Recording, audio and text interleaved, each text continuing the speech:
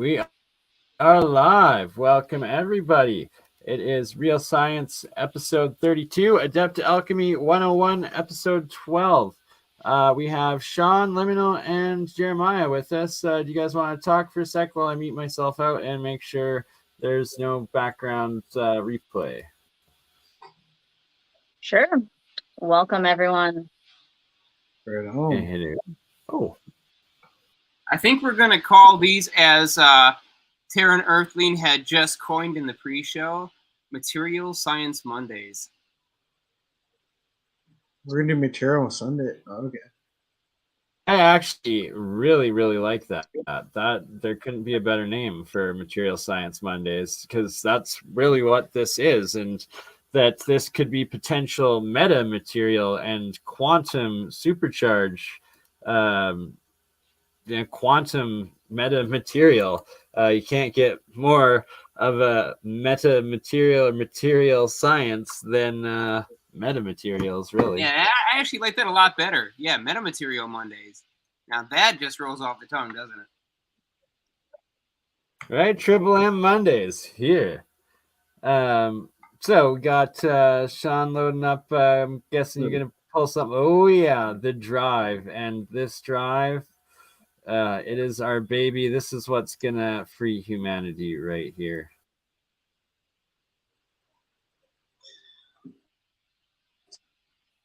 So yeah, this is tree clear. I figured I'd get into the meat and potatoes so we can explain about the difference between electroculture and electricity, in the sense that what you're getting to the tree and what you're giving to the tree. So, let's rotate this.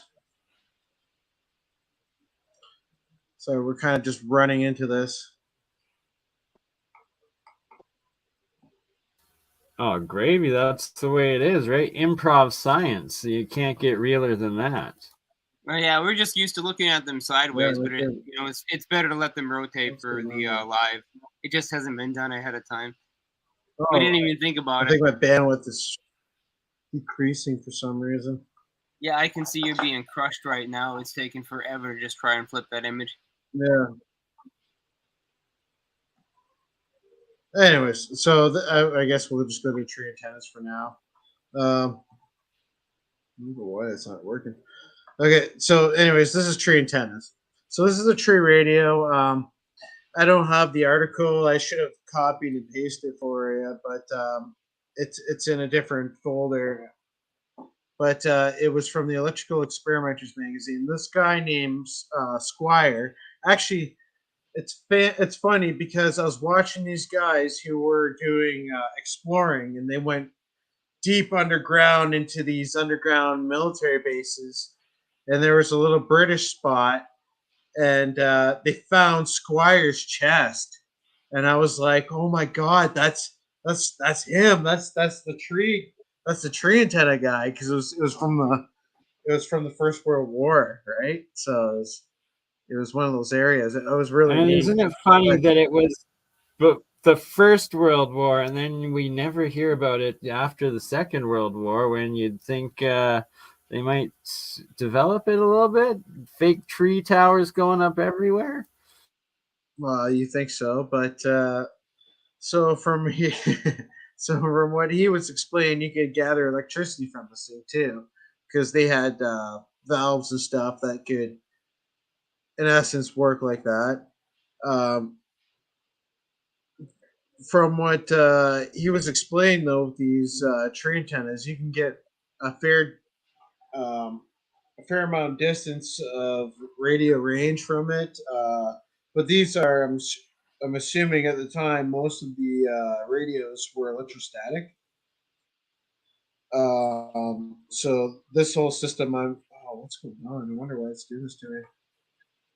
Darn, I think I'll have to go manually through this and do it again. Is your connection just dropping out on you? I don't know. I think it was my hard drive, actually.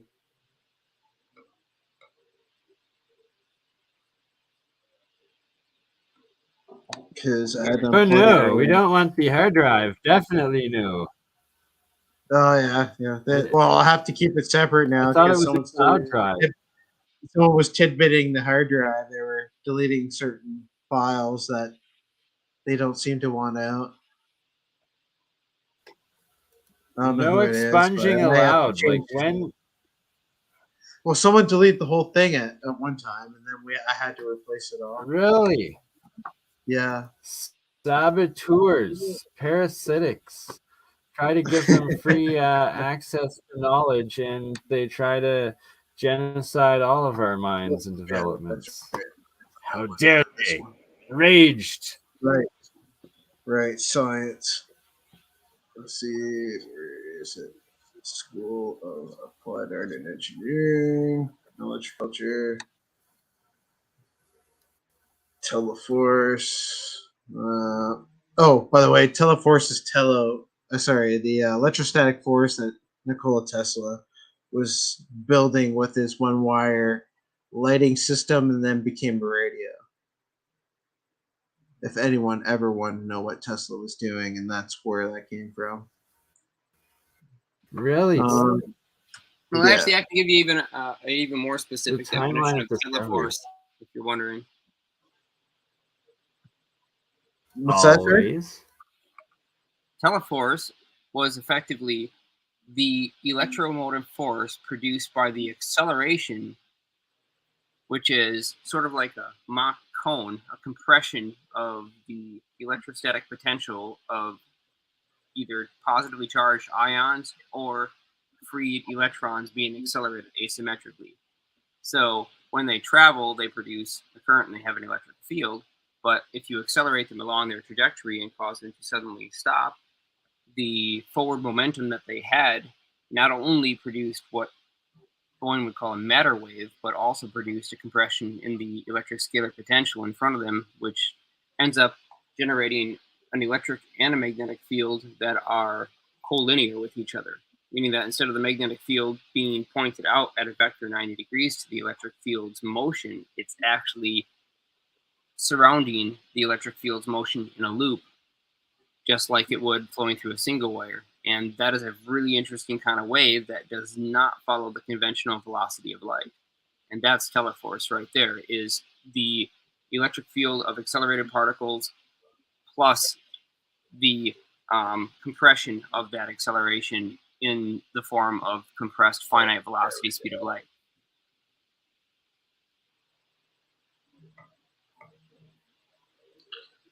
It's a time. Okay, so we're back to where we were. Okay, so in this diagram, this guy has bolted to a wall here.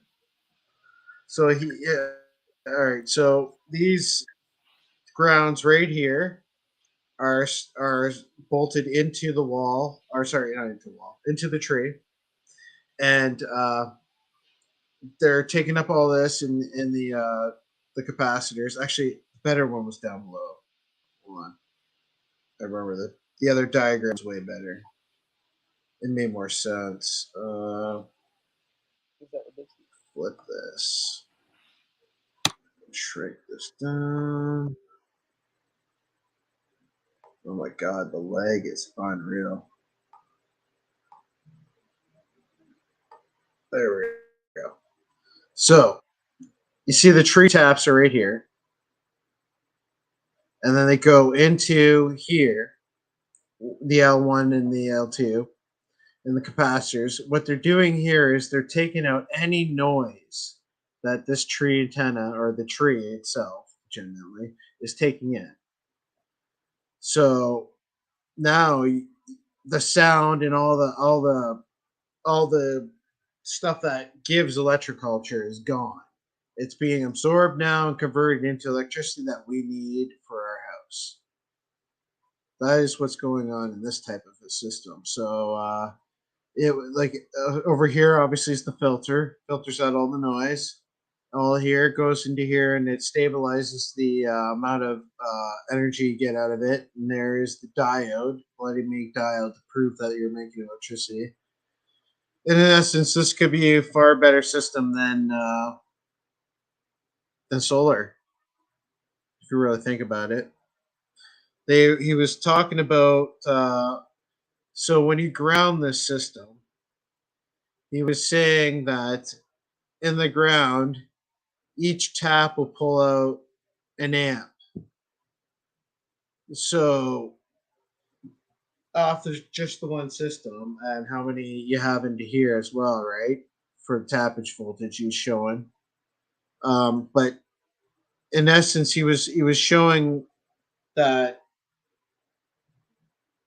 like in the earth, if you have more points in the ground, you can gather more electricity. And he was talking about even possibly making, in this patent, I believe, and even on his website, because he has a website as well, this guy, that you could run a whole house off one tree. And I don't know if that could be possible, but I'd like to see someone try to do it. Like if the patent is really right, and this is exactly what this guy actually came up with, I would like to see that happen. Because if that's the case, then you have something far better than solar, and you could plant trees everywhere. But then again, we can just increase the value on all bush lots.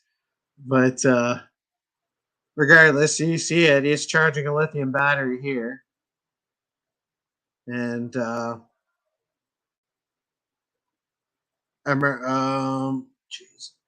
And I was thinking too, like the best Earth antenna in the world right now in our infrastructure that is available is the railway, because it has millions of points in the ground all the way down its line, and it covers a vast amount of area.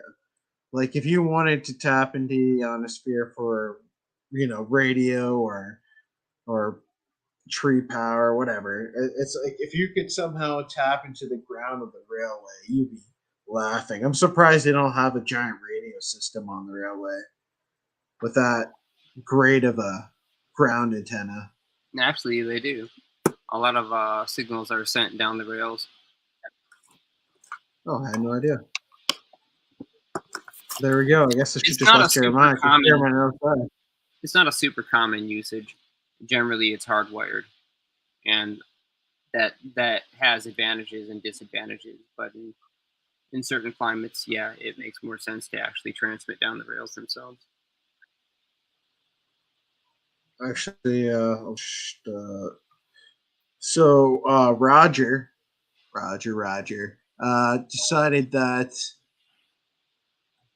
I wish I had the article here. I can't believe I don't.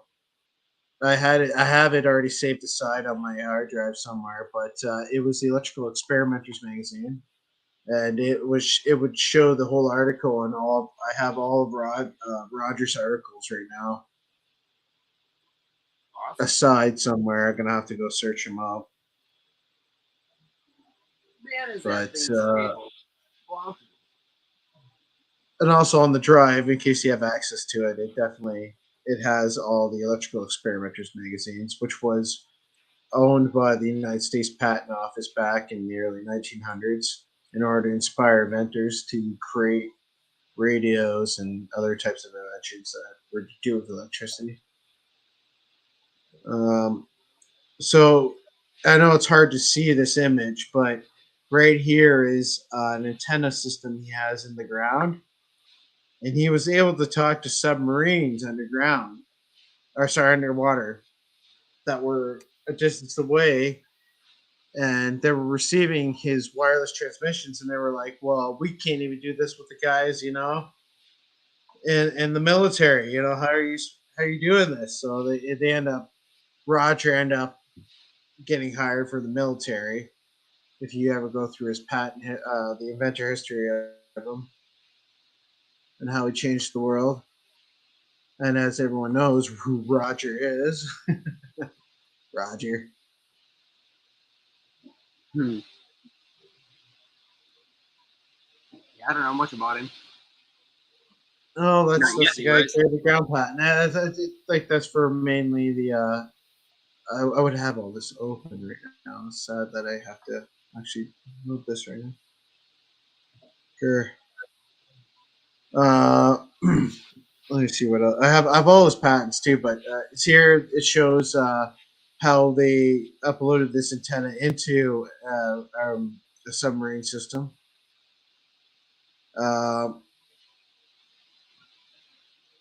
They're talking about how the atmospheric envelope is around here and how it works with the radio, and even Eric Dollar brings up, like, if you go under a bridge with certain type of radio systems, you can't get any form of communication whatsoever. It's because you don't have contact with the ionosphere, and so they're explaining like how like he's using the ground instead of the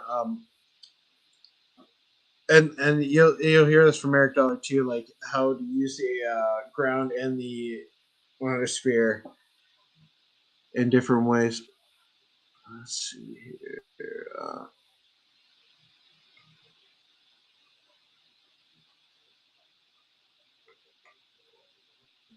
Well, actually, we'll skip Roger because that was just to teach about ground antennas. Let's go back to Squire because he was the tree antenna guy. He's more important.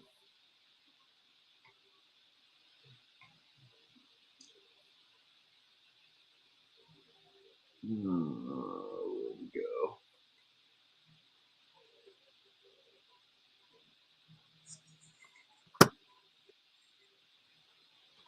Yes,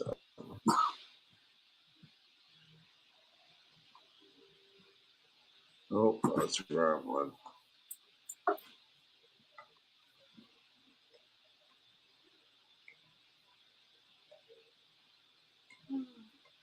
Yeah, it's Great Britain patent. That's right. Okay. Great Brit. Okay, and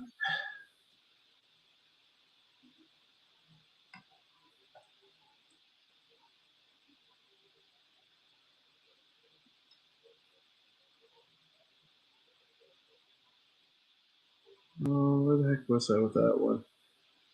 Okay, yeah. So I was explaining to you earlier that this patent was the tree antenna and how this tree antenna works. Like, as you move up every meter, you get about 100 volts, and say this tree is like 25 meters, the ground lines will build up on top of this tree, and when this radio system accesses that, it's able to take in the amount of energy it needs to make the radio signal go through, as well as take upon its natural ability to work with the ionosphere. I'm assuming, anyways, because they claim this radio is one of the best. And as we know, we can get electricity from it as well. So I'm assuming it also, like from what I got from Rex Research, because Rex Research also covers this, that this was also capable of charging batteries, like like as we've seen in lithium battery ones, with more modern day electronics instead of electrical analog systems. What year is this from? What are we Oh, looking this at is here? from 1919. And he was using lithium in his 1920. battery cells for real? No, not this one. Not this one. Oh, sorry, the other one was 2007. Oh, sorry. I just now realized that we changed. Yeah, patents. that's the Sure, right, lithium wait for a battery. minute. Yeah, that's the 2007 one. This one Yeah, okay, that makes right sense. here. I was gonna say like 1919, referencing lithium. Yeah. So this guy is the one that claimed that this was like you were able to get enough energy out of this to run a house. Like I don't know if that is completely true or not. Like I have never tested the system out. I couldn't see that happening, honestly.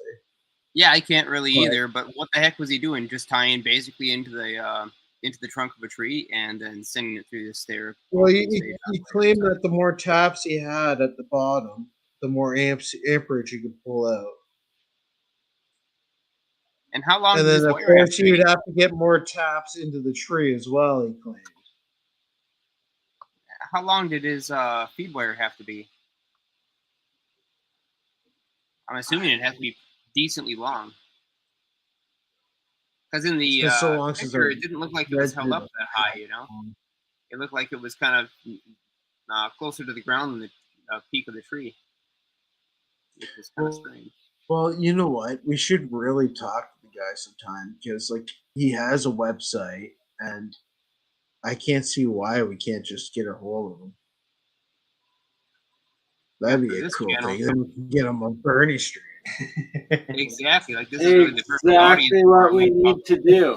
Yeah, there's right? also Like, you know, like, Iron why not Max. ask the questions to the right guy? He has a website. Like, so I heard that you figured out how to extract electrical energy from trees. Let's Yeah, go. let's Right? get this stuff And done. we got to talk with Mike at Faraday Don't forget Research that. too. He's looked into that a bunch, but even more so, John Hutchinson has done a whole bunch of experimenting and work with the using trees as fractal antennas and all of that.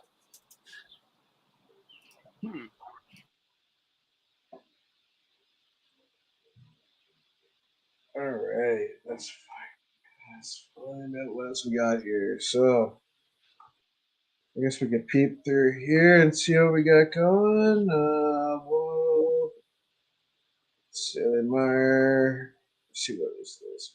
Is it electrical earth currents? That was just a document. There's nothing real fancy there. I guess we could teach you a little bit of tidbits about accessing energy from the ionosphere. So this was a fancy guy who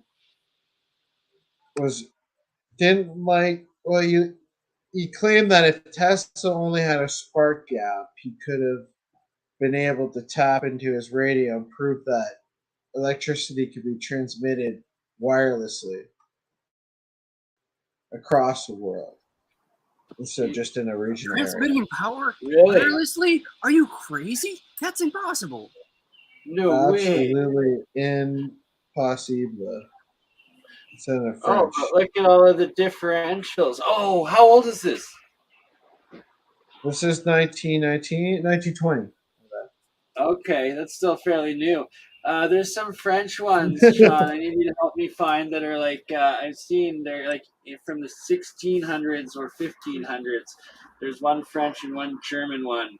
Whole chapters of these science books from the 16 and 1500s on atmospheric electricity and the full diagrams of the differential voltage levels. The higher up from the ground that the steeples go and stuff like that. We have to go digging for that because I'll go on a search for that. I'll teach you. Yeah, that sounds pretty juicy to me. So they actually talked about integrating it into architecture in that document. Yes. Oh, yeah. I've seen a few different ones, all from that time period. Not even kidding. It was like common knowledge then, common engineering. Andreas be all over that. You got to get him on for that. Yeah, and it's over, and like that's before all of Benjamin or whoever the light bulb freaking kite liar was. And that why did it use a kite to get a lightning bolt? Probably because they used little balloons or kites beforehand to extend their antenna up further into the atmosphere to get that extra differential charge onto their buildings, so that they wanted to make anyone that might experiment with electricity being reintroduced as the technology and knowledge in the new world to never ever, see it up for free from the sky. I know that there is a blimp using this technology in somewhere on archive.org or through someone's little stash of pictures, but they're beaming energy down to the ground and they're beaming energy into the air. And if anyone could find that picture, send it to Bernie. Because I'm telling you. Indeed. I would love to show that patent in for real. Like, this is it. This is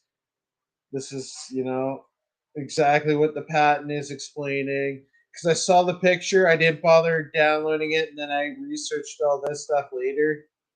It was German during the old mud flood and steam and radiated heating era of YouTube, like years back, maybe like 5 or 6 years back, if you remember. Oh yeah, I know exactly the time. So that's when I seen the picture. Right, So and if at you that point, go it's like, through any of your- isn't it funny, right? As it was starting to go mainstream, and it's like that would have been one of the most crucial pictures, if true, of demonstrating that technology. And then now it's one of the main things that's expunged, and they've come out with all the AI now. That forever we're only going to get fantasy pictures of the old worlds, no longer real ones for the most part. Yeah, they beam ultraviolet light through here to hit the ionosphere, and this metal screen is charged. And it's a wireless transmission of energy plant there. And they hit the ionosphere, and then you beam there, and you create. What happens is you're creating a circuit, a ground and top circuit. So if you had something in between there, you could have that float up the circuit and down the circuit if you really wanted to. Ding, ding, ding. Oh, like an ion electric elevator, essentially. Sky Yeah, elevator. you can easily do that with that kind of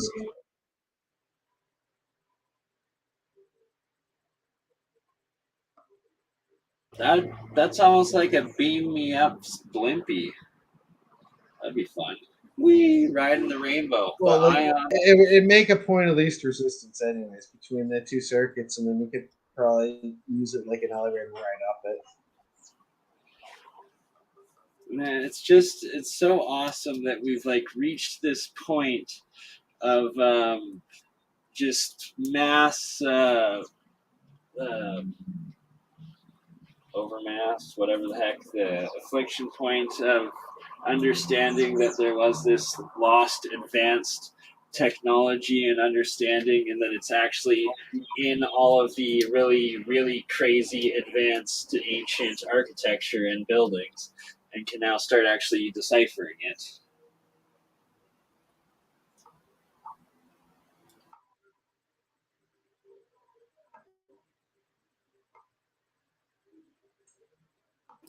Because another thing with all of like the cathedral castle big places that have the largest spires with the biggest resonating domes, that also, they're all layered with the gold, silver, copper sheeting plating on the domes, and like actually, if you look at the designs, they actually are a layer of like gold on the outside, on some silver on the outside, on some copper on the outside, and then have the gold or the silver or the copper underneath, and the third underneath that. It's like, why would they be using so many in them? And then just all the fractal antennas on top of it with the mercury bulbs built into those fractal array antennas. There's no way that it wasn't. And then the last missing key part of it was this geopolymer construction, where they were using these nanomaterials, these monoatomics and plasmids, to potentially and most likely have energy storage and generation within the solid stone walls themselves. So this is like the this kind of actually reminds me of like the 20th Century Fox thing. It's like you wonder if they beam their their photography that way from one place to another between the rich. But anyways, they talk about how they have telegraphy The gears, and they have screen mesh, that's the keyest. and they have the transmitter and receiver here, right? Like just So you see how it says screen or mesh right in the middle of the beam?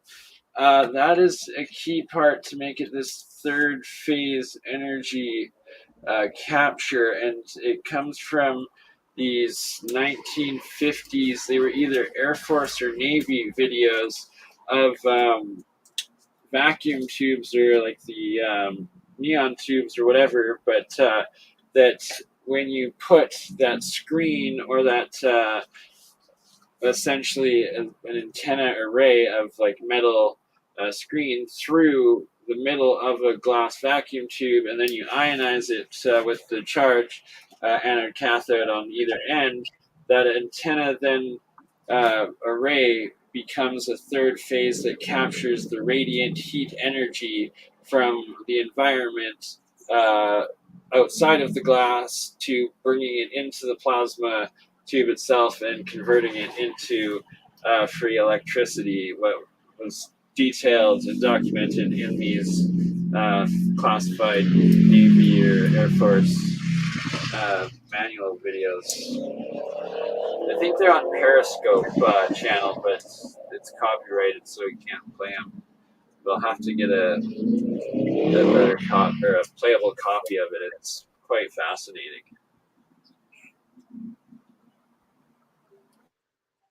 I'm trying to see if this is the right pattern. Oh, darn, it's not. Okay. It's funny because they have this crazy switchboard stuff, and then they have all this flying saucer tech, and it's like we think it's so high tech, but it's lower tech than the radio.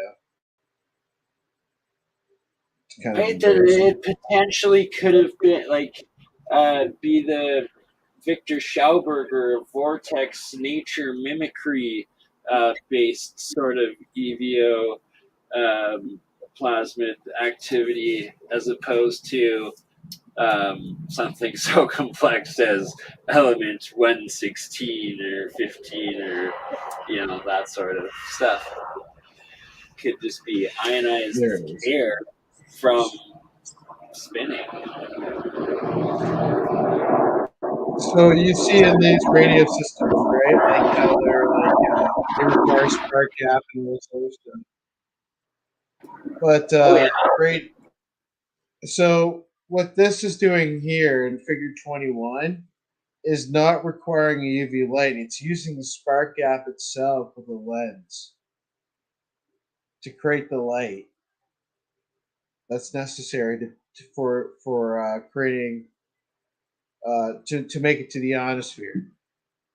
So like this way you didn't need a bulb. And you always hear Tesla talking about, oh, I can create like a bulb that will, illuminate to the ionosphere, and then I can transmit my power,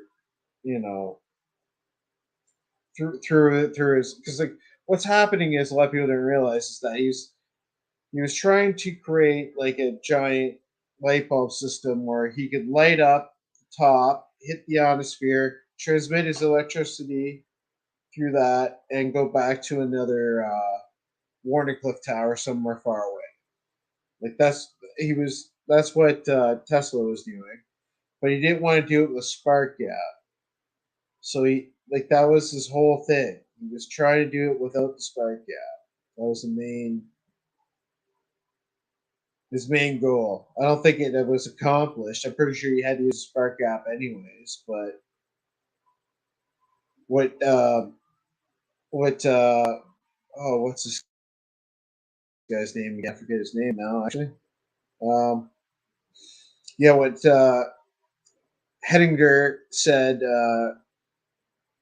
was that if Nikola Tesla did have a spark gap, he would have been able to easily transmit radially to him, like through a communication system. Like, so the first, let people realize that the first microphone was just two plates with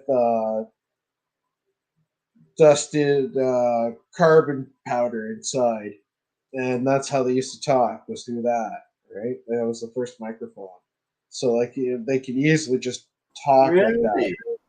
Yeah, like it's funny, dude. When you go back to the basics, I decided that like years ago, I was like, I'm gonna go right back to the beginning of history and actually figure out what went on. And then I was like, I'm gonna figure out what the first microphone was. I'm gonna figure out, So actually, the very first microphone was water.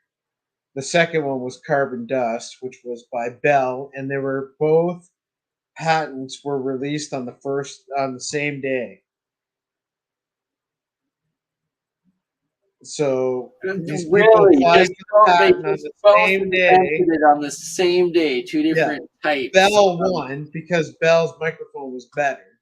And not only that, the other guy's microphone, even though it ran on water, he only transmitted sound, like chimes, instead of actual voice. That's why Bell won it. Won the patent rights.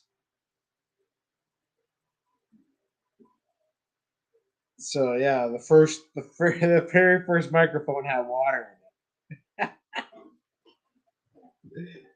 It's pretty. That downsizing from like a different, maybe more natural water, like I don't know, like feature, I guess maybe, like I'm just trying to think, like, were they taking like our language out of water into this digital and analog away from the biological? Sorry, that's extremely woo thinking, but just Yeah, I think you're just an old tabler. yeah, there we go. Sorry about that. No worries, man. We all go to Wu Town. We all have to I guess more figure out if it's real or not. the water aspect of it and how, like, in reality, cymatics, like, they take their most vivid and coolest shapes in water and liquid, and that I want to build me some cool ass water microphone that does cymatics. And then if you wanted to talk about with it. if you want to talk about the coolest microphone, that would have to be the electrostatic microphone. It literally uses ions in a continuous drift pattern to pick up subtle fluctuations in atmospheric pressure and compression waves and transmit those directly into an extremely high voltage. So if you think about an electret microphone, like one that uses phantom voltage, 48 volts, well, that works really well and it's highly sensitive and also extremely clear, meaning it has a very high signal to noise ratio because it uses a high voltage. But when you use literally 20,000 volts or more instead of just 48 volts, the signal sensitivity that you can pick up is basically equivalent to hearing like a dog. That's a pretty big range. It's a pretty big range. Really? How do we do this? Well, there's your nature's electricity right there, man. That's nice little cannonball on the end there, just holding that down. Throwback to cymatics, though. Cannonball or mercury ball, probably. Almost looks like a chainmail handkerchief, almost chainmail. Chainmail handkerchief. Well, it is like 1920s, right? So yeah, they're explaining like they first to measure a spark gap. They use it to draw how much power they want from it. And the spark gap's right there. Just a spark gap to draw the power in. Look at that, man. 2,600,000 volts. Like that. What? So let me talk about what he's got up on screen. Check this thing out. So most of you have not seen this yet, but what Sean is showing us right here is probably one of the coolest things that you're ever going to see in terms of tapping atmospheric electricity. So this dude and a team took a giant mesh of cross-hatched wires spaced about a foot apart, and sort of like a chainmail fence, but made of iron. These big heavy suspension cables, like aircraft cable, and strung them between two opposite sides of a valley and kept them stabilized down to the center of the valley. Now, all the connections were on insulators, huge insulators like you'd see up on those big 400 kV power distribution poles, but these were bigger. there's a picture of the dude and 3 other people that he was working with on this thing standing in front of that tower on the right side. See where it shows you that adjustable spark gap, quote unquote, with this 6-foot lightning bolt behind them that they said would fire once a second, picking up ions flowing through the valley. Because what happens there is the ions from the upper atmosphere are attracted down the higher peaks of the mountains, but a lot of them miss because of winds and stuff. They'll get picked up and they'll get blown down through the valley. And so he just stuck this thing right there, noticing probably that people had their hair standing on end when they were standing on top of the peaks there and when they were in the valley, and said, hey, we can do something with this. So just imagine that, a 6 to 8 foot long lightning bolt once a second. That is a lot of freaking power. What? That's what he was pulling from this thing. It's insane. He said the entire thing, look in the picture, corona of a bluish green light. The entire thing glowed because it was picking up so much power. 2 million volts is no joke. And iron was probably the best material at the time to use, right? That is what is in front of you. That's what you're looking at. You're looking at a giant freaking mesh cable of wires Yep. strung between some freaking peaks of a valley and picking up 2 megavolts and producing a 6 to 8 foot long spark once a second. And during stormy days, you can expect that to be 4 or 5, maybe even 10. Could you imagine you hook that up? Could you imagine how much you get if you hook that up to like the railway? Honestly, this thing is like the equivalent of sticking Zeus on a. This thing is like the equivalent of sticking Zeus on a hamster wheel. That's what you're really doing. To the railway line, like what? Wow. And why don't they? You talk about free energy. People are just polluting the desert with solar panels, and like, what can you do with that? So the extreme output, electrically speaking, that's really dependent on the ferromagnetic properties of iron. No, it's not at all, actually. This thing is It's not? entirely just picking up electric charges of positive ions flowing down from the ionosphere trying to reach an Earth ground that's negatively charged. See, what'll happen is the sun, when it If shines... anything, the iron's just making it able to store the energy better. It doesn't need to be iron. You can make this out of aluminum. You could make this out of carbon nanotubes. You could make this out of something much, much lighter and still capture it.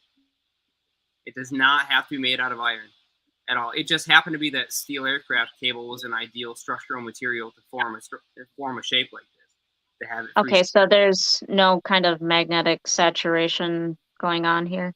No, it doesn't depend on that at all. This works. Okay. And I can tell you this from experience because I've also done something quite similar and picked up a huge amount of charge and kept the neon bulb lit 24/7. So that requires 65 volts just to keep it lit. If I disconnected it during a stormy day, I could draw arcs off it. Not arcs like continuously, but little, snap sparks. And it was a fairly small system and not in a particularly high ionized zone. But yeah, it can be picked up by any metal. I picked it up with copper, I picked it up with carbon, I picked it up with aluminum. It doesn't seem to matter or care. Chicken wire works real good. Okay. It's dependent on the type of charge you're collecting, sounds like. Look at that bowl. Look at how fat that thing is, dude. That's a lot of current. Is that a arc?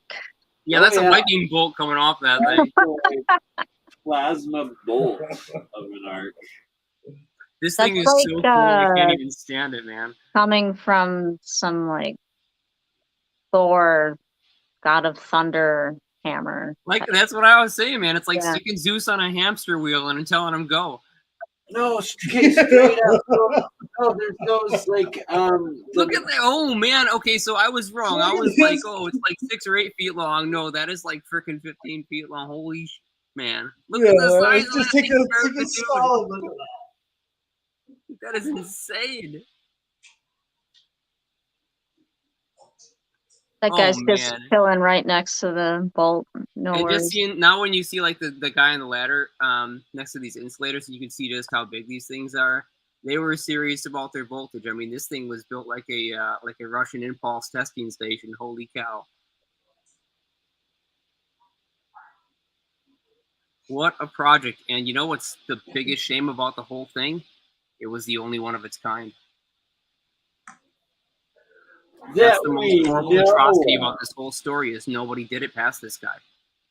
And it was tested and it absolutely worked. And then they're like, well, what do we do with this? Yeah, we're not sure how to implement this. So it just got forgotten in history like so many other great things. But there you go.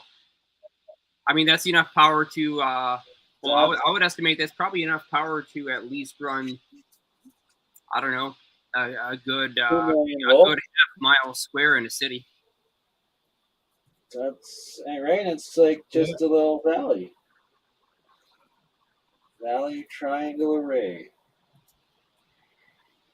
Well, there you go, fellas and ladies, and So you see that, and then you think of HARP and the high atmospheric research. Oh yeah, the microwave lens. Yeah. Yeah. All it is a microwave lens. It does that, but like it doesn't. I don't like how they do it, honestly. It's like a dirty way of making nasty, destructive, harmful energy. Yeah, and transmitting signals that way is kind of silly. But whatever. It's incredibly inefficient. Just like everything they do with our energy grids. But to really make the point about what you just showed there, Sean, that was a great way to tap the DC natural ionic potential in the same way that Ion Power Group does it by putting up their ion collector wires. But what Tesla figured out was a better way to do it because not all areas happen to have a very high ionic charge, and they're not a good source or location to pick that up. So what he figured out is that if you're not in a good location, but you can get a good ground, you can suck the ions down directly to where you need to pick them up. And instead of having them arc out to DC, producing huge lightning bolts and needing to be down converted, he pumped them backwards through his magnifying transmitter tower at Wardenclyffe and pumped them back through the entire system in phase. Because it turns out the Wardenclyffe tower is the equivalent of a giant triode. When it turns on and it's positive on the output side, on the top of the cupola, ions basically cease their motion. And when it goes negative, they come rushing into it and they actually add to the waveform of the already high Q circuit and pump back into the generators, which is how Tesla was able to fulfill his promise to Westinghouse. This is after he blew the generators the first time and then personally went to upgrade them so that wouldn't happen again. The second time he ran it and every time subsequently after, he promised Westinghouse, if you provide power and the resources to run this station at Wardenclyffe, I will always give you more back every time I do my test than I consume. And so the first time he blew the generators, so technically, yeah, that would sound like I'm not giving you more back than I consumed. But then Tesla went over to Westinghouse's generating facility and redesigned the generators so that they would work for his applications. And so he did give more back then. And then the second and third time when he actually ran Wardenclyffe, even though it wasn't complete, he still ran it. And this is where we get the stories about like the horse's hooves crackling from say 20 miles away. I never heard of that. There's a bunch of stories, newspaper clippings and stuff from around that time. People drawing little arcs off their water pipes in their basements, almost half inch long, and all kinds of fun stuff. And apparently, if you were within about 2 miles of it, you could see this bright corona beam coming down from the sky directly into the tower. That's cool. I bet that looks like it's beaming energy from one coil to another, doesn't it? It kind of does. It's just like it's going.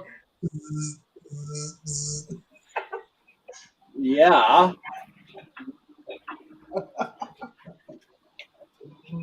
I wonder if he's playing the very first electric dance music with that rig. Oh yeah, there's light bulbs that he put in the ground. Right? That's some testing out the light bulbs, the wire system. Like, how magical of a world would that be if you could just take a light bulb, stick it in the ground, boom, it's all lit up. There you go. I'm pretty happy. I just received this fantastic book today. It is 535 pages. It's called Complete Patents of Nikola Tesla, and it's basically just a book of all of his patents and notes about them. So it's the entire thing, man. And I'm going to thoroughly enjoy using this as reference material. The best kind you can find. I should say so. They even gave you an extra 6 pages at the back, just to take notes and stuff. 6 blank pages. That's right. That's the way. You know, it's meant for an engineer. It really is. Have you ever seen the force resonance where there's like a hollow tube and then you ring the tuning fork, and then like on the other side, like on the other side of the room, another conduit with the tuning fork starts resonating. Yeah, that like. That's what Tesla based is. Yeah, Tesla based his radio off of that. That was the whole idea behind his radio.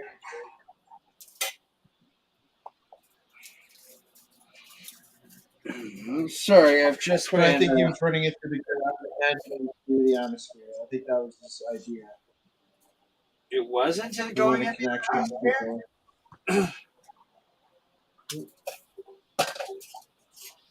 Did you What say was that? not in the ionosphere?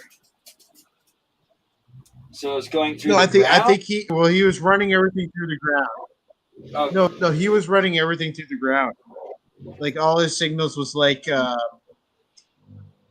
Roger, but what he did though was with Wardenclyffe, he wanted to create that light that hit the ionosphere and create a connection that way as well. So like he was trying to complete his whole radio circuit perfectly. That was his idea. So, I see what you're saying. A complete resonance world circuit. Yeah, that worked through the ionosphere and the ground at the same time. From above and from below, the two energies. That has to do with the Schumann frequency from above or below. Yeah, like he was trying to replicate, like, so his you'll see like his radio patent has all to do with ground radio, and then you see his Wardenclyffe has all to do with the ionosphere and the ground radio. Like that was I would the even whole. say that Tesla was the only man in many centuries to connect the sky to the earth. Yeah, no doubt. Yeah, and he was doing that with all those, and like his is purely electrostatic. So like it was all space charge. In a sense, it was dynamic though. Like so, there was no magnetic core to retard, create electromagnetism. There was all the magnetics were at the base of the tower. Everything that actually operated in terms of the high potentials were purely converted into scalar potentials. That was it. No magnetic flux at the top of that coil at all.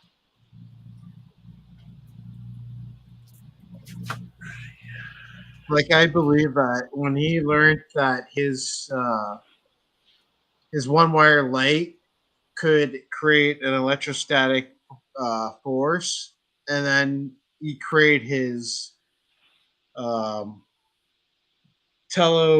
we call it teletronics.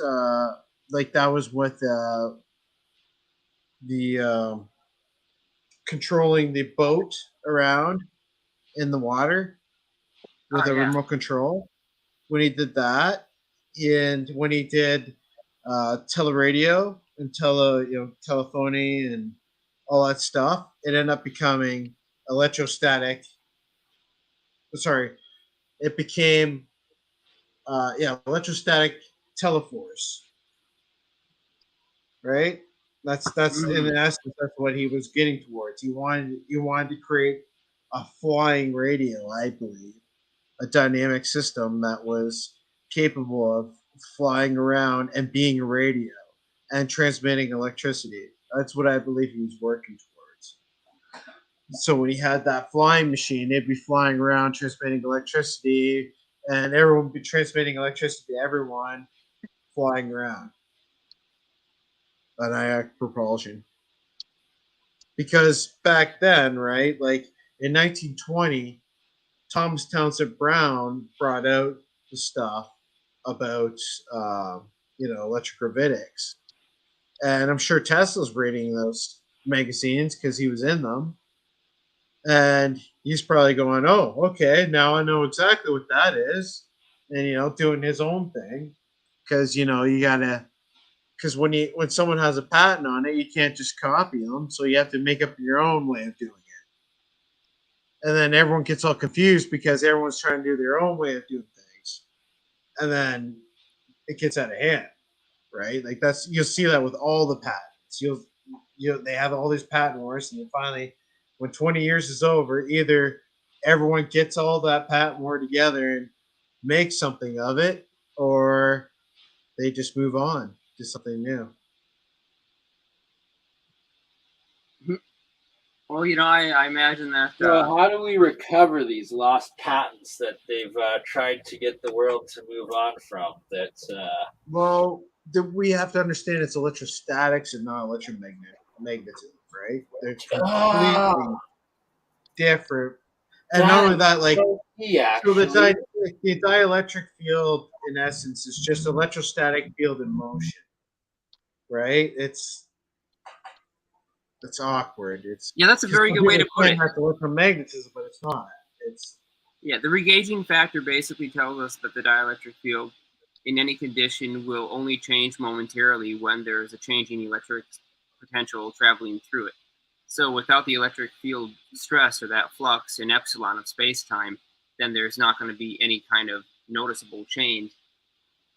But when you do create a compression in epsilon, then you get a change in the propagation velocity. And this is where Tesla talks about transmitting signals at 1.65 times the speed of light. And also when he talks about an arbitrary velocity for transmission of these signals. Because they don't have a magnetic component to retard them. And without that, basically space-time is saturable. So when it's already near its saturation point, the velocity of light is no longer the same.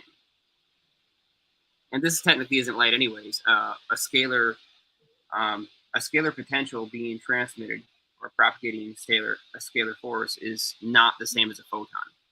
It's a purely electric potential with a magnetic component that circulates it. It does not stick out of the vector 90 degrees. There's a huge difference between those two.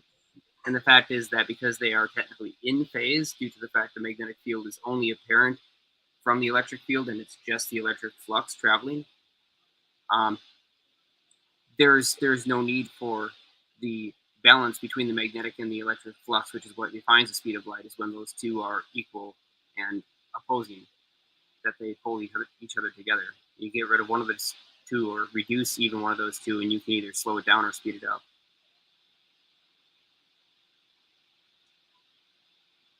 There's a bunch of papers on this too. No academics would really ever dare read them because they obviously have to be wrong. We talk about violations to the speed of light idea, right? So they have to be wrong.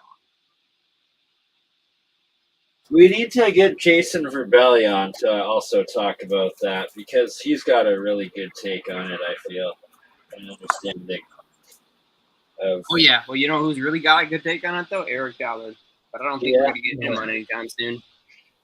Yeah, you never know. But not in 2023. Maybe 2024. I wouldn't even try this year. I mean, our hands are full. Exactly. The system right here I'm showing off. This is like the analog of a closed circuit that we normally use. You'll see it like, through like a piston fluid, like they're trying to explain. Right? But the Tesla one-wire system worked like this. So there was a ground here, and it would obviously accumulate energy. It'd come through here, which was the frictional device, was the light bulb. And then a capacity would hit here, and then it'd come back into the light bulb, come back through the system, and ground back out into the ground through the system. As you see here through the piston. And the expansion of this balloon that he explains is like the elastic capacity of this. It would shoot forward, come back, shoot forward, come back, right? So if you had an X-ray, he was explaining why his one wire X-rays wouldn't harm people. So if you had an X-ray and you're shooting it out, say out of here, and it hits you, now it's digging into you and driving itself through the ground and into the ground and back into the system again, right? Those X-rays are going to hurt you. But with Tesla system, it was kind of like sparring. It would run through here, come out, and the X-rays would follow the analog. It would come back, it would hit you, then it bounced back into the system, come back through and in through the ground here. So what he was explaining was why his X-rays wouldn't hurt you was because of this simple fact. Because it wouldn't ground through you and harm you. It would just bounce there and bounce back, and then you catch it inside the screen. That was a pretty cool thing I was researching from that.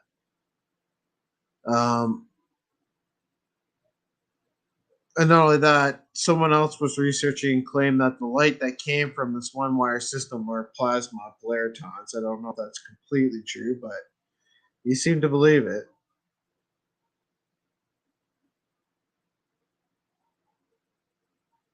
And I just freed myself to waste. You know, I'm either a genius, but more likely just the dumbest alchemist ever. Making the physical gold and silver just float away in dust. Right, but we got two nice big 2-ounce silvers here. Gonna make some more monoatomic silver for the next part of the stream. Get that set up.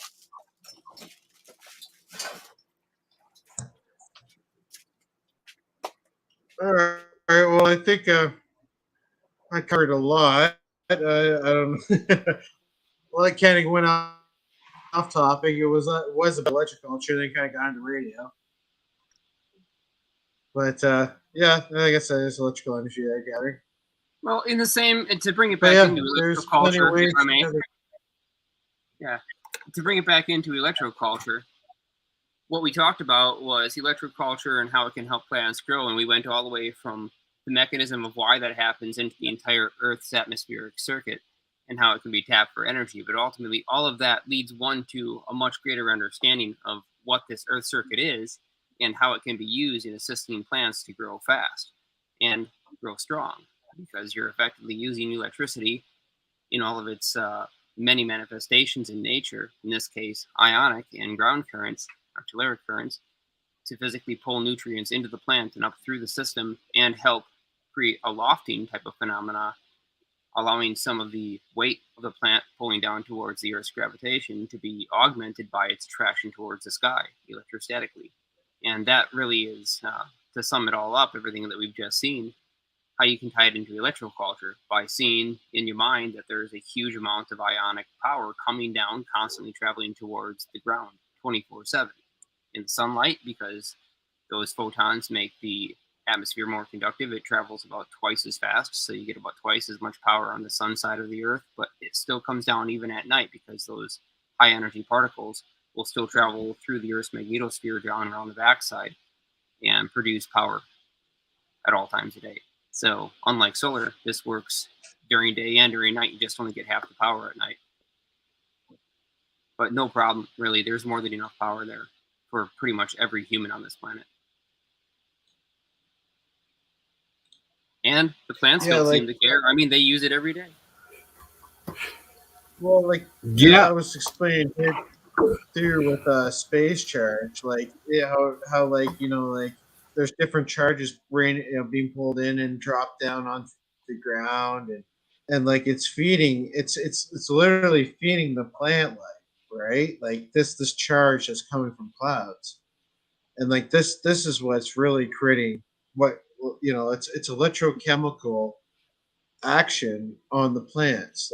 This is what's creating that life. It's the differential between those two, and how the how the like it's almost like have you ever seen the Fourier mathematics of spin, and like if you match that up to like planets, it almost creates like that DNA type structure.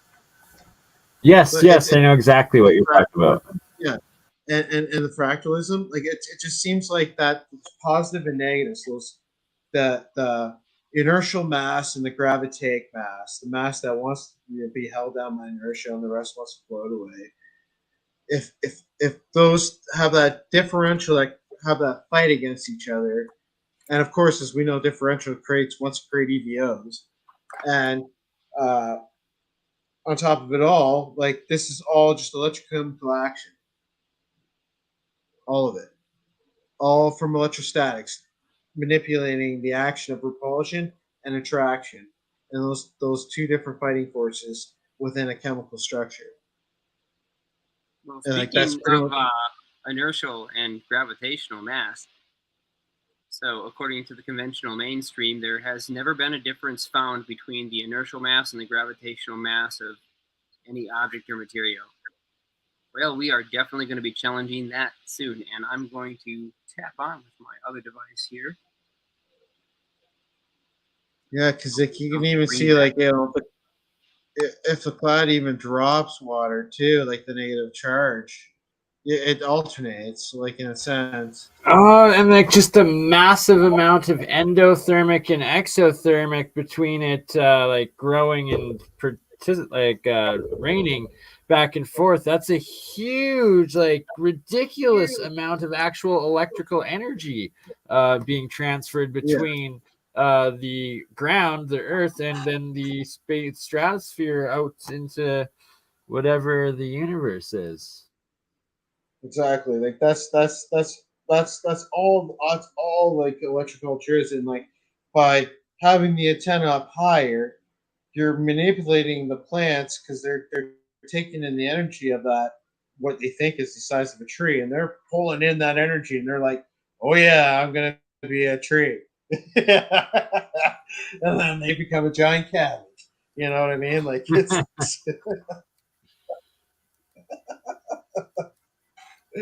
is you're tricking it in a sense. You're giving it a leg up. That's all. That's all it's doing. It's just an antenna for space charge. Better giving it a leg than taking a leg. Yeah, you're right.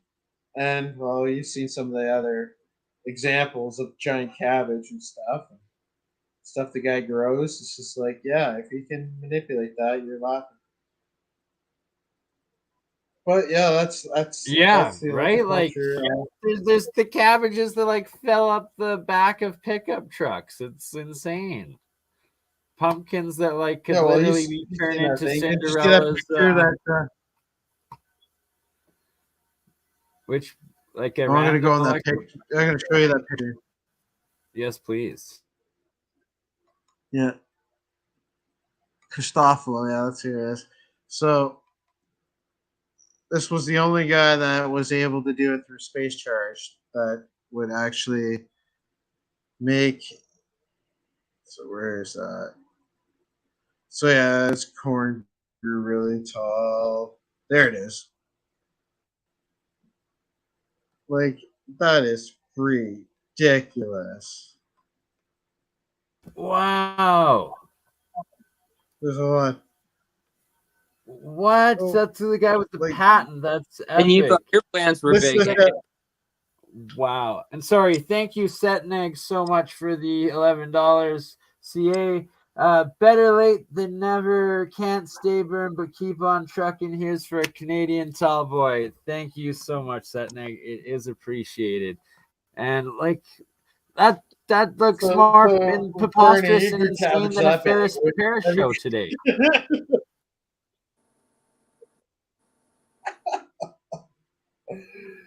Isn't it wild though? I want to grow Like, me some weeds that wildly weedly. Yes, please. well, he claimed that was from the 25-meter post one. where you had the zinc and copper plate on the top of the post. That's 25 meters in the air with the one piece of it pointing south, right? The point of that that post, and then he had a wire running down the other end, and it was going north. And then he had the plants all planted there, and that was one of them.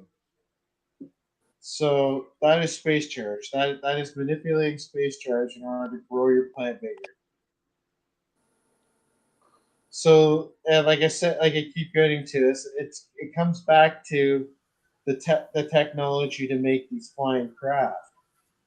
If you make them with steam, you could easily make them so that they could fly around. Right, because steam The actually, pressurized steam could be the key to the cold fusion, like hydrogen electrolysis sort of over unity reaction, and where you're able to cheat the energy out of like phase shifts of the and the combustion of it and implosion back into water somehow, like that. I think charged pond fog is really it. I think if you do the Oh, exact same it's somehow and transferring the spray the charge. pond fog with that charge onto your food, it would be ridiculous. I promise you, it would be absolutely. But I'm thinking of like And the if you could hydrogen change- water like aspect technology of it.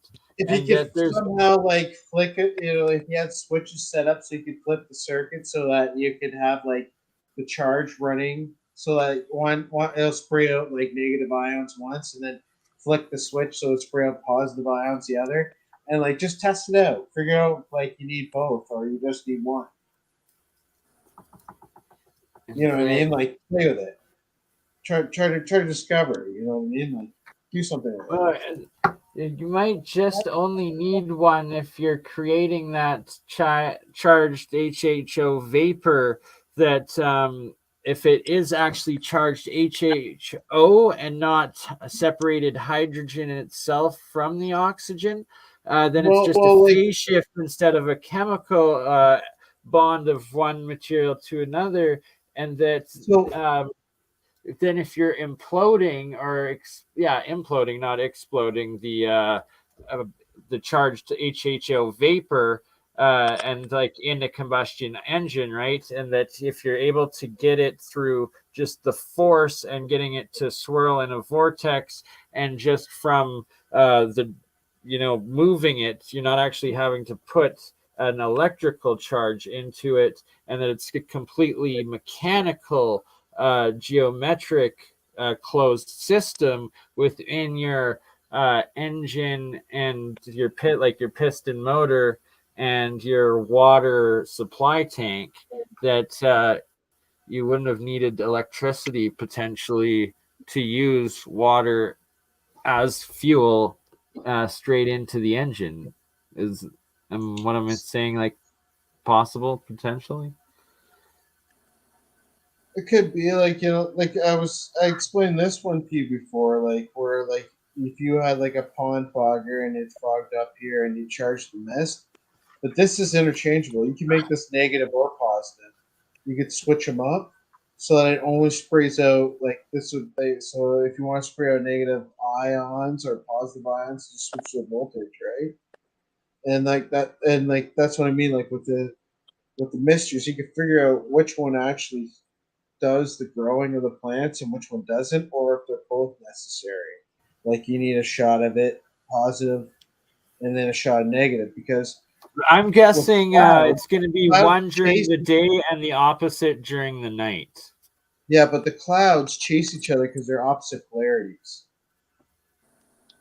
So so one's positive, one's negative, and one's dropping negative charge and one's dropping positive charge. It's dropping. So like a rain cloud. If there was two separate rain clouds and they're chasing each other and they're dropping rain, they're opposite charges of drop once of rain and charge, and they're ionically chasing each other. So I don't know if both are necessary. That's what I'm getting And at. just another random thought, though, of when these giant thunderhead storms or hailstorms, tornado storms, the systems, and they're like up several layers in the atmosphere, and that, well, that's the ultimate charge when a bolt goes through and that reaction happens. So it could it be some sort of chemistry that is then releasing the lightning bolts and the mass amounts of static energy into electrical potential in and out of the Earth and atmosphere? It's all water. It's all water. It's all and hydrogen. Yeah, water mixed the vapor holding charge, right? Because like what Jeremiah, like I had Jeremiah build one of these, and what he was explaining was that the mist would hold the charge, vapor, but the problem was it would leave a lot of liquid left over, like of course, right? So Liminal, please comment with your YouTube channel in the live chat as people are asking. And sorry, Setnik, that I've missed that so many times. But yeah, Liminal, if you just even comment in the live chat, since everybody's a moderator, moderators can then right click on other people in the live chat, and there's an option that says go to channel, and just go to the channel that way and subscribe, because Liminal's still new with no content. And if you don't have the content, doesn't matter if you have 10,000 subscribers, YouTube will not let you be found in the direct YouTube searches. Yeah, I can bring up that link. I was actually just looking at some electroculture information and was about to ask Sean a question. Are you familiar with the some of the OG electrocultures from like 1700s France? The what, sorry? Like, let me give you a name here. Original gangster electroculture from 1700s France, and I am not, and that shook me to the core, girl. I only have, but yeah, this is 1900s, so I love as far back as the 1770s, there's this guy named Bernard Germain Etienne de la Ville-sur-Ilon. He did some experiments gathering. It's a long name, man. Bernard Germain Etienne. With there's the little. A lot of Bernards that are out, like very famous alchemists in de la like Ville-sur-Ilon. He reports watering plants with water that he had impregnated with an electrical fluid. It's over a 700-page essay somewhere. I bet you could find it. If anyone could find it, it would be you. It's called Essay on Electricity, published in 1781, reporting his findings on the germination of seeds and bulbs sprouting quicker when the plants were electrified. And they were also a lot more vital as well in their growth stage. And the 1700s, and how many decades was that from when supposedly electricity was discovered? Think of like Benjamin Franklin, the key, the kite, the electricity. Electroculture has been documented in modern times, at least as far back as the late 1700s.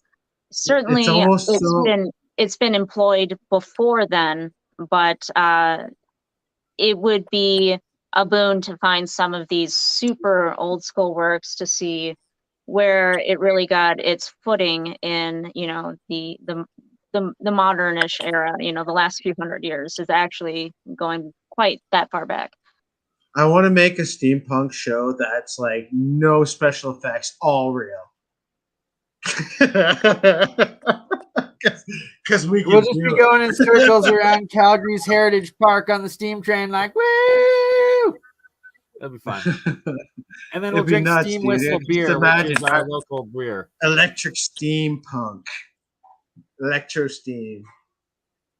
But that could potentially be a very like flammable gas. Like that ionized HHO is potentially the famous Brown's gas, a plasmoid mist of water that has more like explosive or like combustible energy released out of it than hydrogen itself does, and that you're not having to put the energy in of a full electrolysis of breaking the bonds of oxygen and hydrogen apart from the water, but instead just doing a phase change of the liquid water into a gaseous state, and that it's being, the key part is that it's not being done through boiling and having to put all that heat energy in, but instead just through a small amount of supercavitation of it being spun in these vortices of like the wind hex style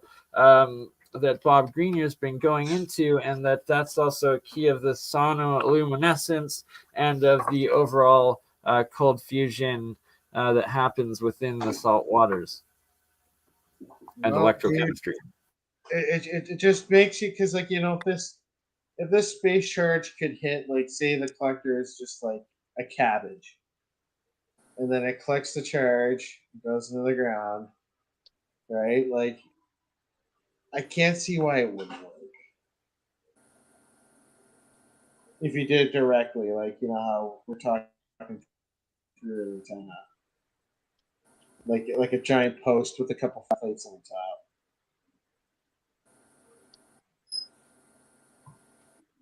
Yeah, and this is what his electrical generator looked like. He said he could make one the size of a grapefruit. Like, that's nuts. Yeah, And now it's that's running. pretty It's awesome. running. So to explain what we're looking at in this picture, the Yes, apparatus please. that you showed in the diagram a bit earlier, where there's compressed air coming in from the right side, and there's a little pond fogger in the basin with hot water in it, and that is creating a water vapor that's going through that accelerated gas flow from the pressurized air and out through this ionizer tip, which is kind of like a needle-shaped or a nail-shaped tip, and out the nozzle. So this is the actual device that we're looking at here from that diagram, and we're looking at a 3-letter neon neon display there that is being lit up from the picked up charge that is coming through the fog and actually being grabbed on that black tube in the middle of the picture there, which is actually a pickup electrode, how it receives the energy from the steam.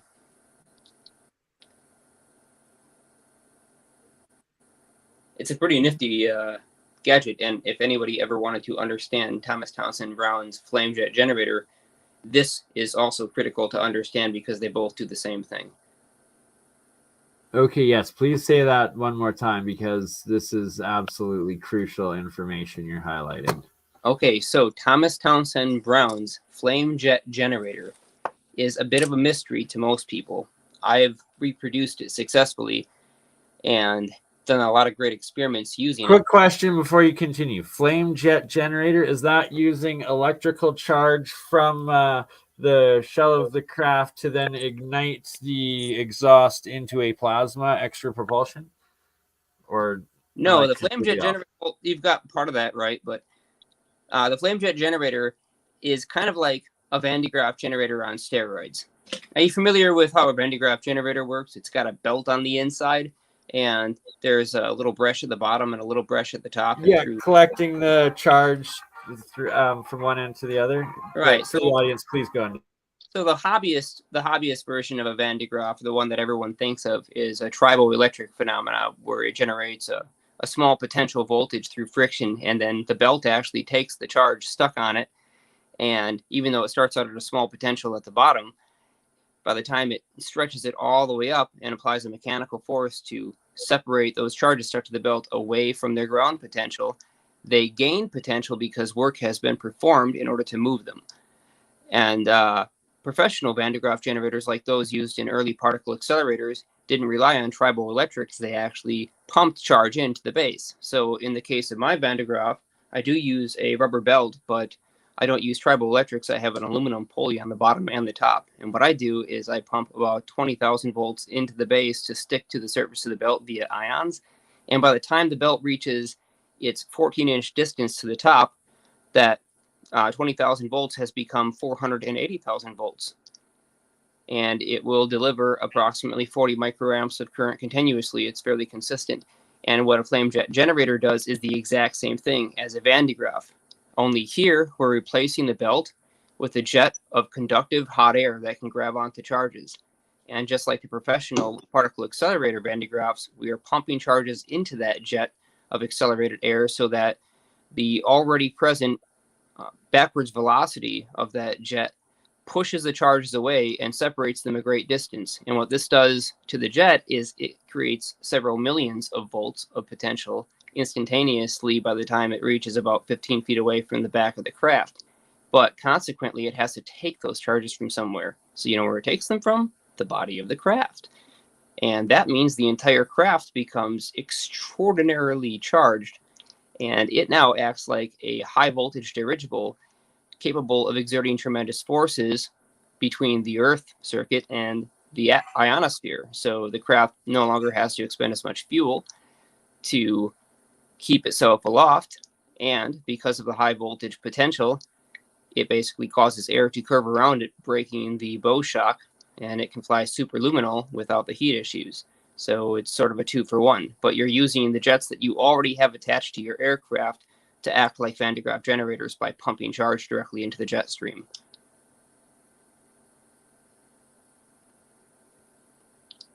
Oop. Sorry, just on the phone for a moment.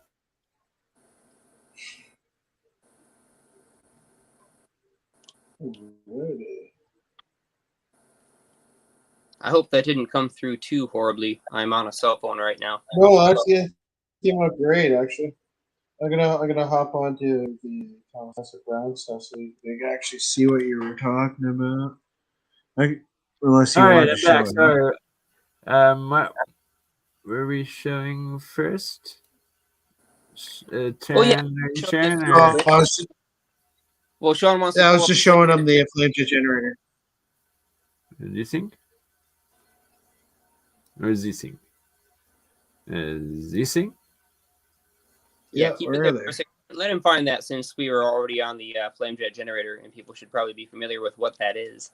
Yeah, absolutely. Let's hear it all out. Let's go flame jet generator.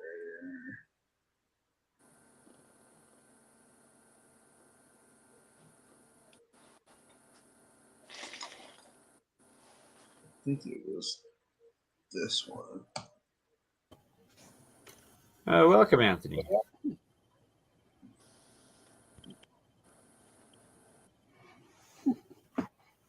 I don't know if it was this one. Nope, not that one.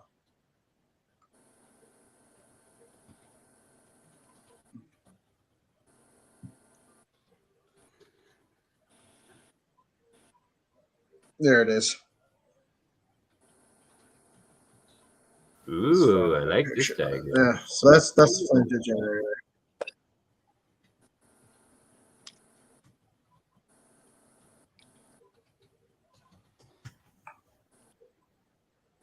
Your quintessential space charge device. So yeah, there you go. it's sending a high velocity jet of heated air through a combustion flame, and that already creates a plasma in that flame, which is a perfect ion carrier, just like Look at how much. Sorry, before you go on, look at how much that resembles like a stupa or the pagodas almost, or whatever, like going up. Anywho, very, very. Oh, I know absolutely. everything about Would make analogies to Jed Pillar and a variety of other things. But you can see that the inside diameter of each of those stages increases as they move up because there is divergence in the field. And as they get wider, as that jet carries the ion all the way up through the top, the voltage, the potential builds and builds and builds and builds. And he collects it with those capacitors on the right side, ultimately discharging them to a terminal. So this is a way to convert kinetic energy and heat directly into electric power.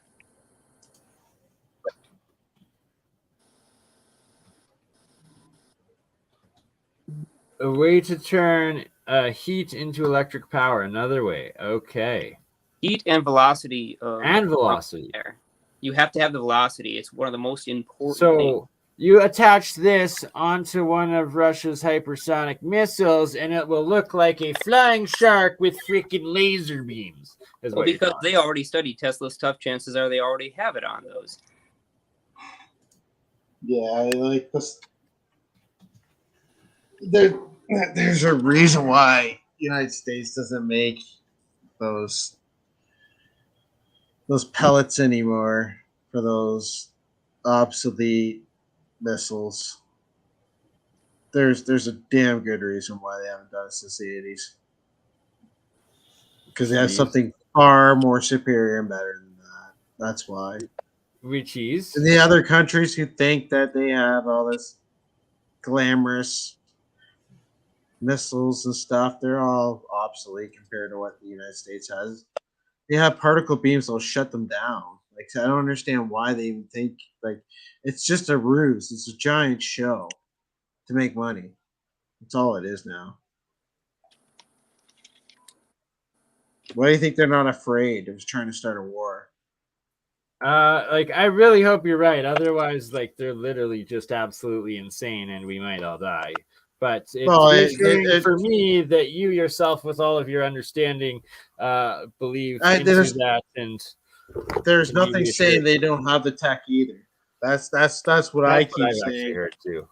Yeah, and you know what? Like, there's nothing saying that they don't have the tech either. They just, I think they're just flaunting it because they think that they're better and superior, right? You know what they say in Star Trek? People with superiority complexes have inferiority and inhibitions or something like that. A decrease in inhibitions. Increase in superiority is a decrease in inhibitions. I believe that's what he said. Superior intelligence makes superior inhibitions, right? Oh, different name. Ambition. So they want to take over everything. Yeah, and I think it was ambition.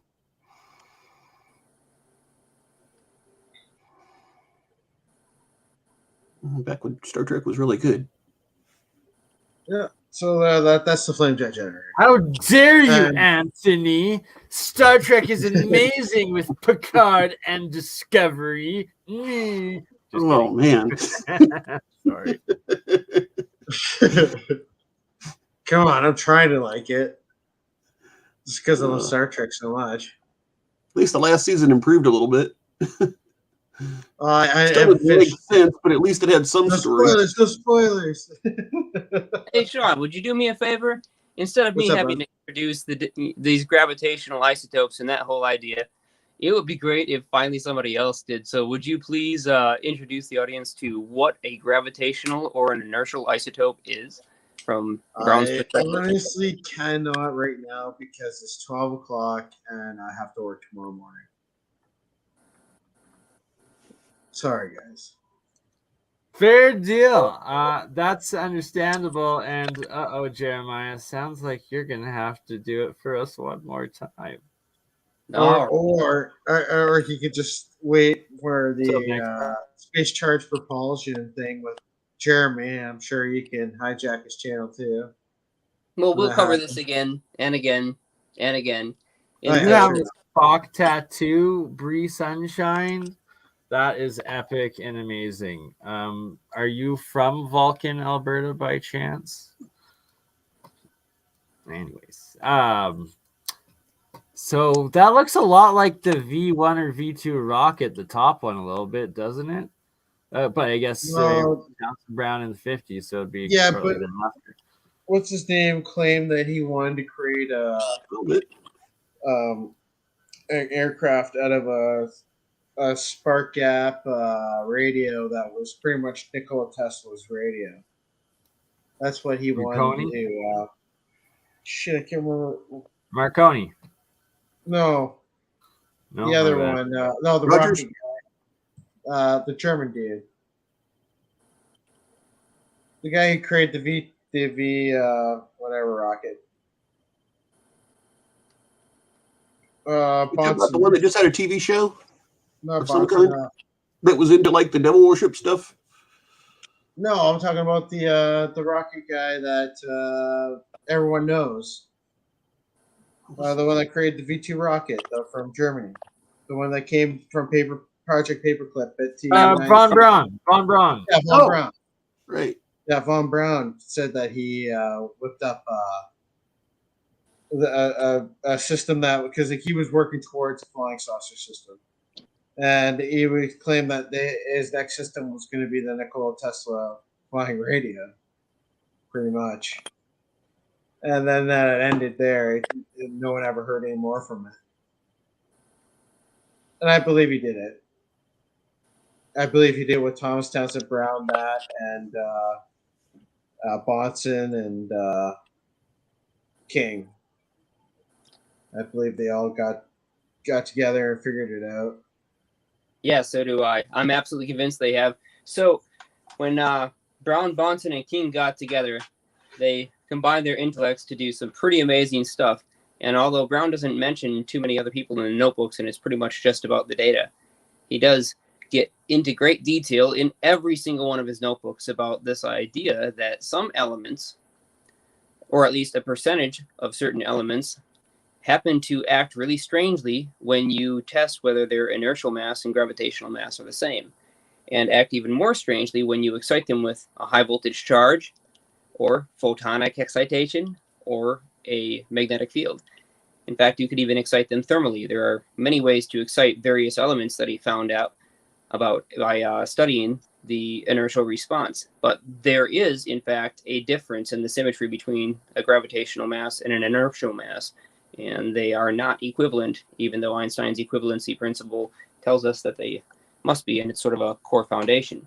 So this device that we're looking at, and I suppose we can pop this up on the screen real quick, Bernie, while I'm over here at my cell. I'll show you. Well, I gotta head out anyways, guys. It's literally 12:20 for me, so I gotta be up at like 6. So Well, Will you thank take it? you so much, Sean, and for everything you do and contribute to this community and the knowledge and archive. You are the modern day cloud library of Alexandria. Get your rest, good sir, and see you again next time. Yeah, take it easy, thank man. you very much. And sorry, also, Take care, guys. when you have time, doesn't have to be tonight, but some point tomorrow, maybe when you're done work, if you can invite my other email, whatever I emailed you the link to join this one with to the Google Drive would be appreciated, as I've mostly switched over which Google email I'm now using the majority of the time. And on this computer, I don't have the other one, so I would love to regain access to that epic drive. Yeah, no problem. No problem. Thank you, sir. Hey, what drive were you Yeah, using? just email earlier? me. Okay, Catch you later, guys. brother. Much Later, love. Sean. Ciao. Hey, the articles that was earlier in the show, what drive was that from? And can we access it? Or is that private? That's the database drive that we've been talking about the entire time. From the alien scientist or a different one? No, that's Sean's drive. Hey, you have access to that. You have access to that. You already have access to it, Anthony. You have access to it. Sounds good. Yeah. It's your Thunder email. Yeah. Oh, okay. Catch you later, bro. Thank you. That's funny. Yeah. All right, what are we seeing here, Mr. JP? Okay, so this device that we're looking at here, this is called an inertial balance. And it's quite a bit different than a gravitational balance. So I'm going to go over some of those differences real quick. And first thing to note is the frequency there on the frequency counter. It's been running for several hours, and so far it's staying within 0.0003 digits of its orientation point. And it does have some thermal drift, which is why I'm monitoring the temperature and humidity there on that little gauge above it. So This type of balance, like I was saying, is quite different than this type of balance. Now, this balance relies on Earth's gravity to take a measurement. You place a weight on top, and depending on how much gravity is pulling down against this thing, against a internal spring, it will make a difference in those two measurements and give you a readout. Whereas this operates completely independent of Earth's gravity. So this will take the same measurement whether you're on the surface of the moon, on Earth, or in the vacuum of space. And the way that it works is by oscillating this platform here back and forth. And the rate that the platform oscillates back and forth at is determined by the amount of mass that it has. So right now with the empty weight, meaning there's nothing on this platform right now, and normally you'd get a sample going in this little hole right here, I'll show you in a second. It's oscillating back and forth at 14 hertz, which is what I have it set at for my calibration frequency. And I've just been profiling it, making sure that it's stable right there, right around 14 hertz. And the driving mechanism is actually pretty simple. So what happens is there's two optical sensors here. One is an IR output LED, and the other one is a photodetector diode that's in the front there. And they feed back through that conduit into this little blue board here, the one with that brass knob sticking out of it. And that converts the low-level signal that's being picked up by the photodetector into a high-level signal that we're looking at on the oscilloscope here. That's the actual frequency output that is also parallel with the frequency counter, which is how we're taking our inertial measurements. The output from that then goes to this little amplifier board, that's the one with the black knob on it, and gets pumped back into this little electromagnetic driving coil that oscillates those magnets that are attached to the sidebars of our springs. And just based on the spring constant alone, we can effectively operate this and prove that there could be a difference between the inertial and gravitational mass of an object. So here's how. And I'm going to set my phone back down and place an object in the scale so you can kind of see what that is, what that looks like. How are you holding the sample in place with that jerking Okay, around? so I'm going to shut it off for a second. And it's got a fairly high Q, so it's going to oscillate for a while. I'm now going to stick this sample in place. And we'll go ahead and take a quick measurement to see how much it weighs.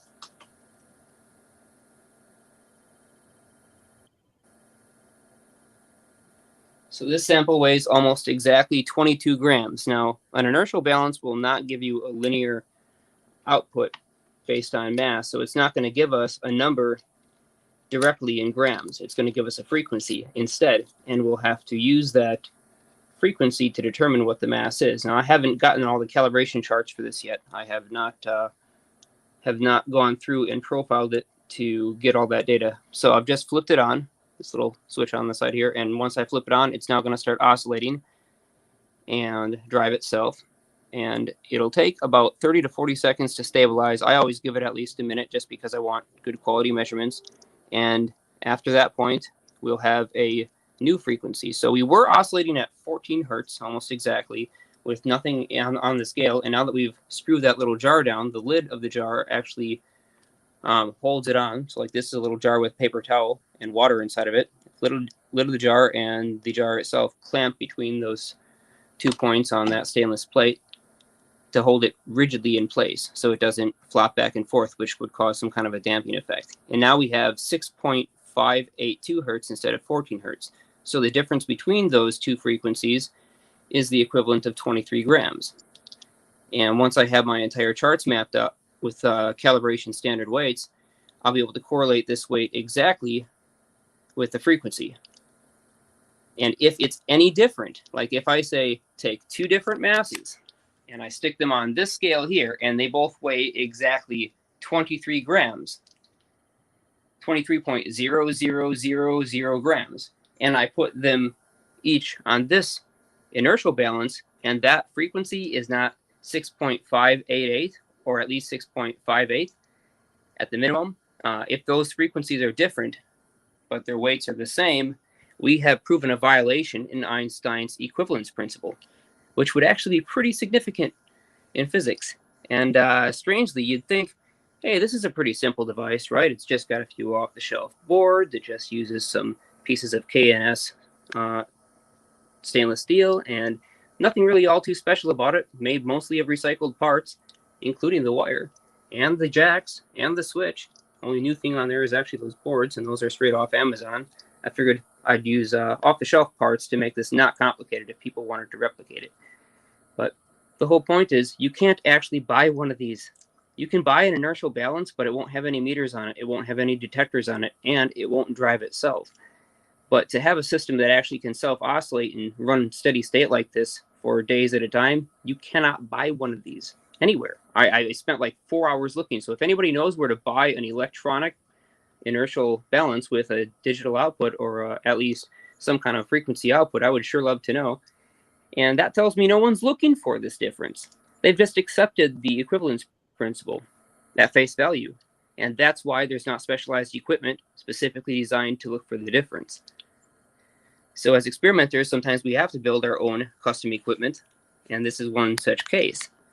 And I actually have a lot of custom equipment, and one of the ones that I'm actually really looking forward to is the temporal distortion meter, which will tell me differences in the speed of light or the rate flow of time between two different regions of physical space. And that's going to be particularly useful for detecting a warp signature when I'm running the warp drive experiments. I also have a laser interferometer that is fully suitable for doing that same kind of test, but it's a lot smaller, and I would like something that operates on a different mechanism than photons. What kind of accuracy and sensitivity are you getting, do you think? On the inertial balance, so far, after a stabilization period of sufficient time, and as long as the sample inside the jar is really stable, like in that jar, there's actually loose powder. So that's not the most ideal thing to put in there. I'd have to pack it down with like a piece of foam on top to keep the powder in place from jostling around. But ultimately, I've found that it has repeatability of 0.0009% and a maximum drift at the same temperature of 0.002%. Pretty decent. What's the sample size? The maximum payload of this thing is about 50 grams. That's simply the stress weight of those springs. Man, that is really good for something not just made at home, and made anywhere. Only spent a few hours making it, but I have spent the last 4 days tweaking it and figuring out all of its little quirks. I want the most accurate measurements I can possibly get, and that's going to only happen by profiling this thing and having charts basically to compare measurements, so I can calibrate it every single time I use it, which is probably a necessity, unless I build a temperature-controlled chamber with full EM shielding and air shielding, like any professional scale would have, which is something I'm intending to do. But until that point, I want to run some experiments initially with it, and I have to be conscious of how temperature and drift will affect those measurements. So that is to say, every single time I test a sample of inertial isotope or gravitational isotope and look for a violation in equivalence, I have to check it first against a standard weight that weighs exactly the same thing to check and make sure that same period shows up. And when I'm done with my test, so I go from my standard to my test artifact, and then I have to go back to my standard to verify that it hasn't drifted during that time. But with that kind of rigorous methodology, we can get reliable measurements that we're covering at least 5 sigma and highly accurate results that are scientifically valuable. Hey, you said 0.00009, so 90 parts per million? 0.009. Oh, 0.009. Okay, so 900. Yeah, that's the repeatability. Its general accuracy, and then it has a drift issue as well. That it can slowly drift over the course of about 30 minutes up or down, and that's up to 0.02%. What materials are you thinking that might be inertially different compared to you know what I'm saying? I can't think of the words. Well, I'm just going off of Brown's notes to do some of these quick tests. I'll be testing tungsten carbide. He was a huge fan of that. I have plenty of that. I'll be testing tantalum. It's one of his favorites. I'll be testing bentonite clay and a variety of other natural types of clay that he mentions in his notebooks. So there's quite a few things to test. And then I also have a whole list of various things that I wanted to check on my own because they're high spin isotopes with reasonably large ratio values. Like, for example, strontium and zirconium. Well, I've got strontium zirconate, and that's a pretty darn nice combo. I've also got, germanium, which is another high spin isotope. And so I have a whole bunch of things that I'd like to test on here. But more important than just simply sticking them on a scale, which may not show much of a difference, is how I stimulate them, how I excite those materials. Because what I want to do is grab onto the nuclear magnetic moment of those materials down at the subatomic level and actually spin their atomic nuclei, building up precessional momentum, and look for the difference then. Because it's basically then a solid piece of matter made of trillions of these little gyroscopes that have been just pushed off axes, and they're going to have an inertial response with an energy equivalence, and it should equal a change in the inertial. You think maybe charged versus uncharged, especially for dielectrics too? Absolutely. That's why materials like this, which is a successful electret, this thing will pump out charge. So I'm going to check this. I'm going to check this before I apply additional charge to it, and then I'm going to slam ions on it and see if that changes. This is an electret made of, what is this one? Tungsten carbide in this case, in carnauba. Okay. So yeah, that's the inertial balance. That's the new piece of equipment that I'm super excited to finally have. I've been thinking about building one of these for years, and I just never really got around to it. But yeah, here it is finally, and I'm stoked about doing tests with it.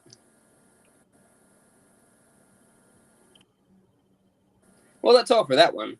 On other notes, things that are a little bit more fun, I am hunting down LEDs for a specific reason. I'm going to switch over to the other device real quick to get my audio better. Give me just a moment.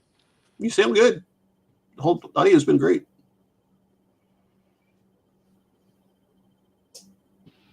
Sorry, I just switched over. I'm back. You were saying, Anthony? Oh, you sound good, but yeah, the audio is slightly better with this one. I was thinking like the barium titanate and all the other materials that they were talking about was where you'll see the biggest difference, but just a guess, but it would make sense. Unfortunately, I do not have barium titanate, but I will be testing piezoelectric materials on this thing too, especially my Rochelle salts. So that will be pretty darn interesting.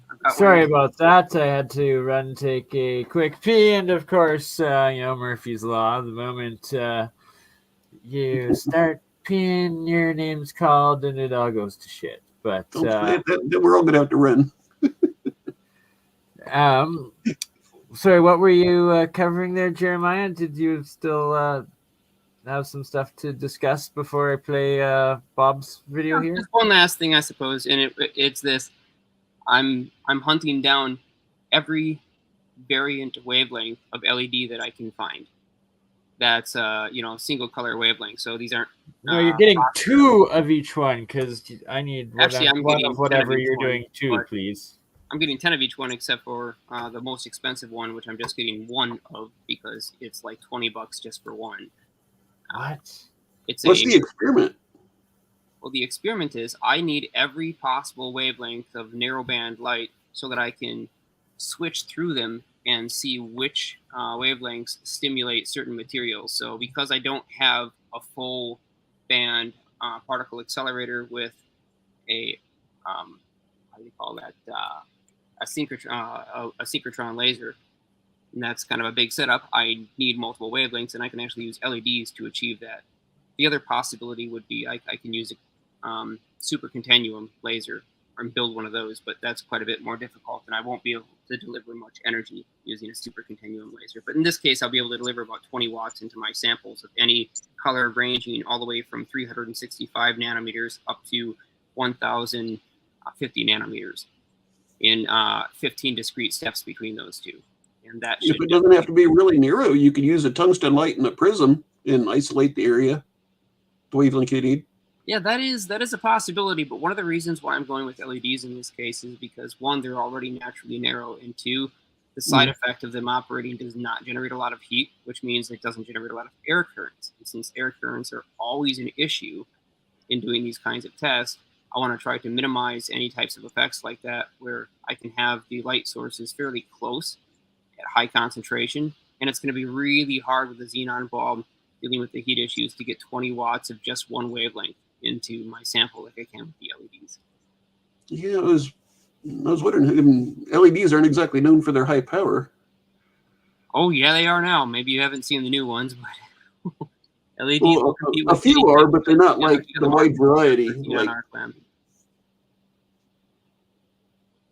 we've got those white fluorescent ones. You should see Cree's Are best they false? chip on board or Cobb LEDs. They are insanely powerful. I've lit newspapers on fire with those things. They're Seriously? nuts. Oh, heck yeah. The power Yeah. density for the die size is absolutely bonkers. They don't even use aluminum on the backs of those things anymore. They're like a super thin wafer ceramic. Mounting them is a total pain, but if you can mount them correctly, then yeah, the heat dissipation is there. Yeah. They're basically built like a high that power were like chip on board, but the light couldn't do anything like that. No, we're talking. Imagine a dime sitting in front of you, and 100 watts of light coming out of that. So the density of that light Are you is. talking about LED lasers or LEDs? No, I'm talking about flat out LEDs, just plain old LEDs. The emission density in something the size of a dime is over 100 watts, and that is greater than the amount of energy that hits the ground at the brightest Right. part of the Earth for that same area. And when you concentrate that with Mike, lens, have a good night, Esoteric Gold. Another key member of the Adept Alchemy team, and I think I emailed Mike the link, but then I don't know if I did not, and if you asked for it. Mike, you're always welcome. Let me know when you want to do another episode of this Alchemy, and sorry, please continue, JP. Well, if you want to go ahead now, that was pretty much all I had. Just those Okay. two brands. And there's tons more stuff to talk about, but I'm not going to take up the entire night just talking about all the things I've got going on. So let's take a look at what Bob has to say. It is so epic in I regards cannot see to water, geopolymer, cold fusion, alchemy, and pretty much everything that the stream has been about. I think this has been one of the most interesting shows. Man, sucks I missed the earlier part. I keep on hearing that.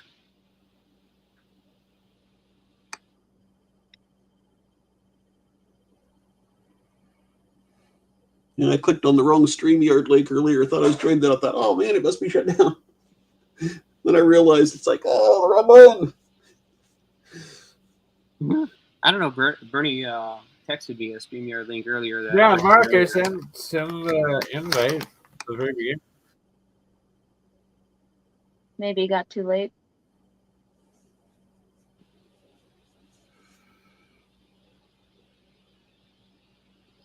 We not hearing the audio in this.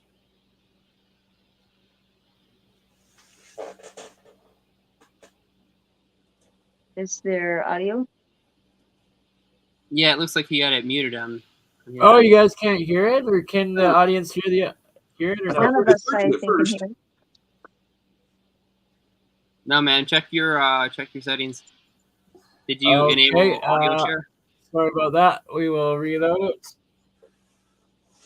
Oh, I caught for a second earlier. I think it was Bernie that asked about that beaming of where they were beaming the UV light to the ionosphere and back. I found the whole magazine of that. I left the link on the right Awesome. for where it says radio history on there and several other issues of it. And I'll put it back in the main chat too. I think. And now, what I need someone to find for me so desperately is those 1600 and 1500s German French science chapters, complete chapters, diagrams of architecture and all, and of the different dielectric potential going the higher up you go from the ground. And yeah, we need that. Oops. Okay, now back to Mr. Bob Grenier. And then once I get this going, I will finally set up some of the Alchemy outside to explain once this portion of Bob's lecture is done.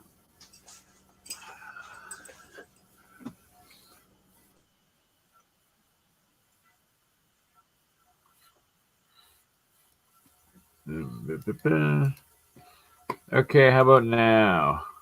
Let's give this a try. Oh, first, I've got to see something. There, now I can see it. So I guess there we go. You know, you got it. You, whilst other people are waiting to come into the room, it's kind of where to focus at right now, moving forward, because well, we've got so many directions we can go in, and there's this huge wealth of work that probably needs to be captured and shared. So obviously, as you know, one of my big focuses in the short term is to do the Mr. Possible book and the Hutchinson effect, and to make sure that whilst John is alive, a faithful short biography. So that comment right there good has me worried, and prayers are with John that he's not one of the ones suffering cancer. That is complete speculation, and do not try to make anything of that. But good heavens, I hope you're wrong. I really am praying that I am wrong on that, and that he was just saying that he wants to get something published for John because, well, John's getting old, but I want John to live to 1,000. So, come on, let's build some portals. Quality images of his best samples and potential, explanation can be incorporated into a working document. So that is one thing. There is a huge amount of improvement that we can make to Dr. Takaaki Matsumoto's book, and from the videos we can improve the imagery in there where they are black and whites and sometimes barely perceptible to being in color and much higher fidelity. And what I didn't say, and I meant to say in the stream just now, is that Dr. Takaaki Matsumoto has reached out to me, and he's trying to work with his daughter to share parameters and specifics of his experiment that aren't in his book, so people can replicate them. So he's been really inspired by what's happened over the last couple of weeks, and so if we can make like much more detailed, how-tos for some of his experiments, combine that with the videos of the original experiments, then I think that the chances of accurate replication are going to be much higher. So I don't know if anyone's got anything to say.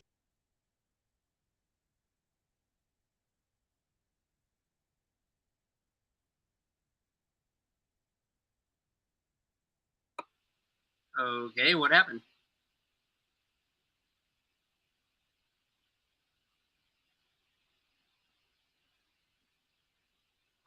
Bernie?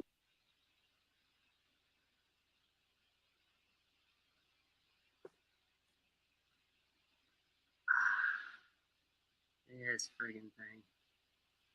Jeez, what did he tell me to do the other day?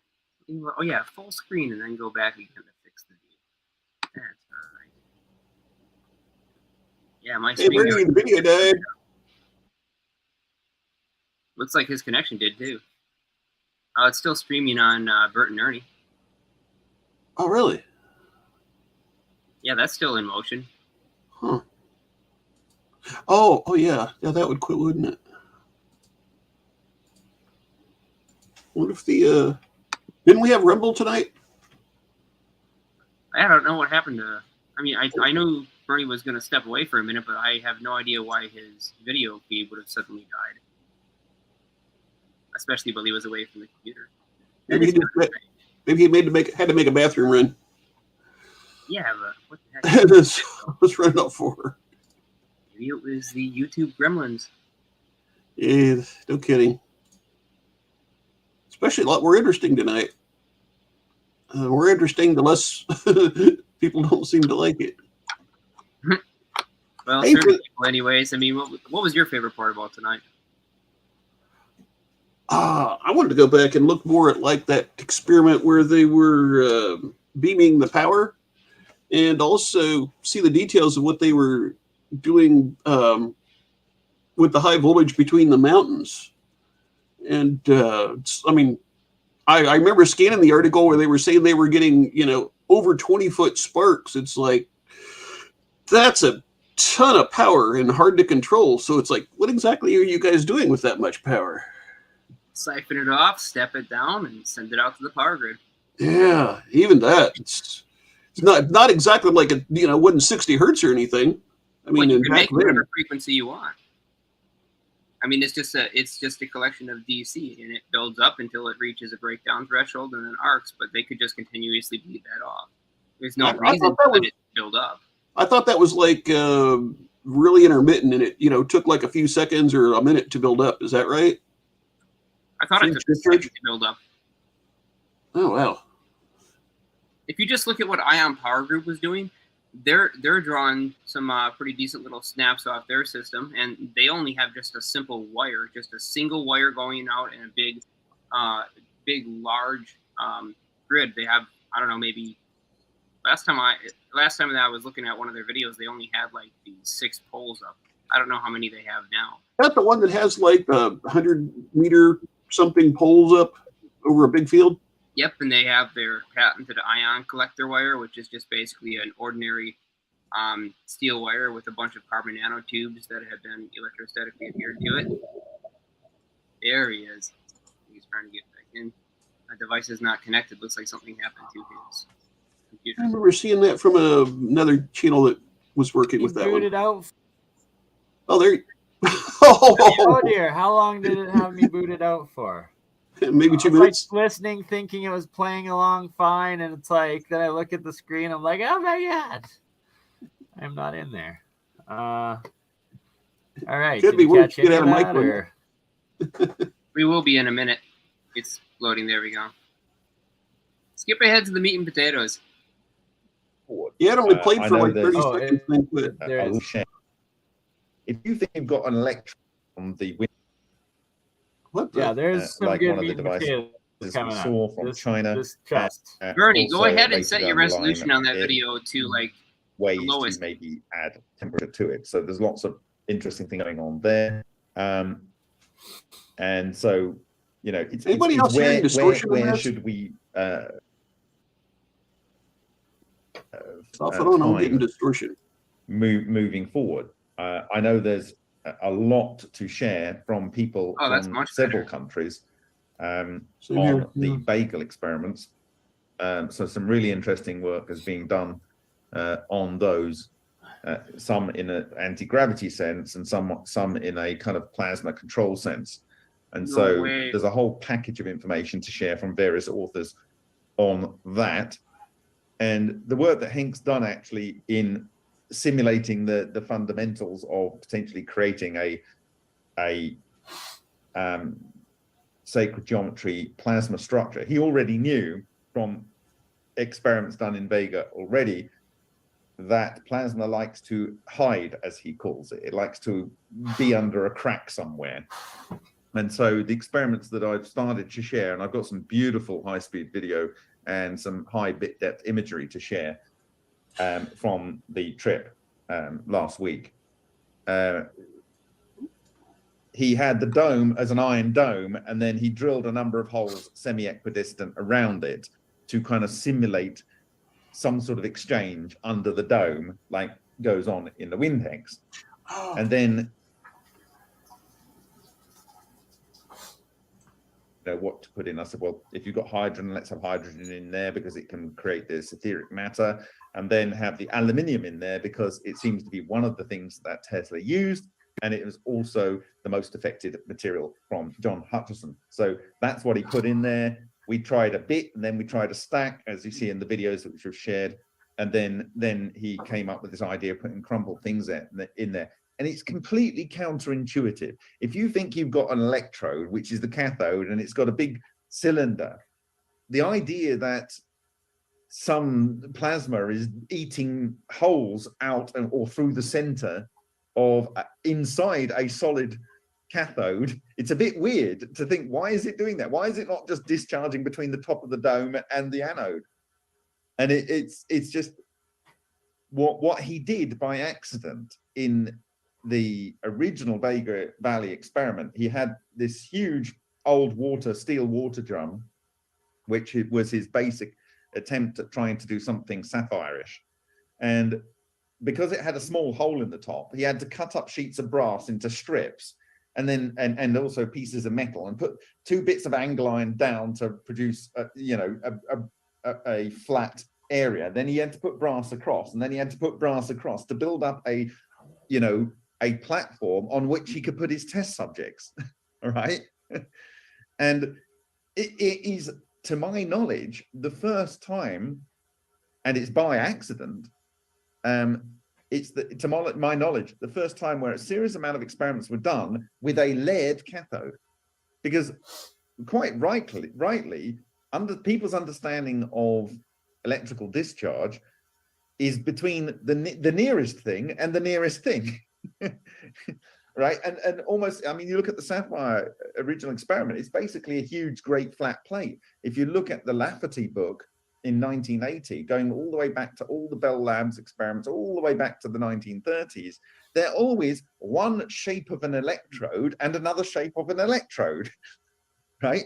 They're not a layered electrode and a gap in between one of the layers, which formed the Vega Valley. And this is when he learned that, something, ball lightning forms in the crack, and then it flows under the crack. So, like, what is flowing? How is something flowing in between 2 electrodes? So it's totally surreal.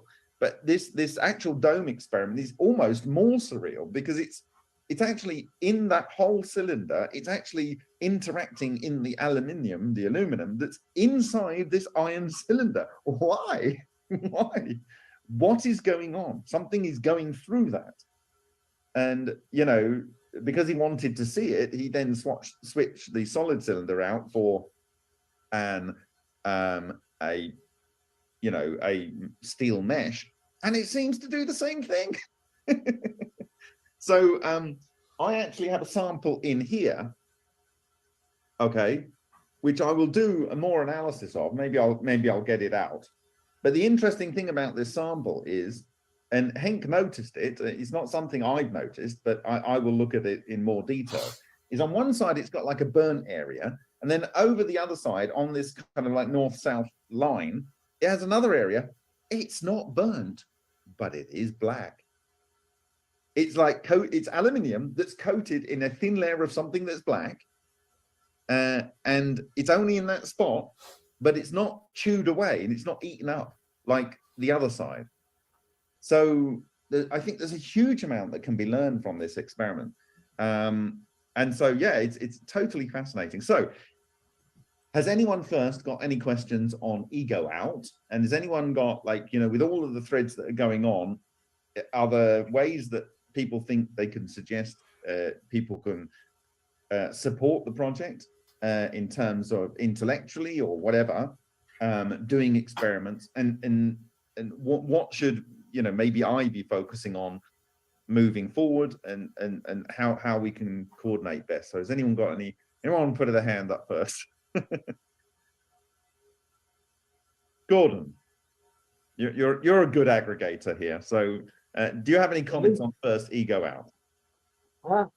Well, not so much. I've been thinking about what Hank has demonstrated with the aluminium being eaten on one side and, as you say, black stuff appearing on the other. It reminds me very much of the jewelry cleaner, Ultra. And I was thinking, yeah, if you want a recipe that you definitely need cavities where you can create some sort of resonance. That's important. You need something that can provide material, definitely, because it obviously eats material from somewhere that does something with it. And need electrons. I think it needs a lot of electrons. So it's things that basically what you want to do is try to create some sort of vortical, and then the electrons and matter is being pulled into it, and it can't all occupy the same space in the middle. So it's going to start circulating, and that's what you need. You need the circulating and pulling more and more stuff in, with the electrons coming in as forming a sheath around the outside. That's what's going to start eventually, when it sinks deep enough in the fractal toroidal structure. That's what's going to start creating your EVO. So I think that's very important. I think that's the most important avenue to pursue. I mean, yes, the tornado is interesting, because that's a big structure, but I don't think unless you get a really very powerful tornado, you won't quite reach that level.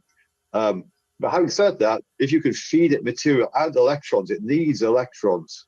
Otherwise, it's not going to be. That is what we are missing currently in the we don't have particularly any way to do the ionization at the moment in the system. So it's baby steps. So if you go to windhex.com, you can see some Google spreadsheets where the plan for the experiment is progressing, and you can see some analysis from the very extensive book online of how tornadoes thought to work by that author. I can't remember his name immediately. But at the moment, the test that we did Friday a week ago, it was with an air compressor that gave us about 56 seconds or so of runtime, and probably not all of that at peak speed. And what we found in all of these systems is nothing happens until it gets past the threshold, and then everything happens. Secondly, because the air temperature on the day was 20 degrees and it comes out of a compressor, you'll be lucky if that air is at 15 degrees. Now, if you're going to get any kind of really sensible thing going on, according to the WindHex kind of design, you need to be over 100 degrees, and we're not anywhere close to that. Then we've got no moisture in there. It's basically dry air out of there, so you're not getting any charge separation going on there, and so on. But by doing what was done, we were able to learn about the vortical flow with the system as it is. And what Henk has done with his basic design using a blower over the last day or two is he's shown that if you have it straight, you get stuff coming down the bottom and coming out the top equally. It's just like blowing it into a bag with two holes, right? But if you angle them like this, you then start getting things being drawn in from the bottom and thrown out the top. So the angle of the ports is very, very important. And then it comes to the sound. He hasn't got any whistling going on his. We at least have probably got some whistling going on in the WindHex of Tony Gibboni. So, so the next process is these devices, these blowers have been bought, 2 blowers, and they should provide 10 times the cubic foot per minute of air. And so we already saw things moving around quite quickly, right? Times that by 10. And then the problem is it able to provide the pressure to keep it forcing the air in there. So this device is able to do a couple of, I think it's 0.15 of a bar over atmospheric pressure. So it has got the ability to put some positive pressure in there. The device I wanted to use was able to provide the same kind of volume of air per minute, but was additionally able to provide up to 9.5, like the same as the shop compressor. If you look at a tornado, as they travel from the sea over the land, they die.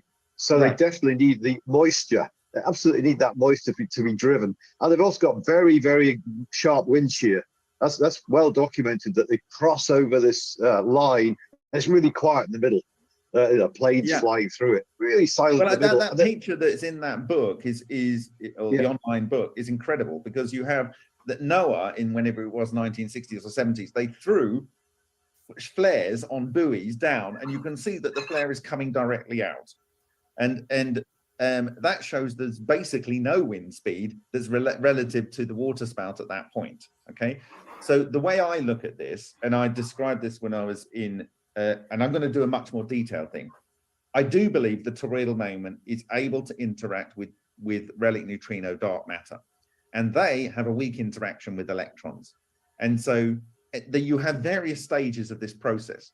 At the lowest level, you have things that change the relationship of electrons with other matter. So when you are looking at friction, what are you looking at friction?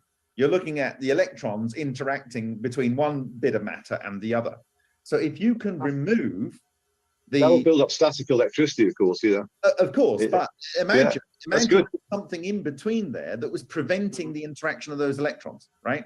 So there is the friction that stops one, which causes shear or an inability of air to move at a particular speed, is between one block of air and another block of air. Now imagine that you had a density of relic neutrinos condensate, like so this is a weird thing. The condensate is the same throughout the universe, but it can be at higher densities in different places.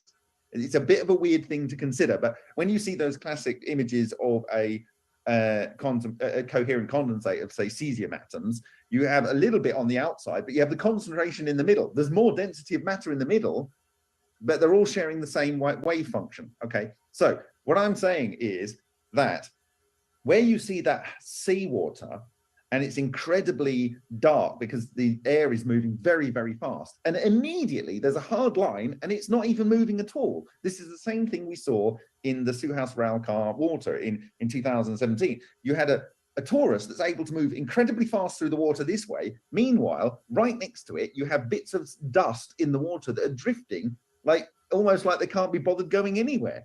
So you have things that are moving incredibly fast next to things that are not moving at all. And so what I think is going on, there is a threshold, and at some point there is there's no influence on the friction and shear you get between moving bodies or fluids, and then it is a complete cutoff, and so you can have air moving at incredibly fast speeds, and it's not affecting the air immediately adjacent to it because it's actually this sea of dark matter that is being interacted by the toroidal moment that is enabling that slip. It's the same, I believe, when you are looking at spoon bending. So you are able, so when in that 1983 CIA document I remastered that was released, it's saying that when they analyzed the metals that were bent in the PK parties, it was at the crystal grain boundaries. So you've got friction between fluids like water or air. I've just described two of those, the Suhaus-Ralkar experiments and the 1970s thing that we saw in the NOAA imagery. Now I'm talking about between crystal grain boundaries. We know from our friends Matsumoto that these things occur at crystal grain boundaries. We know from John Hutchison they occur at crystal grain boundaries. We know that is an impedance change. That's what Ken Shoulders is saying. So all of these people are saying that it's occurring at this crystal grain boundary. This is what happened. So if once you've gone past slipping between fluids, you then have crystal grain boundaries where the dark matter is able to find clusters forming that enable the electron bonds between the adjacent crystals to be weakened, and so you get slippage, and so it makes the metal into a bit of a jelly. Right now, the next level beyond that is the electrons in a lattice or in a chemical bond. So in a line reactor, you get free flowing of the materials. They're chemicals, but they're able to free flow, whether they be alumina or they be silicon dioxide, or in the case of aluminium, go on. Yeah, this is why it's cold melt, isn't it? It looks like it's melted, but it can't possibly have melted because what is holding now free to move.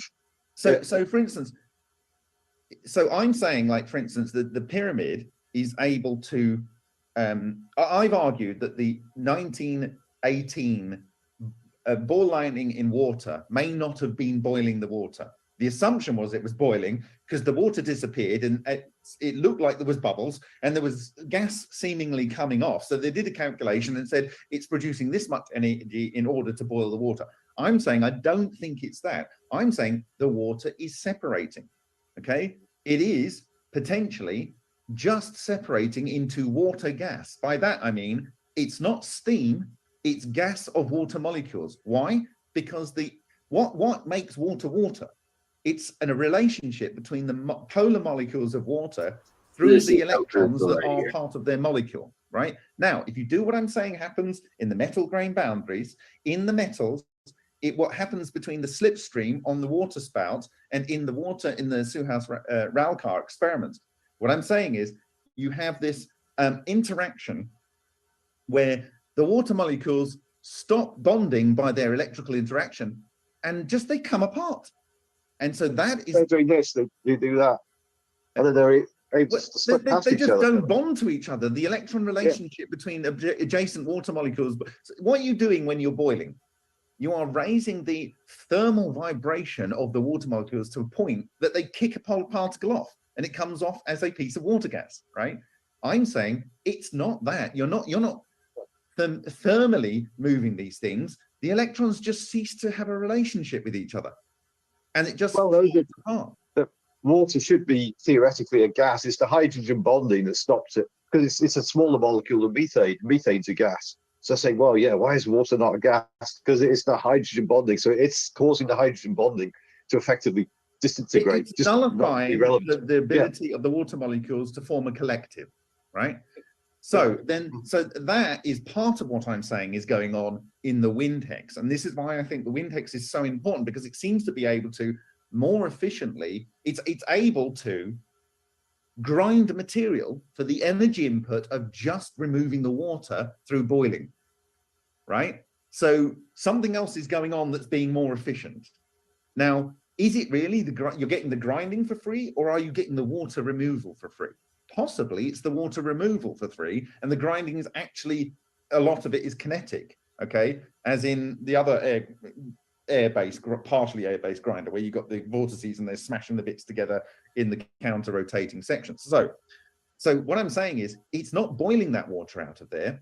The water is just ceasing to have a relationship with. So firstly, what happens is, if you put something in there that is cellular, if there's any kind of water or chemical bond that holds them together, they see, like a van der Waals, it kills van der Waals. Like van der Waals is a relationship between things. A lot of people see it as the Casimir effect. So you've got the wavelengths and blah, blah, blah, and they're joined together. Well, effectively what it's doing is it's just removing the Casimir effect, or the van der Waals forces, which are partially electrical, but also partially electromagnetic relationship. It's basically releasing them. So like it just flies apart. It, as in Frank Polivka's words, explodes, but it's not really exploding. It's just coming apart. And so as you push this forward, so this, I believe, if we can demonstrate this in the wind hex, when we get that operational, that is one step removed from what may be going on in the Great Pyramid. So that, let's say we have water down in the Great Pyramid, whether it's deliberately put down there, or there's some kind of artesian well that they can change the flood level on and get it started with that. It doesn't really matter. But let's say the water's down there. I'm saying ball lightning can do this, or rather the toroidal moment of the ball lightning can do it, and the water separates out because it removes the intermolecular bonding. The next level from that is the chemical bonding, which again is an electrical phenomenon. Okay, it's a relationship between an anion and a cation. Okay, and maybe it's ionic in the case of water, or it's it's ionic in the case of silicon dioxide. It's ionic in the case of aluminium oxide. Silicon dioxide and aluminium oxide is basically most of the crust. It's also what turned to a liquid in the Lion reactors. Okay, I seem to remember as well that the presence of an oxide seems to enhance the effects. In fact, nothing can happen sometimes unless you've got the oxide in there. Suddenly things start to happen. The oxygen. Yeah. Mm-hmm. And obviously in this experiment, we have oxygen because there was deuterium in the oxide in the center, but we're in an environment with 20% air. And like it's literally in the air, that this is run in the open air. And so to a degree is the,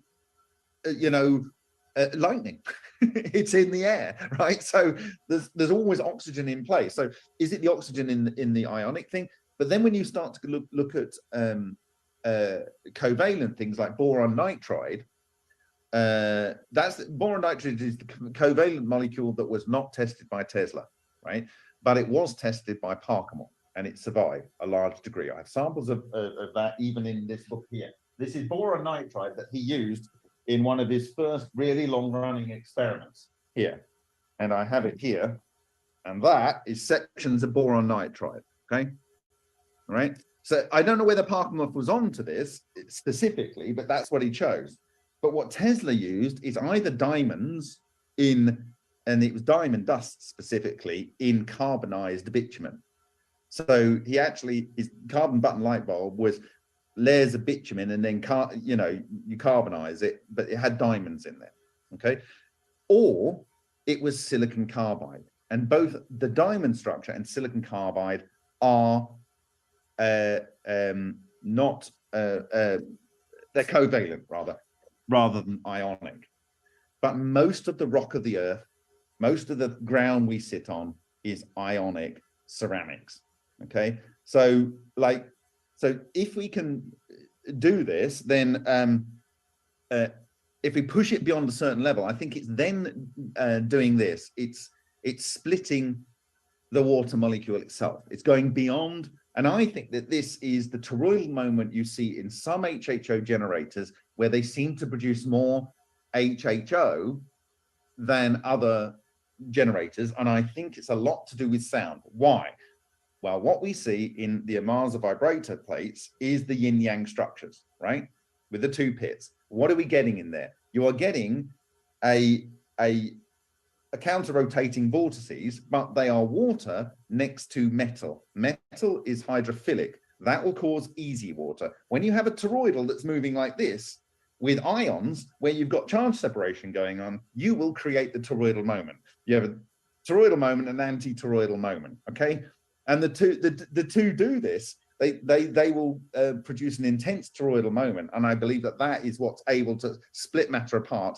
And I think it's able to reach right into the nucleus, and it's able to start tweaking at the spin on the quarks that are in the core of the nucleus. And the Coulomb barrier is not a consideration. It's not a consideration. So I think the wind hex, if we can demonstrate that it is genuinely producing water vapor, and test to see where the water vapor is, we need to have lots of different humidity areas in there that don't get destroyed and stuff. There's so much work to learn about what the process is going on. Is it the same thing that we're witnessing? And then there's tiers. So the first tier is changing the relationship of friction. Then possibly the next one is changing van der Waals, crystal grain boundaries, and such. Then the next one is molecular bonds, or intramolecular bonds, but also then molecular bonds in a chemical structure.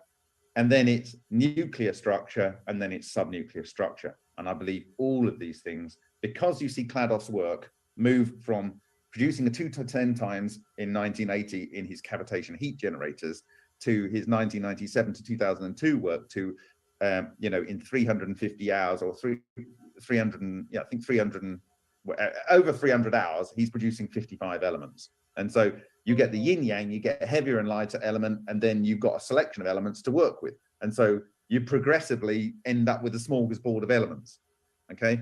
And this is what was seen in these other people that have done it, like Leclerc, like the Russians with the Hydra wave, and like the work of what's his name, Royston Amasa, and what we have seen with the Vega experiments.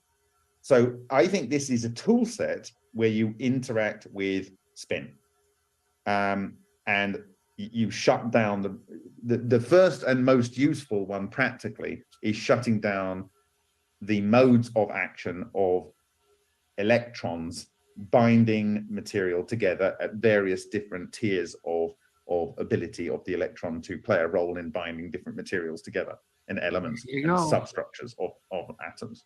And that's it. I think it's one tool which is able to do all of this. I think so too.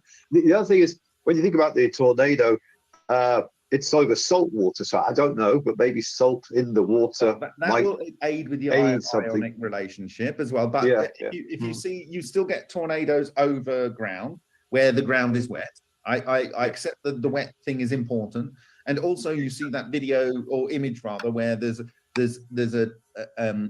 hydrodynamic, a water triggered vortex being produced by a turbine from an aircraft jet, which doesn't get simulated when you simulate it with a purely fluid dynamics, because you're not including. Now, his work goes to a long way to try this. I'm going to go and get the link in a minute so I can refer to him by name. But his work goes a long way to saying none of these things are explainable unless you start introducing charge. Okay, but even that doesn't explain fully what you see. And I believe on aircraft, when you see them come into land, they get the swirl from the. That's definitely a vortex forming. Yeah, the that's part of how they work. Yeah, it's like that. And they have those kind of aerofoil things that stick up a bit to reduce that. So that obviously interferes with the process. So yeah, again, you see it very markedly in wet air. When the plane's coming in, it's wet. You really see these things. That's why they have to be 3 minutes apart as well, because the effect is because it messes strong. up the flight dynamics of the incoming plane. Yeah, for sure. Yeah. So yeah, I think we need to get the moisture in there, and what Chris Scott has done down in Australia with his cappuccino variety, and seeing something that looks like current being induced, as David said, well, maybe this is actually some induced type of magnetism into the Hall effect. Well, the Hall effect is a semiconductor. Well, it might be affected by the toroidal moment. So, like, what are you actually seeing when you're seeing that? Are you actually just potentially finding a way to observe the toroidal moment? I don't know. Is it real current? Well, let's see if he can do real work. If he can't do real work, then something else is going on, which is messing up with the Hall device. So yeah. So do you have anything else to add to that? No, that's fine. In fact, Gordon, it's soon be my. Yeah, does transmuting elements count as real work? I've actually done several of the experiments Bob describes on his channel, including some of Messy Toil's work. Actually, not that hard to do, and they work pretty consistently.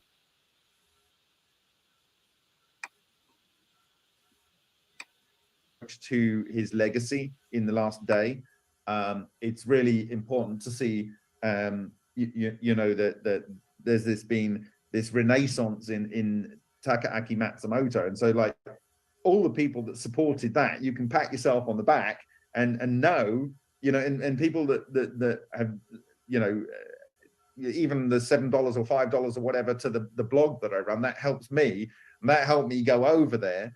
And you know, we're in this situation where now someone very serious in the town, who's probably got access still to all of the tools of the university, is able to work on this with Dr. Takaaki Matsumoto.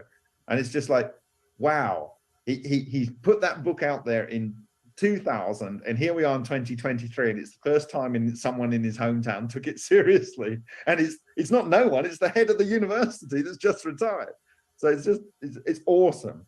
So like, I like to see more of that happening, and I would like to see this snowballing where more and more people are you know, taking it seriously and doing something rather than just thinking about it. So yeah, thank you. If you want to go to sleep, Gordon, that's fine. Anyone else want to jump in on the subject of ego out? Don't be afraid. Artifact, do you have anything to say? I thank you for your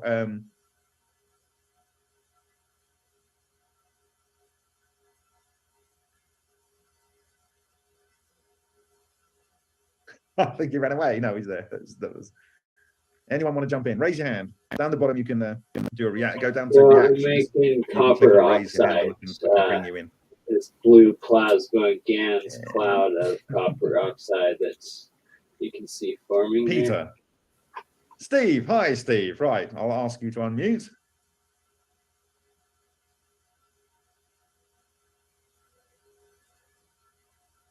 Sorry, maybe you unmuted and then.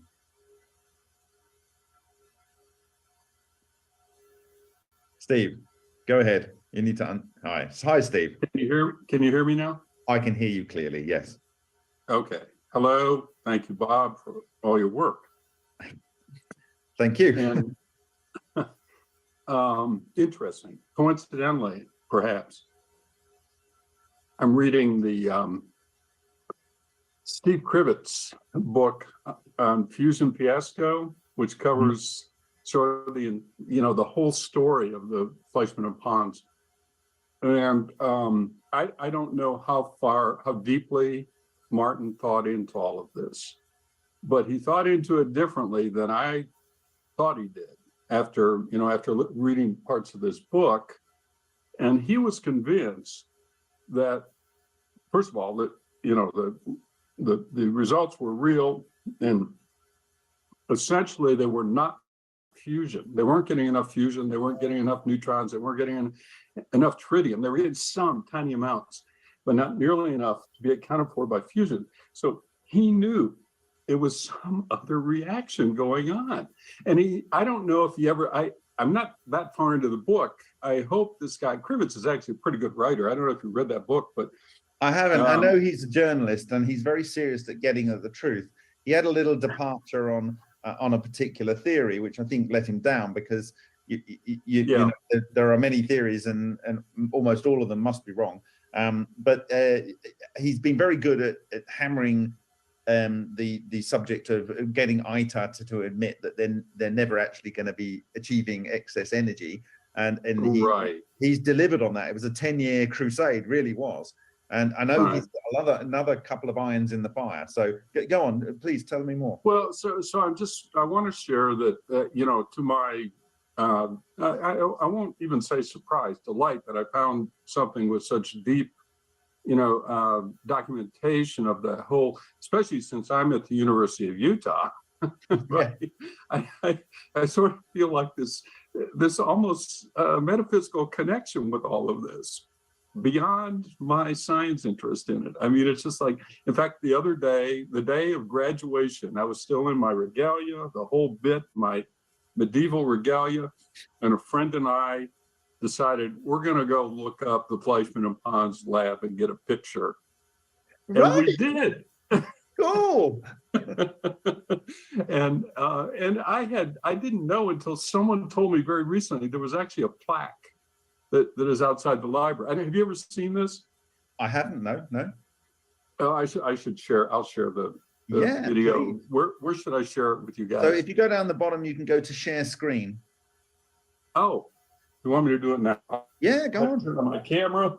Well, I don't have to turn on my. I can. I was eating, so I didn't turn on my camera. But let me. We all eat, Let me find it, pull it up, and I'll figure out how to share it. Where is that thing now?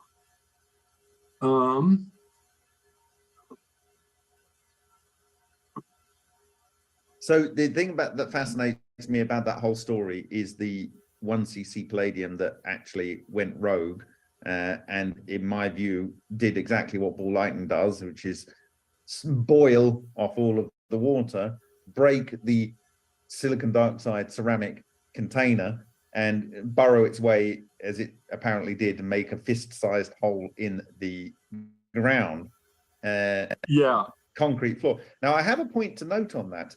I was sent something by it's a really good paper, actually, and I will do a separate presentation on this. But what they're saying is that if you have a mass that is below the Planck mass, it has that is below the Planck mass, it has no gravitational pull.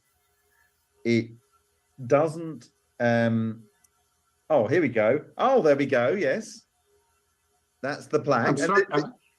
It's a little bit out of focus, but I see. you can Cold still Fusion read Material Laboratory. I can see that. Yeah.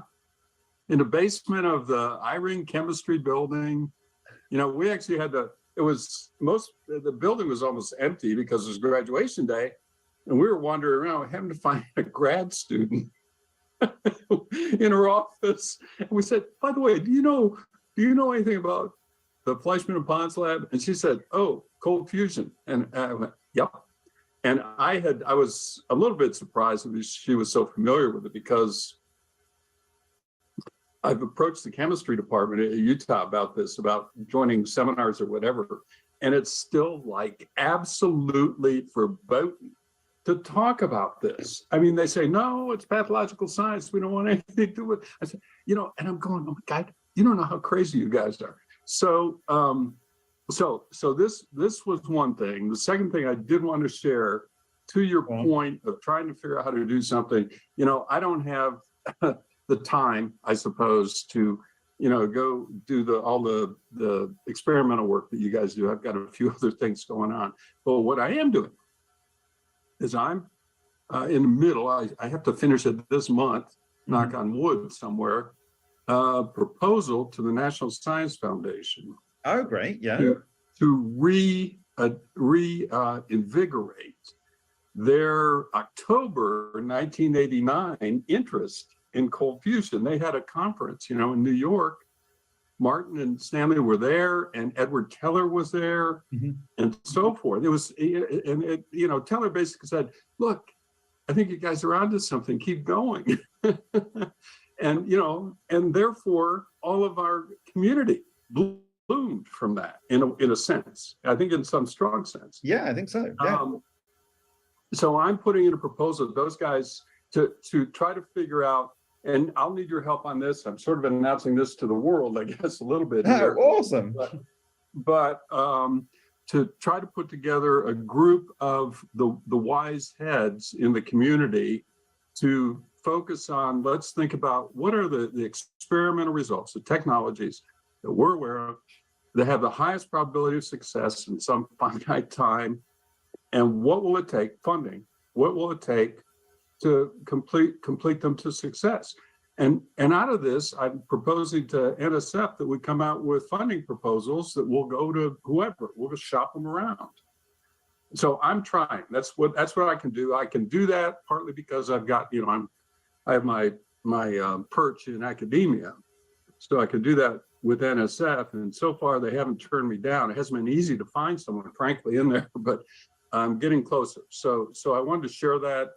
I'll look for your input on that. I mean, very briefly, what I can say is they're not interested in finding a solution to radioactive waste disposal. And so, because that was my top, when I realized whenever you get these technologies working to a degree where they start doing stuff interesting, they start chewing the reactor, right. And so, like, if it's going to destroy things, let's get things that it's useful to destroy. So let's take radioactive material like strontium-90 or cesium-137 and so forth. Now, when I approached Parkhomov about this, he says, well, just use the hydro wave. And at that time, I didn't really understand what the hydro wave was, and the fact that it verified Kladov's work, and the fact that they'd taken strontium-90 and within, they reduced it a huge amount in just a few minutes of operation. And Kladov's took, I think, they reduced it 55% in a very short period of time. So, like, the cavitation process in that is what was being proposed by us initially, alongside the HHO process, which I believe is almost instantaneous, as Brown demonstrated in the US in 1992. But that, Nine Sigma came back and they said, actually, we don't want to make, in the second proposal, it was, we took out the Russians and we took out the British, and it was just Japanese doing a Japanese solution to a Japanese problem. And they came back and says, well, okay, now you've shown us the quantitative and qualitative data and we've got rid of all the foreigners. They didn't say that, but anyway. They said, like, we don't actually want to make this material extinct. We want to concentrate it. So they moved the goalposts when we found a solution and could provide them the data to show that it would work. So either they want no one to have it and dump it to sea by diluting it to below the threshold level of which it's legally allowed to be emitted to the sea, or they want to concentrate it so they can use the tritium probably in fusion experiments. And so, because it's so incredibly valuable. And this is the problem we face, because if Japan really solved the problem, then there would be calls by other nations in France and UK and in Russia and in South Korea and in India and in America for this. Why are you still dumping this tritium into the sea when there's this technology to, remediate it? So I firmly believe that it isn't Nine Sigma, which is the evaluating body, that put the block on that. I think it's the people probably, And probably General Electric or whoever it is that manages the fuel cycle of that type of reactor, if it is General Electric. If I've got that wrong, I'm sorry to General Electric, but I believed it was. And so I think there's someone behind the curtain that's saying, no, we can't have this technology being made available, because then there would be no excuse for saying we can't do it. Right. So I've moved on, and this is where I think things are most valuable. To use the process that underlies this to deliver technological processes that enhance the efficiency of manufacturing. Okay. Now, I would love to be able to have the tools right now to turn aluminium into a jelly, push it into a mold, drain off the excess charge clusters, and cast metal that way. So and this is the way that is being said to be done in 1992 in this book right here, and in this book right here. Okay, so it's already said to be impossible, but what I found is that if you accept, and I'll do a separate presentation on this with slides and detail, if you accept that electrode discharge machining is not an arc discharge, but it is a kind of plasma that forms around the electrode, and they typically use copper or electrodes in this, or brass, the electrode discharge machining tool bit, or in the case of wire electrode discharge machining, the wire is able to cut through tungsten, it's able to cut through whatever. But every spark, at the start of every spark, or every coherent ball plasma is EVOs. So I believe these technologies are actually already being used. And I think this process was initially, it was discovered in Russia, I think in the 1930s, wire electrode discharge machining. And it's incredible. You can cut almost anything, regardless of its hardness.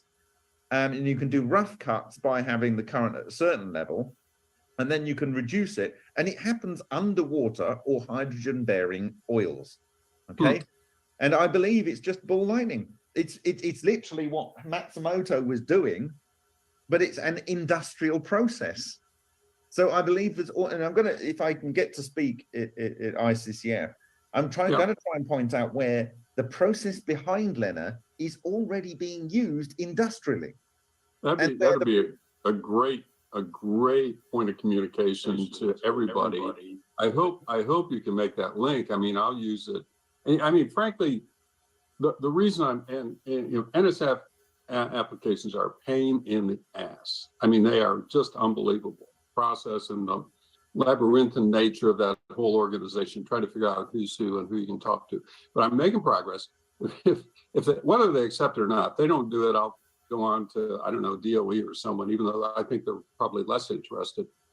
But the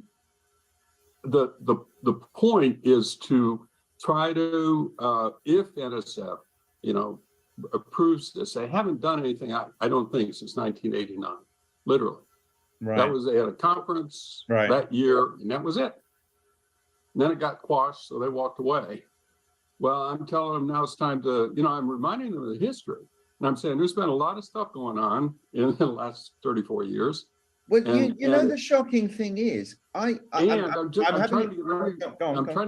trying to get scientific credibility. I figure if NSF buys in, that'll help. So here's the thing: is we are losing out, but people are actually practically using this technology in other countries. And one of the biggest ones is China. So for instance, this head of this university, former head of the Sapporo University, he reached out, and I was asked some follow-on questions from what I discussed in the presentation earlier, where he said, like, have you got any examples of brown gas cutting? Because we already know that the Amasa gas can cut some fairly thick materials. It would appear to be doing like a constant Usharenko effect. So an Usharenko effect, if you don't know what it is they take a normal shaped charge, and instead of having a bit of copper that forms a slug that goes through, they replace it with standard sand. And some of the particles of sand bounce off, the majority of them do, but some of the particles of the sand actually go into steel 30 centimeters.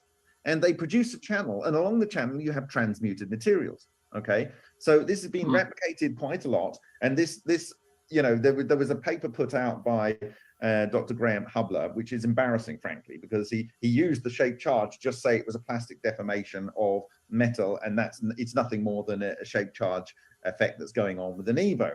He's missing the point that exactly the same process is used to make the Cherenkov effect, but you're getting a little sand grain that's able to go 30 centimeters into steel, which is like bonkers, like when you think about it. So something much more interesting is going on. And it seems to form this coherent matter that as it goes through, leaves transmuted material behind it. And essentially, I believe this is what's going on when they take. So he asked me if you've got an example. So I sent him this video from China where they have this piece of steel, and I think it must be 50 centimeters thick steel, right? Wow. And they get the HHO jet, and it's like a Marsa gas. They turn it on, it's real time producing the HHO, and they cut clean through this piece of like 40 centimeter, 50 centimeter thick steel. Okay, and so yes, let me make sure I understand. They're cutting through 40 centimeters. Yes, is that but correct? what they have to do is they have to come onto the edge. They have to set up the coherent matter, and once they set it on, they can actually have a stepper gear, and once it started cutting with what I believe is the coherent matter, they then just once it's gone all the way through, they have the coherent matter beam because it's in a channel. The channel forms shear. The shear produces a toroidal moment on the plasma ions that are going through, which produces the coherent matter beam. And the coherent matter beam then cuts through. So once they've got it set up, and because mild steel has carbon in it, there will be a thermal effect going on. So you do get heat going on as well. Some of the coherent matter is thermalized. But then they have like a stepper motor, and they just set it off, and it just comes back at a set speed, making a very nice clean line, cutting through this incredibly thick steel. So like when we did it with the tungsten, we see transmuted materials. When we see it with the copper 10 yen coin, or mostly copper 10 yen coin, we see this structures that can only be due to monopoles and coherent matter because of the way they're structured and because of the way the arrangements of the elements that have been synthesized. And so these technologies are already being used. Well, that's a very important point. I mean, I mean, when I talk to people about stuff like this, right? They go, "Oh, that's over unity, isn't it?" I said, "Well, absolutely it is." Well, no, and the way I kind of look at it right now, it's if you were to use a traditional manufacturing process, you would have to use a certain amount of energy, and there would be a limit to which the minimum amount of energy you would need to apply to do the particular process you're looking at. Because this is, and like I said in the early part of this chat, most of these processes require modifying the way electrons interact with other matter. It is basically everything, right? Hey, he's absolutely right about that part. You strip the electrons away, covalent bonds break, solid matter becomes basically like jelly, and past that, it just powderizes and evaporates. Efficient way. And so, and in the case of like when you're doing nuclear remediation, for instance, with the case of thallium-205, it's stable to the end of time. But if you remove all the electrons, that is to say, you completely ionize it, leaving a bare nucleus, it does a positron emission. It ends up, is it positron or whatever? It ends up as lead-205, and then it decays back to Attack of the Giant Bomb. Thallium-205 with a period of time, but it would never decay in that mode without removing all the electrons. Now, imagine you have a process that messes up all of the way the electrons can interact with the nucleus and keep it stable, and it starts messing with the electrons that are SC, by all means, inside link has been emailed. a proton with a neutrino, making a neutron, if you know what I mean. Because if a neutron decays, it decays into a proton, electron, and an anti-neutrino. Well, if you're bringing in cold relic neutrinos, it's messing up the anti-neutrino that's in there. So the electron that's associated with the proton kind of fall apart. So the matter falls apart. And if you already have a statement like strontium-90, cobalt-60, yttrium-90, cesium-137, it already wants to lose the electron. The electron is already raring to go of its own accord. And if you bring something in that just tweaks its current ability to stay within that nuclei, you're going to get a rapid decay of that nuclei. So the other industrial process, which I think is interesting, if they won't allow us to do remediation of nuclear waste, the other process I think is really interesting is to synthesize new elements. And it would appear that cavitation is well proven to do this. So crucial. And of course, the first question I get asked is, how do you make gold? Okay. And it's like, it's tedious. Sure. So that's why I did a presentation a long time ago. So you say, yes, you can make gold, right? Do you need to say that it's picograms per gram? I don't know. At some point, someone will find out the right combination of resonances and the right combination of starting ingredients, which is most likely to be Yep. mercury and potassium or lead and potassium. Think you can do this with a proton beam? Or bismuth and potassium or calcium, as was used In by my electrolysis, I think I can get it done. So, and it turns out that those are the most likely, but they still produce a smorgasbord of other elements because it's kind of like a stochastic process, but also it's a resonant dependent process. So you might only have a proportion of your driving signal at the resonance that would lead to the particular outcome of synthesis of gold.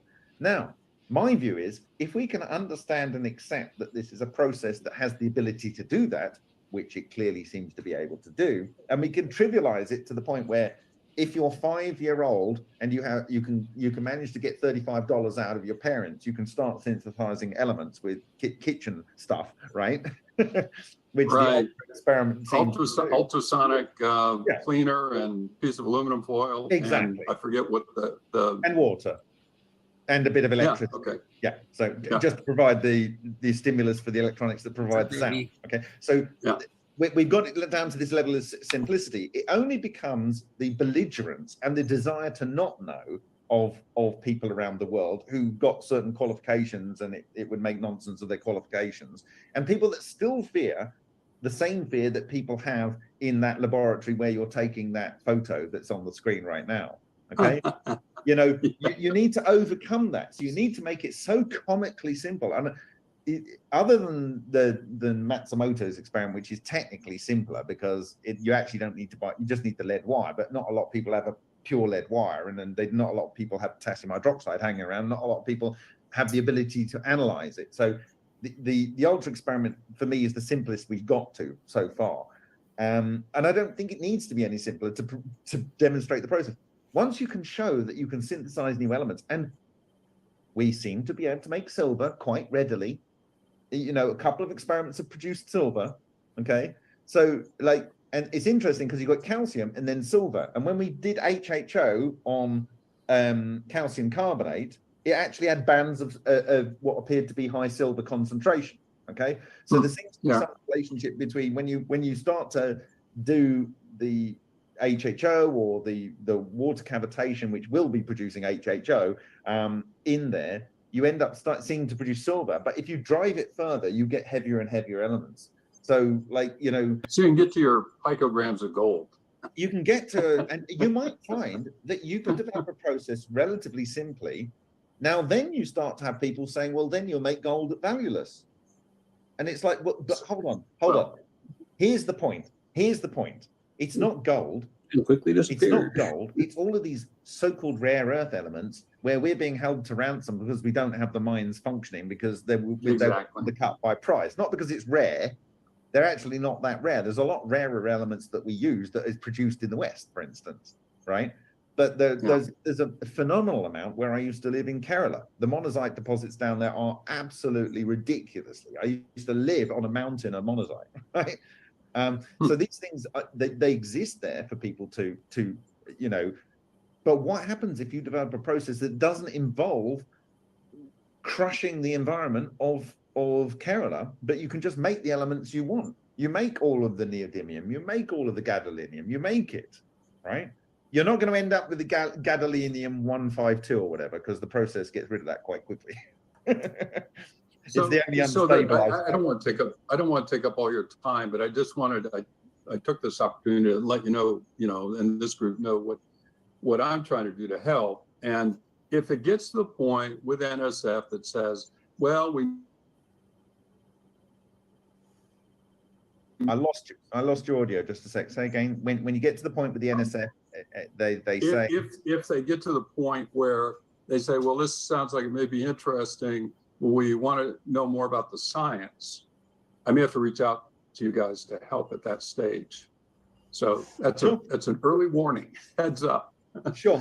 I mean, the science is, and I've already talked to a couple others. I won't name names, but about this. So I'm trying to start slowly building, support in the community. Because every time I go to an ICCF, it's like, well, if we got more funding, we can make more progress. And I go, and Jed Rothwell, right? He's got this engineering estimate. Yeah. He is. He's got this engineering estimate of how much cheaper these reactions are going to be to generate energy, right? And I'm, just a dumb old economist, but I take data like that and I can convert it into, well, what's the scale of replacement of carbon energy going to be? That's easy. That's standard econ. A little more difficult, but I think I've got it worked out. How long is it going to take in order to actually replace all carbon sources? And that actually, if my talk gets accepted at ICCF 25, that's what it'll be about.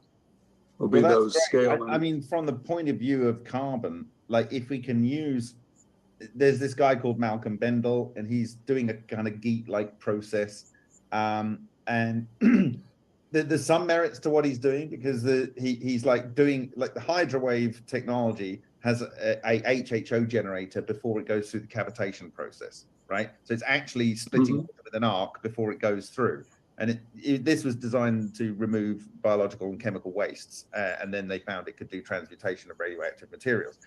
He's actually doing a bit of that all prior. So he's creating what he calls plasmoids on the Ken shoulders, and that is being fed into a geek-like process with a counter, the exhaust fumes. But it's really efficiency, and he's claiming the same kind of efficiency gains as was credited to the GEET. But the GEET is not a refined technology. But both of them are promising the fuel efficiency burn ratio, the energy out of your petrol, let's say, which is normally around about 33%, going to 66%. So it's 100% more efficient. It's still not over unity, but if you can use half the fuel to do the same work, no, it's all in the right direction. Fuel reserves. It's all in the right direction. But I believe, I'm one of the people that reads the science, believes that we're faced with the global warming challenge, and to fix that, I know not everyone does, and that's fine. I don't want to debate that part, but I do, and that drives what I'm going after. What I'm trying to figure out, which is to get a replacement for carbon-based fuel sources. Anything along the way, including improving efficiencies, is a step in the right direction. There's no question about that. So I lost you after "and." You said the replacement for carbon-based fuel sources, and then you said "and." Well, but anything along the way, like doubling the efficiency of oil sources, is a step in the correct direction. And I agree. And as you probably know, I believed in anthropomorphic global warming until probably about 4 or 5 years ago. It's been the motivator throughout my life.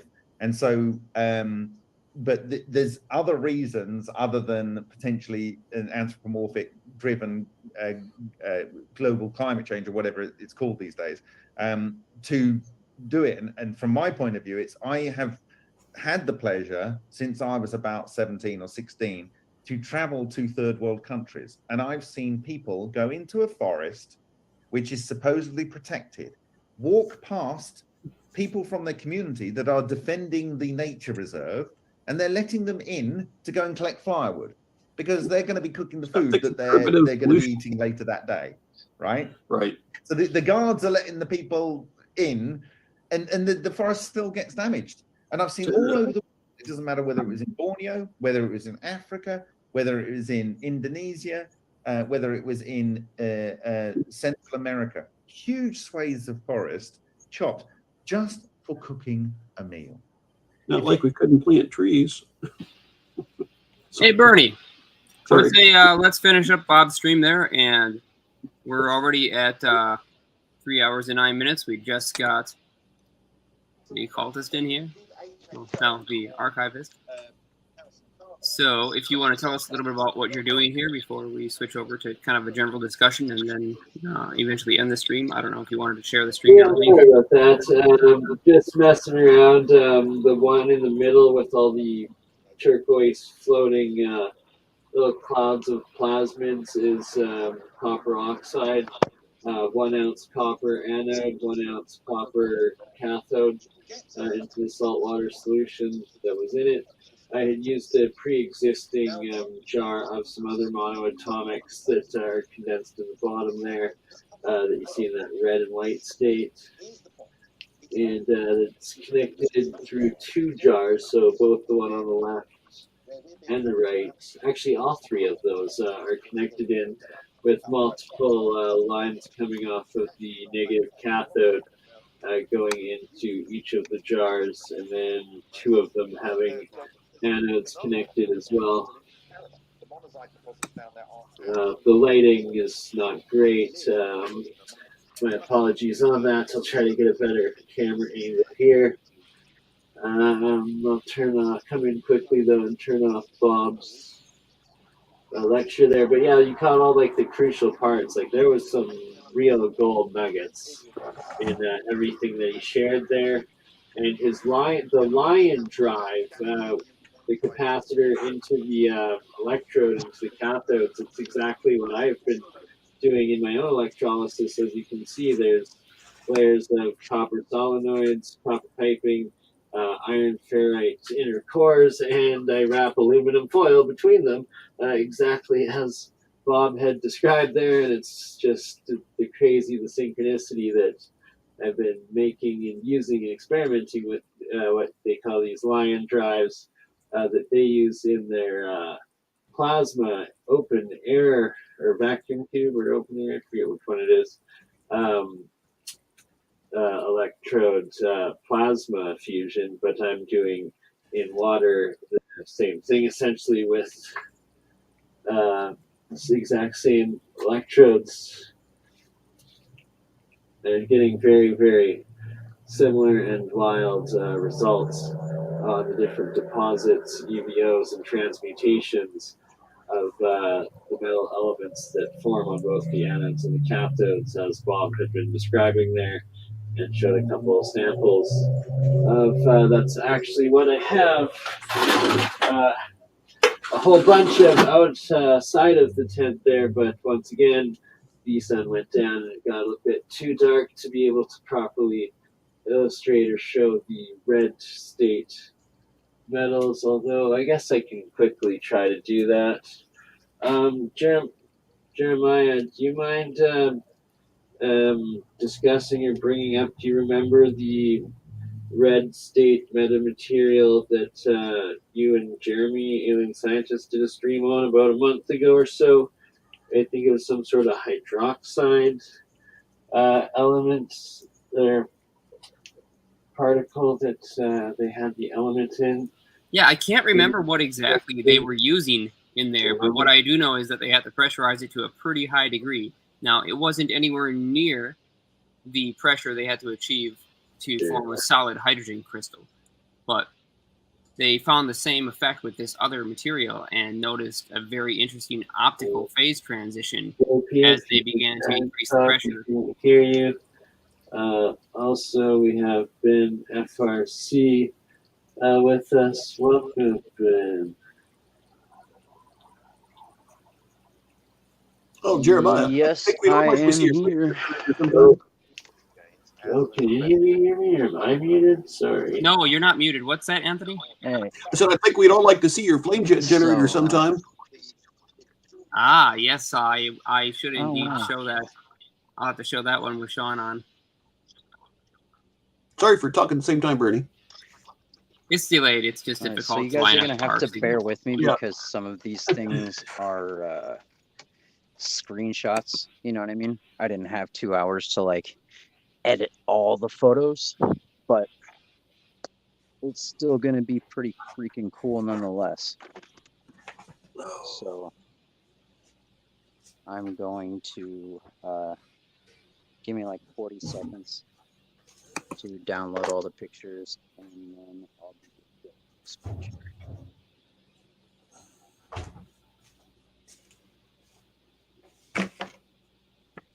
I had to like switch the photos from my computer to my phone.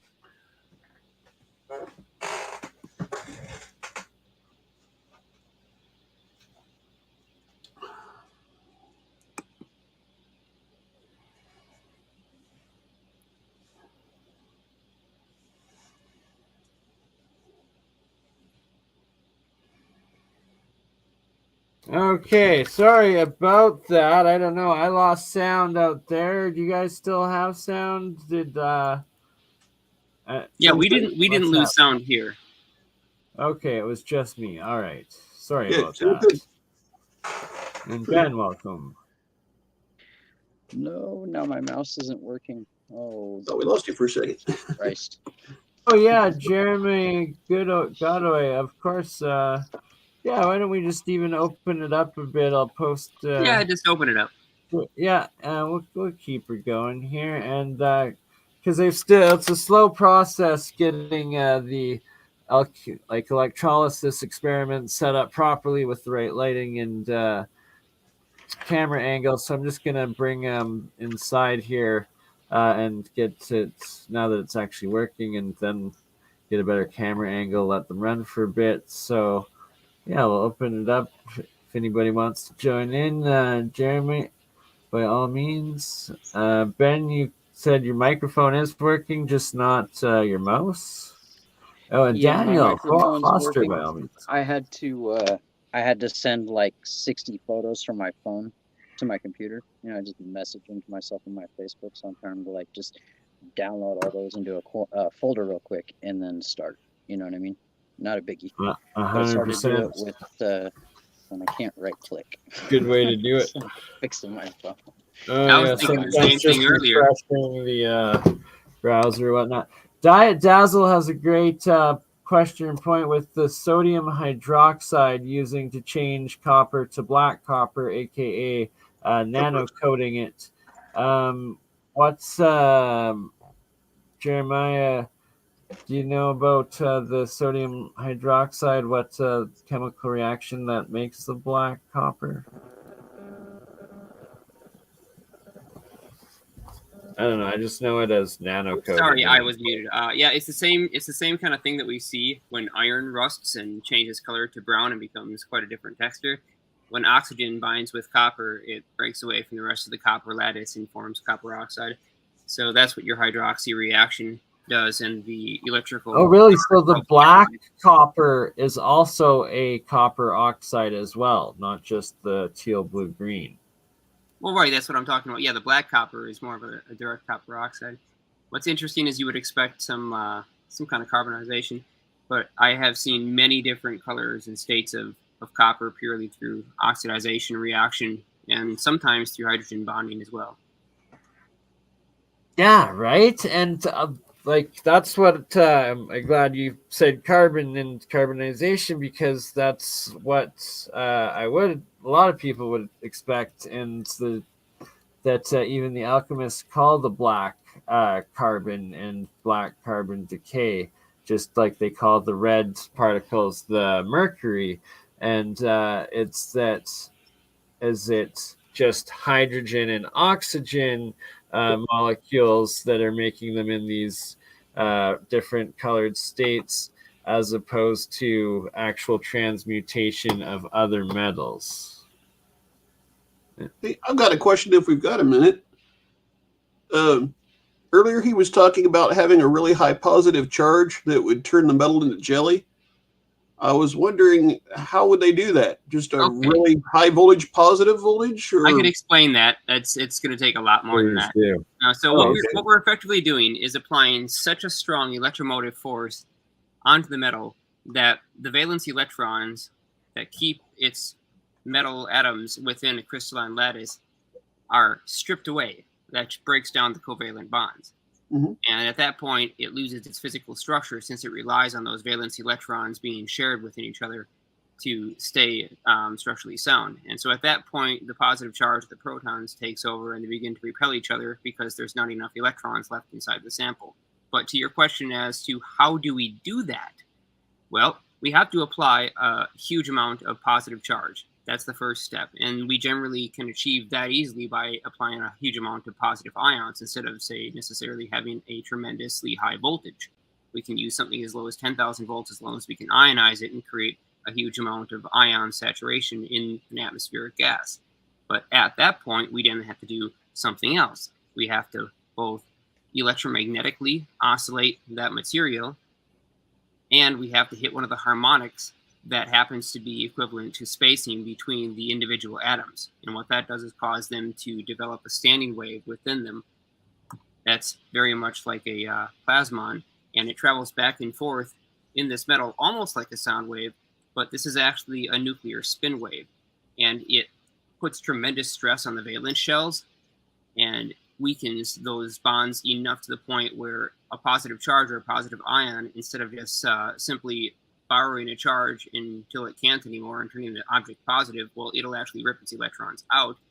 And that happens through stimulated vibration. Exactly the same way that a hot cathode, a heated cathode, like, say, a light bulb filament, if you just imagine that, will easily throw off electrons, but will not easily absorb them. Well, that's the same thing that's happening here. We're creating a electromagnetic vibration similar to an acoustic vibration inside that metal at the atomic frequency. And as a result, just like a hot cathode will throw off electrons, this material will start to throw off its valence electrons much more easily too. So we know aluminum does it easily. So does iron. Copper is a very difficult thing to get to do it. Nickel can do it. And there are several materials that plastics are made of that also can throw off their electrons. And we actually see videos of Hutchinson using all these various types of materials, and many of them with great that black influence. Smoking rectangular. Yep, that would be a great example. The iron block. Right. Yeah, the one that kind of like twisted and melted as it smoked but wasn't getting hot. Yeah, probably one of the best videos that exist right now because that was in high definition. Right. Yeah, that was block. the most fascinating thing. And it wasn't giving off no heat when it melted, Jeremiah? No, it was sitting on a easily meltable or burnable table. Did not get hot. It just simply started to twist itself slowly and contract inwards as if it was a bottle that you had tried to suck the air out of, but this was a solid block of steel. And it eventually crumpled down into a twisted mess, and you could see the surface completely breaking down, almost as if it was being, suddenly cooled, and an oxide was forming on the surface. Well, there has to be some kind of friction going on if it's just breaking down like that, right? I mean, friction inside is tremendous. We're talking subatomic friction. It's a different type of energy that we don't think about. See, we think electromagnetic, thermal, photonic, acoustic. We don't think spin. Spin is another type of energy that we never consider. And it's the most powerful type of energy that we can really access, short of physically tearing apart the atoms. Nuclear spin orientation, right? Yeah, exactly. Okay. Nuclear spin orientation. So if you can access the nuclei and precess its magnetic moment, then you can eject those electrons off very easily by changing the refractive index or the binding strength, the strong nuclear or the weak nuclear force. So we can modify all those variables simply by adding spin to the nucleus and then precessing it. By using the exact sense. Sorry. So say you just had the extreme high voltage, but you didn't have like the RF to vibrate it. Would then it be a surface effect? It wouldn't have enough energy to become so out of balance that it would act any nothing until it happens, and then everything happens all at once. And it has to get to that specific energy resonance of the lattice itself, of that elements. And then when they all get to that level together, it's like poof, and it just like an ice sheet that just freezes or something, just a layer of it all forms at once, this crystal layer, nano layer of it. I got one other thing I hope's not too complicated. When I got here late, but I was scanning over some of what you said earlier, and you mentioned the flame jet generator, and when you were putting off the high voltage, it enabled faster than light travel. How But does that's that not with the enable flame that? jet generator. I was referring to a scalar transmission when you convert all current into a purely electric potential, and that electric potential is quickly changing in terms of volts per meter in time. And so Okay. when you Okay, I have a very, misunderstood very that. high electric transmission potential in volts per meter, and you get rid of the magnetic flux, you just stress epsilon, and so mu is circulating around epsilon because those two So are related.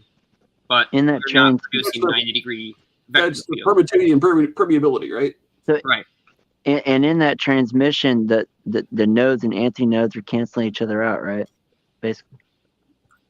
Well, you're using the magnetic field to the point where it's canceling out, but you're amplifying or stacking the electric field. Oh, okay. So you No, keep one, you double one for every time you half the other is basically what you end up doing. Huh. I'll have to I look thought that that was up. going to be a simpler thing. Well, I just have a All right. question about the melted block. Is it still subatomic heat going on at that level though? Like, I is there- wouldn't call it heat. Here's an interesting story. When George Hathaway was over in Hutchinson's lab, taking Yeah. the best notes that anybody has taken so far on Hutchinson, and he put a whole PDF out there explaining the layout with diagrams and drawings and all kinds of stuff, and quotes from Hutchinson and his personal, witness testimony of what kind of stuff happened while he was there. One of the things that he mentions, and Hutchinson talks about this too, is that Hathaway stuck his thumb into one of the pieces of aluminum that was quote unquote jellified, and he was able to leave his thumbprint in it without it burning him. It was just room temperature. What was the material? Aluminum. It Oh. became so soft he was able to press his thumbprint into it like jelly, and after a while, I've had that happen and it it's spontaneously combusts, especially when you have it with the red state aluminum powder that goes into it. It's crazy. Oh, Wow. aluminum's fun Yeah. stuff. It's fun in Yeah, and don't EVO forget form. there was also a Hutchinson sample where a butter knife, I think, went into a piece of Yeah, I've seen that. like Yeah, aluminum or something fused. like that. And he's had like metal objects fused into wood, all kinds of really weird phenomena where there was no side effect of burning. There's even a video of a file that's breaking apart and slowly shattering into multiple pieces while flaking off and throwing off what looks like sparks, but it's sitting on top of a paper surface, or what looks like a paper surface, and not burning it at all. There's no smoke. No way that could have even been faked either. It's just producing photons, and the whole entire effect, it's like thermal, but it's not thermal. We're looking at the same amount of energy transmission or energy loss as if it was really, really hot, but this is actually what has been called by the Science Corporation a spin wave. Hey, I just So thought of this is something all- that Wave. Is this Okay. all like faster than light, or is it below light speed? It can actually be either or depending on which variable that you stress. Quantum. I just thought of Oh, something that might actually work, where I've seen somebody experimenting with really high levels of ultrasonic energy on a sword, and they were putting a sword into a large stone, and they said it went in like butter, but the instant they turned off the ultrasonic energy, it was like immediately frozen in place. You got to be kidding, Anthony. We literally had that story. I described this process theoretically. I've never seen that video. I have no idea what it is, but please immediately go and try to find it. I have to see that like right now. I explained this to G, who I wish was here tonight, and told him that if it was ultrasonically vibrating, we would be able to basically cut through stone with a sword. And we had discussed this a great many times privately, and it's incredible that you are actually mentioning this now, and you've apparently seen an example. We have to see this. I didn't get to see it. I heard the story. They were talking about the techniques in Egypt. I wish I got to see it, but I have seen similar things to that from smaller objects, but nothing at that scale. Now, There ultrasonics was, will one allow. person that was Ooh, making like so ultrasonic. I have to get this out as the thought comes back to me.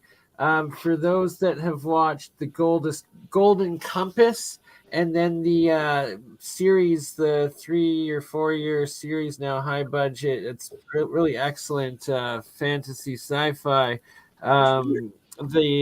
His Dark Materials, and in it, they have what is called dust, and dust is essentially this dark matter, quantum entangled god particle that like the angels travel out of. You can like slice through multiple dimensions that are existing simultaneously. All sorts of weird, crazy 4 and 5 dimensional universal sci-fi and whatnot. And it's that the fact that if this GANs, or what Keshi calls GANs being plasma, or Ormus, this monoatomic single atom powder, actually being plasma or quantum material, that are these, is that soft disclosure dust being God's particle or whatnot. Ben, I'm also, getting that's definitely a real you thing. have your YouTube still playing. There's reverb. Mine or somebody else's? Oh shit! Sorry, Ben's my mic was working. I mean, my mouse is working now. It's not. But it's all good now. Yeah, you've been bumped off a few times already. So- Too. You must have bad connection right now, hey? I'm pretty much ready to go. Rock. Oh man, I lost the. And he's kicked again. That sucks. Hey, it seems like you too, Bernie, been having a lot that happen a lot. You got a wired connection? Oh man, or- Dutch gets like his internet cut every single stream. He's at like 2,000 or 3,000 times they've done it. Jeremy Reese has had it done at least 3 times in the past 2 months live with us. But yeah, we're gonna overcome it, especially with APEC and multi-streaming APEC and its relaunch. Looking forward Did you to go that. to fully wired, or do you think somebody's actually causing that, interfering somehow?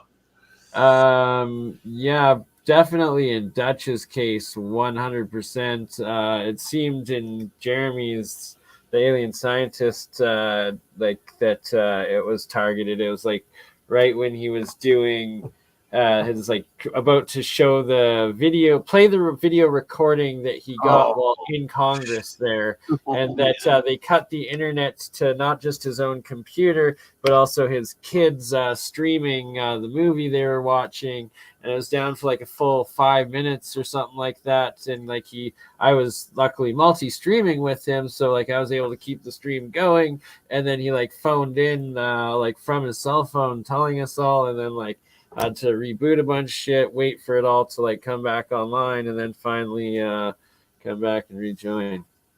Yeah, definitely I've keep seen copies of crazier stuff everything than that offline. happen, man. Way crazier stuff. G's internet cable was actually cut inside the box up at the pole at one point. Oh, Not completely cut, shit. but it was apparently damaged in such a way that the technician said he had never seen anything like it. Had to replace the entire cable run to restore internet back to the place. And there was even a time when we had we were getting into some really good details and talking a serious conversation, and just about to get into the meat and potatoes, and the entire power for his house went out. Just his house. Wasn't tripped in the basement. That's weird. Oh, extremely. Usually it would be extremely. coax too. And then mysteriously it comes back on. Nothing apparently wrong. Neighbors' lights are still on. Yeah, we've had some weird stuff happen. Right? And it's like it happens so many times, it's not a coincidence. The numbers, mathematics don't lie. And sorry, I'm just gonna guess the Q24 Peppy plasma using hot glue are the same. We're gonna have to go through that one more time and try building that, or at least the Q6 or Q8, the first smaller model. And that was something like while I was participating, doing weekly like 5-hour Zoom streams every week for like years with the Keshi Foundation, like plasma reactor groups and their knowledge seeker workshops, and like this Popeye guy, I got to know him a bit, and then he like designed this his own like reactor using the principles, and then like it went all exponential, and then it's like him and his like core group of like buddies that all went into it. It's like it was weird. They like connected to some sort of like higher like AI consciousness almost or something. This plasmatic consciousness they called it, and then like they just started like accelerating the evolution of their own like development, and then apparently were behind the moon, and then just have never been seen on the internet since. So either they invented like a little box of free energy that destroyed the system, and well, they tossed their bodies behind the moon, or they did actually create something that they're able to travel past the moon. I don't know. But the story ends like you got to reinvestigate and try to make some of these Q4 boxes.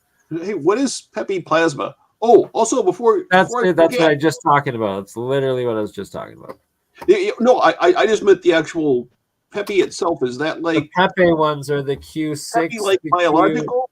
No, Like- no. It is the guy's name who designed this Q6, Q12, or Q18, Q24 Megrav coil reactors was named Peppy. That's why it's the Peppy okay, Q24. Oh, hey, when you said you got sick making the lead colloid, Yeah, is you're there saying you anything could to make small some of that amounts of Earthling? it got airborne? Absolutely, because it was also making the hydrogen bubbling up and a little bit of Oh, wow. oxygen bubbling up. But it's that I had turned it off. I only ran it for about an hour, and like then I unplugged it, and then I left, and then like I came back, and it's like I swear to God, the force of it hit me before I opened the door of the garage. And like it's, but yes, I believe that there was definitely nano parts of it that like went up into the air from like the electrolysis, the hydrogen, oxygen coming off the reactor, and that would have spread it even more so. But just the tiniest amounts of lead in this monoatomic state will get you dead. It's Good thing you recovered without it, like, or ended up just like a half brain dead person. I'd imagine that's lead'll eat your neurons. all right. It's still not quite half. Okay, There I'm we go. confused. Oh, there I'm we trying to do like a monitor share. How do I do that? Well, you were actually doing it Okay. kind of sort of correct before, and then apparently when you tried to start it up, it crashed your system and you got kicked again. All right, so I'm gonna start with this Matrix. just as an example. Can you make that full screen? I can make it pretty full screen. Like I said, just like doing this on the spot.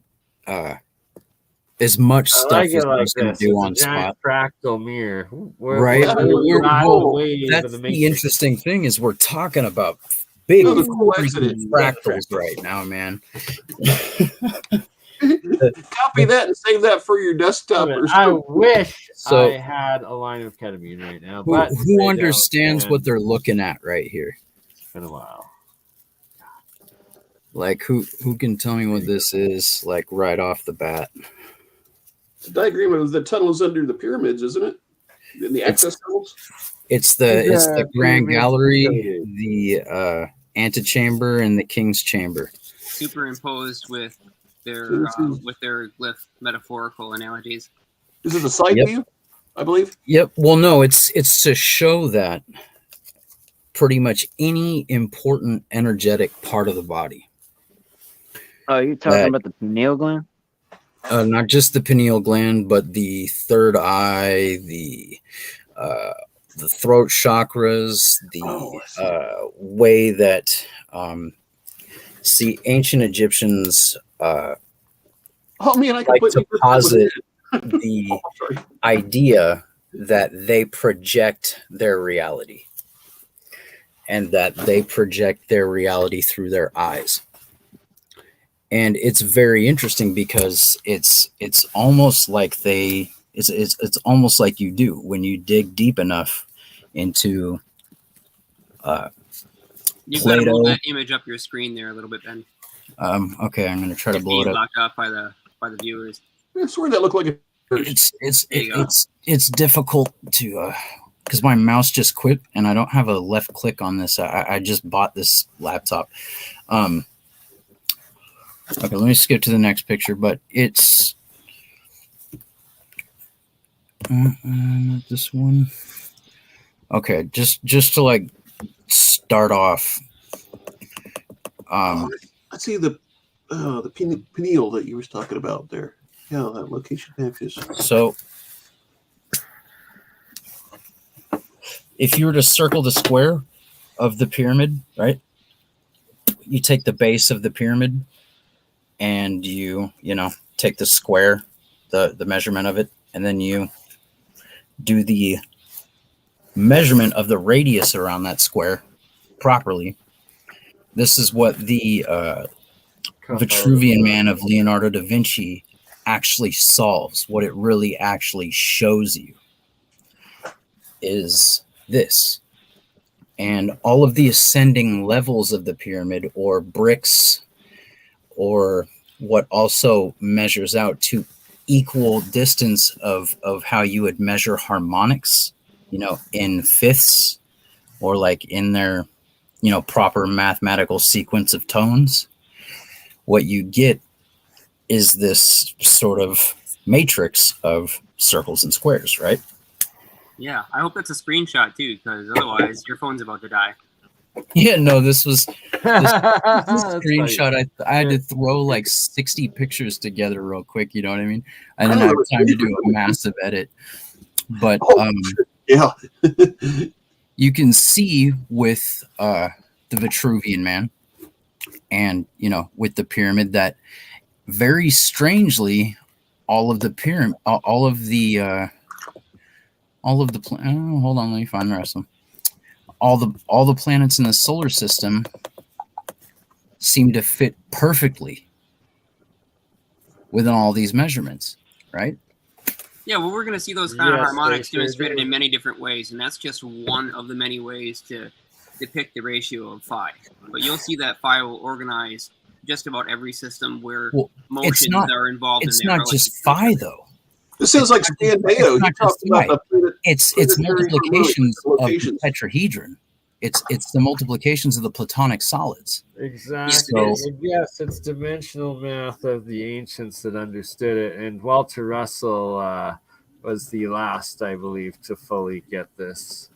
I've said it before, and I'll say it again. What we're looking at here are different layers of the manifestation of the substructure which makes up this universe. This is what is you're absolutely correct. 100%. That was a great way of summarizing it. You're 100%, but it's also a fractal of the body. You know what I mean? It's a fractal. No, it's not a fractal of the body. The body is a fractal. Well, I won't.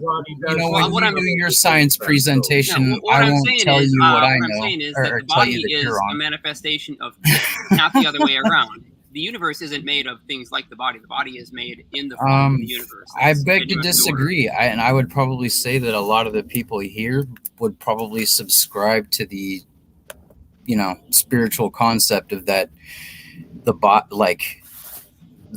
body of man, the mind of man, is the generative mode of the universe. It's interactive, but it wasn't the source. All right. Well, just let me do this, and you can throw comments at it after. Hold on. Exactly. Easy, Gemma. Easy. Let the dogma be until the end. It's all right. I'm gonna help Jeremiah make a philosopher's stone, and by the end, he will truly understand. Or I will fail at making the philosopher's stone. Hopefully, all of us. Let's get us some philosopher's stones here. And speaking of which, I'm gonna hook up some gold on camera while you're doing this. I'm sorry, my pictures are like not going in sequence. It's like going all old. Son of a bee. Although trippy mouse effects. Kind of looks like your laptop is in an altered state right now or something. Yeah, hold on. I just let me. Dude, my laptop is tripping balls. At least you got everything there instead of downloaded, so we're safe. Yeah, see, it should be in date modified, but you know what I mean. So I downloaded all of these, and it's not going in sequence. Fucking crazy computer. Okay. So hold on. Let me try to remember where I was at.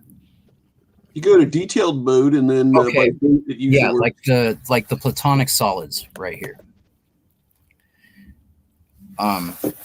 Well, I mean, and you can't say it isn't the measurement of man, because the Vitruvian Man actually freaking proves that it is. But you know, I'm sure we all know about this right here, like the tetrahedron, the octahedron, the cube, and the icosahedron, all of them together, which are the, you know, 4 base elements, or the 4 quadrant dimension that we live in, which is, you know, energy, harmonics, geometry, and then density. But the pyramid itself is a 6-sided object, and it doesn't get its capstone and become a 7. Doesn't become the 7 or whatever until it's perfected, till it has that extra piece on it. But going 1 times 2 times 3 times 4 times 5 times 6, you get 720, and you double that and you get 1440, which is how many minutes are in a day. 2160 is the diameter of the moon. I don't know if you know about the Vitruvian Man or circling the square of the pyramid, but when you do Quite those familiar with the measurements, ratios of the size of the Earth, the orbit around the Earth and its cycle, and the epoch. So yeah, everything relates. They knew the size of the Earth. They knew Right. the distance to the moon. They knew the relationship of it to the sun. They knew the order of the planets. They understood things that actually interpret down to the subatomic scale as well. And it's actually all encoded in the 8-face geometry of the pyramid's faces. yep, that's what I'm trying to basically, you know, give a short thing of why the pyramid, you know, shows all of these, it has all of these in systems encoded in it, and why like a fractal of the human body, both physically and energetically, are in the pyramid, How they as knew. well as this system of the solar system, which, you know, in the tree of Kabbalah, which is a map of the body in the body's energetic systems, that all of these systems, including like time, distance between the planets, the even the way that light interacts with our planet and with ourselves, like all of these things are just like encoded into the pyramid. And I mean, there's just mass of it in there. And also part of this is alchemy, that when you're making the Philosopher's Stone, there's 7 cycles that it goes in.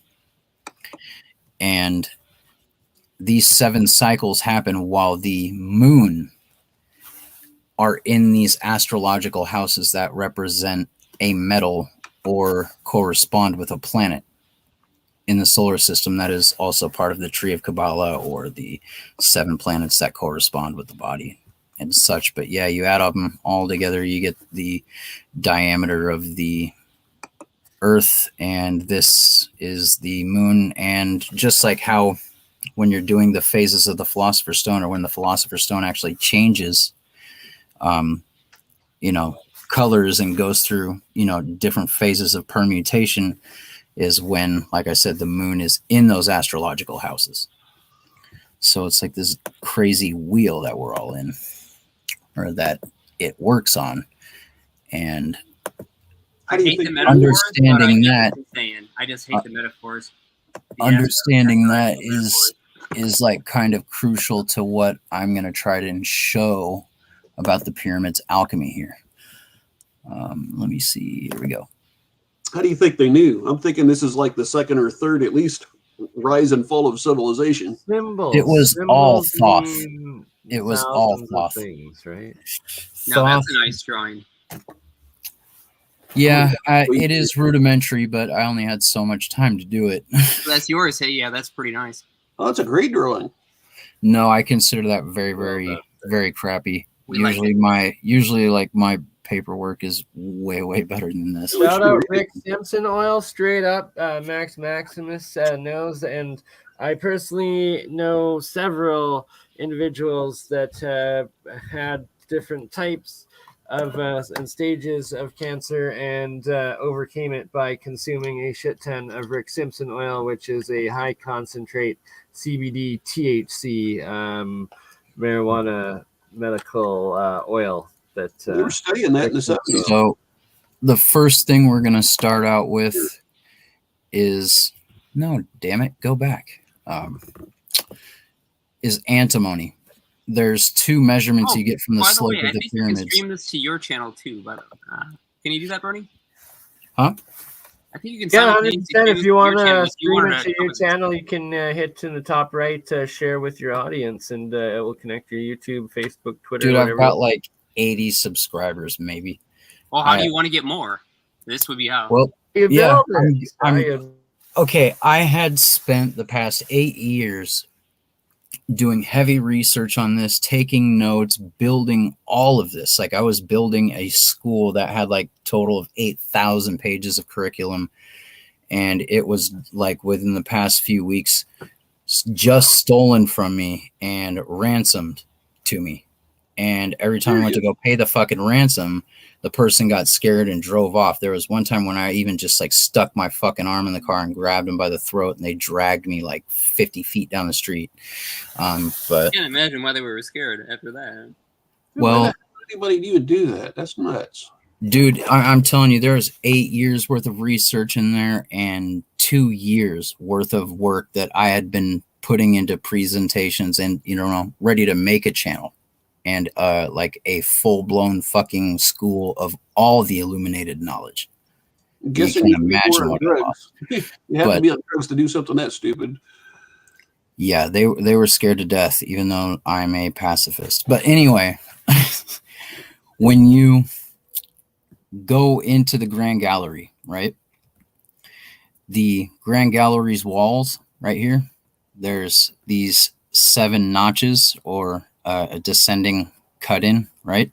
Just like a Bragg reflector. And then there's this section here, which What are you? I don't see you pointing at anything. What are you? Oh, you can't see I my. can see your mouse. Yeah, Anthony, okay. look at the right side of his page, upper right side of his page. Yeah, you see the little hand right here. You don't see it? Okay. No. That's weird. I see it. On I see the pyramid, the whole drawing, but okay, look to the left, just Can left of anyone the else see pyramid. his little hand-shaped mount? Oh, now I see the hand in the center. Okay, yeah, the hand right there. Yeah, I this saw it right the whole here time. represents the lunar cycle or the lunar light cycle. This here represents the solar cycle, the 7 days of the week. And this is the lunar cycle. There's these notches on the Grand Gallery on either side of the wall, right? And there's 28 of them, and that represents the lunar month. And down here, the foundation of the cycles, right? There are 4 massive pieces of rock that fit together here. There's one here, one on the bottom, and one here. So those represents the 4 seasons, right? It also represents the 4 sides of the tree of Kabbalah, right? So you've got the 4 seasons, the 4 sides of the tree of Kabbalah.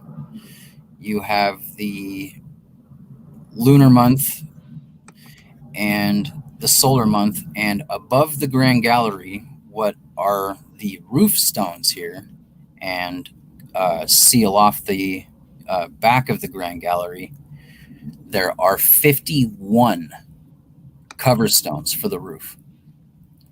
And this represents antimony. This up here represents the last one, which is 52. Are you talking about the roof of the steps? Yeah.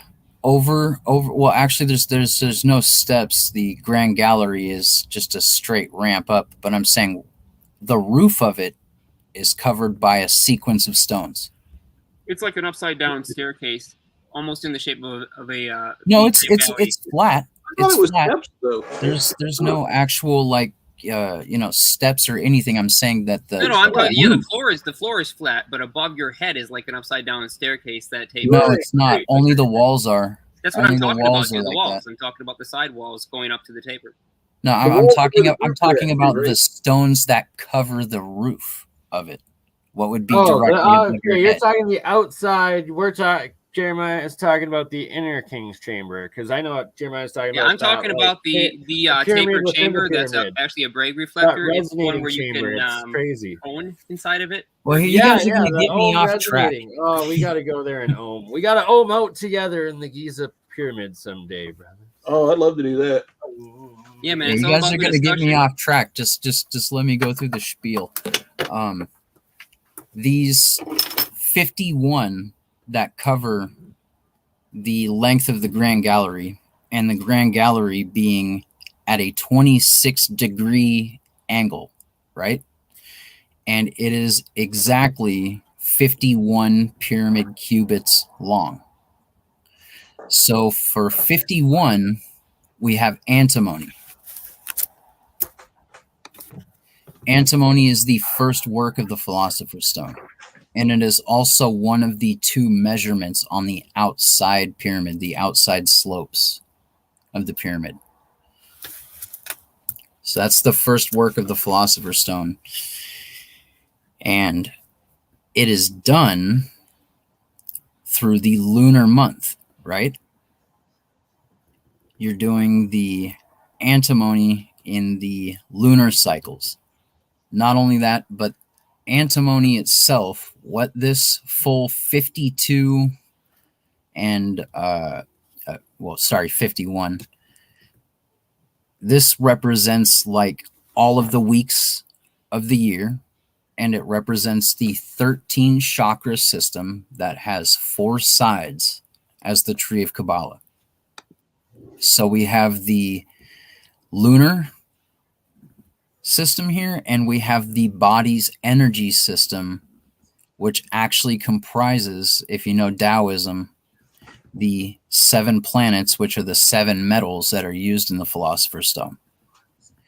And antimony is the only metal that actually has the level 10 on the tree of Kabbalah. It's the only metal that can actually take on the characteristics of all of the planets in the solar system. So it can actually take on the characteristics, or the as for the chemistry part of it, it can be all the different 7 metals. So, but what antimony is tuned toward in the alchemical work is Mars.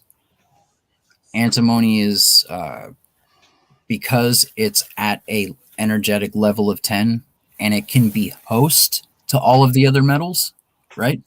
It can have energy transference between them. But it can be any of the 7 planets. So what this 51 cubits at a 26-degree angle is trying to show you here is because you want antimony to be in the Mars characteristic.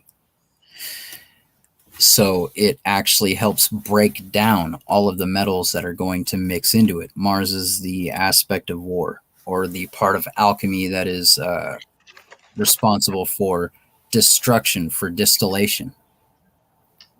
And destruction is exactly what we would want to happen inside that chamber, especially if they were using a hydroxy reaction and using combustion to resonate that chamber at incredibly high acoustic levels. You could hear that thing sing from miles around, I imagine. It would have been quite the sound to behold. And it would have also, vibrated all of its piezoelectric stone and initiated a significant oscillation voltage, which would have acted just like Tesla's tower. A lot of it's quartz, isn't it? So piezoelectric? Quite, yes, absolutely. Yeah, there's a lot of quartz, sandstone, and man, ever since I had that gadolinium shot, I can't pull up names of things. Granite, sandstone, and quartz. Yeah. So yeah, basically, the 26 degrees and the 51 cubits is showing you antimony, and that antimony will be the host of all of these planetary bodies, which is the alchemical work of the stone and the meditation work of achieving the inner stone. So the whole path of the Grand Gallery represents the whole work of doing the inner distillation and the outer distillation. And so every one of these would be a week, and every one of them would be a chakra of the 4 sides of the Kabbalah tree. So each week would be a chakra work and a process within the stone. And becoming what's like other funny, planets, what do you mean? huh? You said it would become like other planets, take on its attributes. Yes. What do you mean by that? Antimony, the first work of the Philosopher's Stone, is a 2-day window where you can get antimony to take on a crystalline state. So if we were to look at the tree of Kabbalah here, I'll pull one up.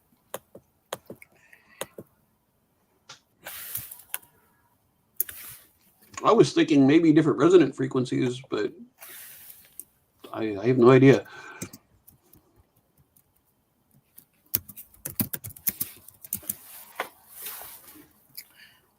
So the tree of Kabbalah has levels, right? Energy levels or density levels. Yeah, you could think of it as a scale or a fractal hierarchy. Yeah. Right. That would also be different resonant frequencies then for each energy level. And 10 down here is what you would consider the most dense, or for some reason can have all the combinations of all of these things in it, leading all the way down to it. Because this tree of Kabbalah is actually 3D, and it has 4 sides like a dreidel. That's what a dreidel really represents, by the way. Now that makes perfect sense. Yep. So this in the middle would actually not be like an X, you know what I mean, horizontal. It'd be a flat X. Oh, I see. Okay. Yeah. I see what you mean by the dreidel thing. Yep. So antimony can take on the characteristics of this, of this, of this, of this, of this. It can take the characteristics of all of them. Because And they're it all can, basically harmonically related to each other, is what you're saying. no, like you can't get you know, a tin. I get exactly what To- you're saying, Ben, and it's essentially that antimony is like represents the pink crystalline state of the material. No, I'm saying antimony can transmute Yeah, its state to any of these, Yeah, and it that's what can I'm saying. also hold the mixture of all of them in it. Oh, So this okay. is the very first step of making the Philosopher's Stone. You crystallize your it's like antimony. the clay that you shape everything out of, essentially. It's the host of what I is get what you're going to saying, be all of these different things.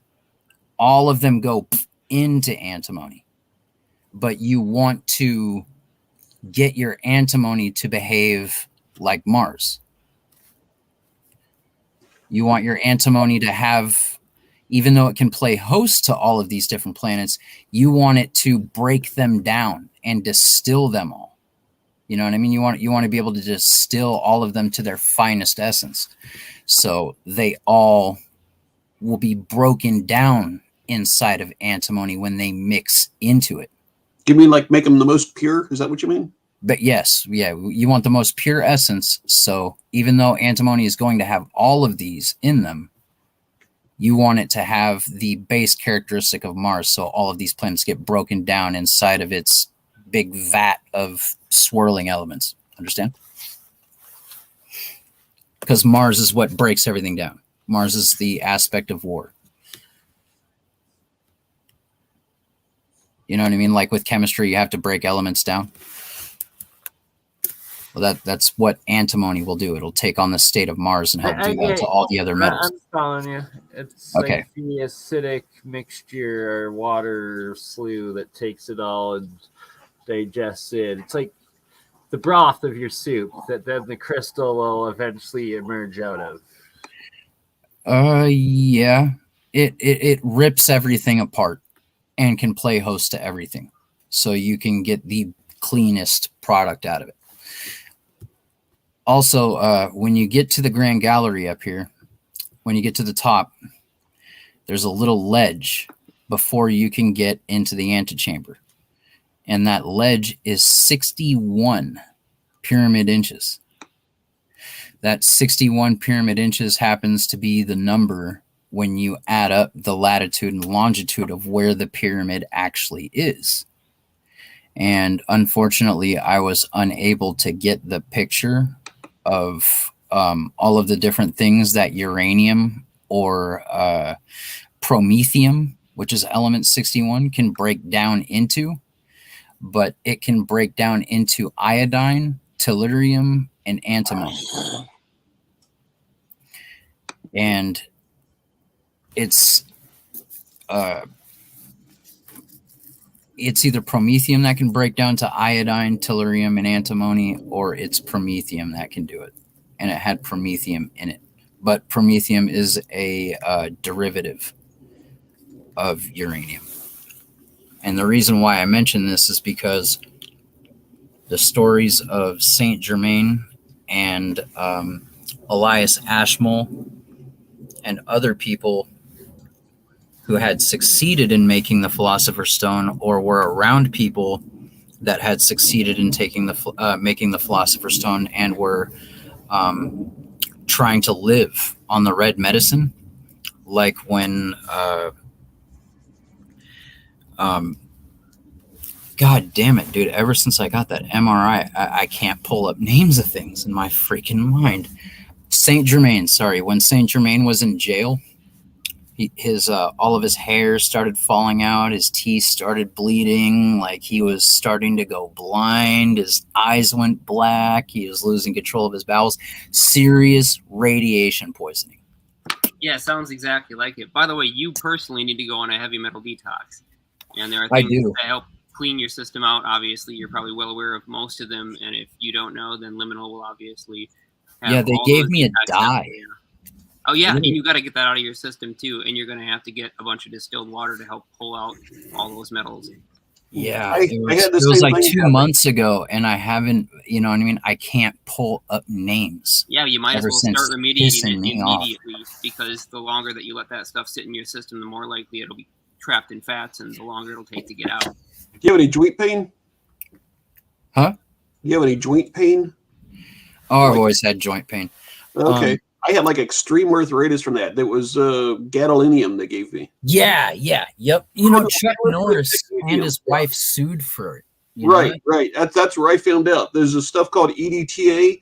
You Yeah. can find it off of. I'll find the thing for you in a second off eBay and leave the link for you, because that was the only thing that saved me from like just extreme arthritis pain. I couldn't even move my hands, and Yeah, like dude, spreading that all would over my be body. fucking awesome, dude. Thank you. Okay, before I lose my traction. So the whole act of going through this metaphorical journey, right?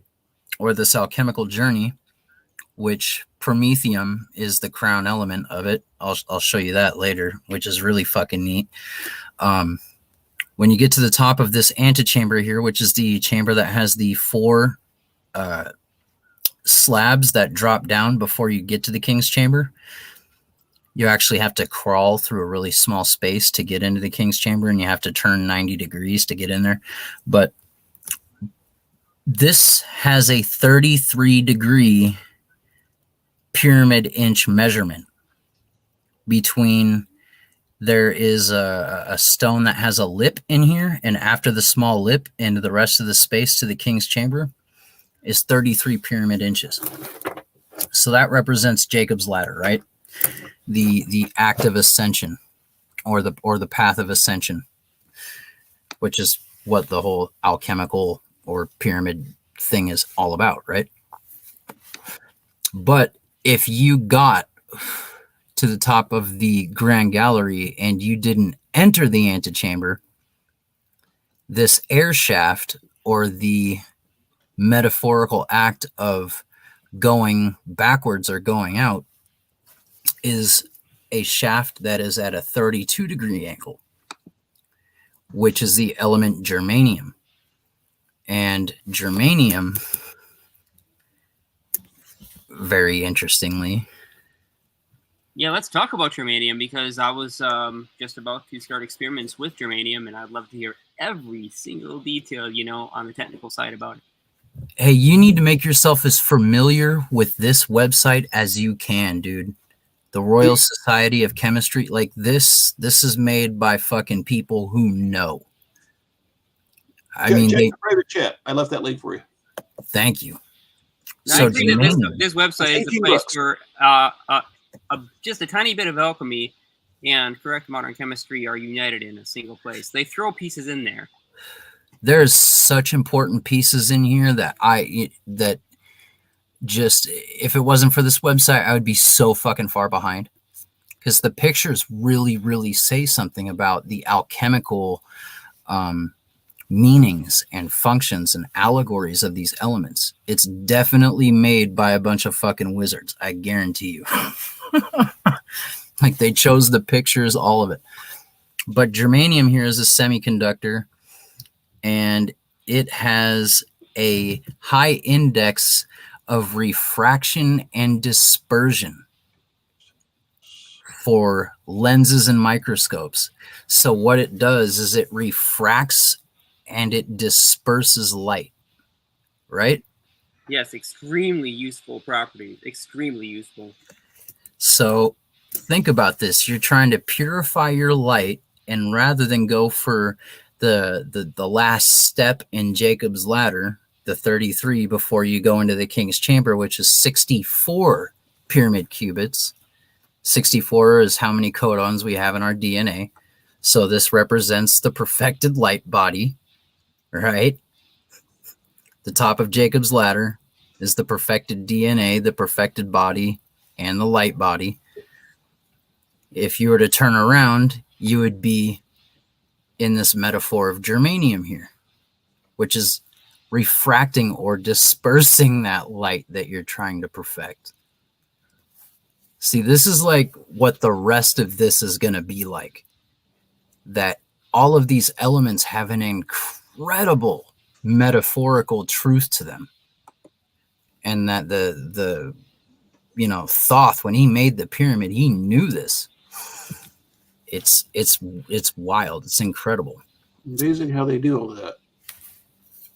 It truly is. And there's a few other measurements inside of this antechamber. The light speed in it and the phi ratio. I can't remember where that is, but I remember somebody else showing me that. Oh yeah, if you want to know about really interesting elements that have to do with light, check out that, and it's extremely accurate. It's like more than we had until like the 60s. It's like, so they definitely had to be at least our level or higher. It's probably one of the best periodic tables as far as references go.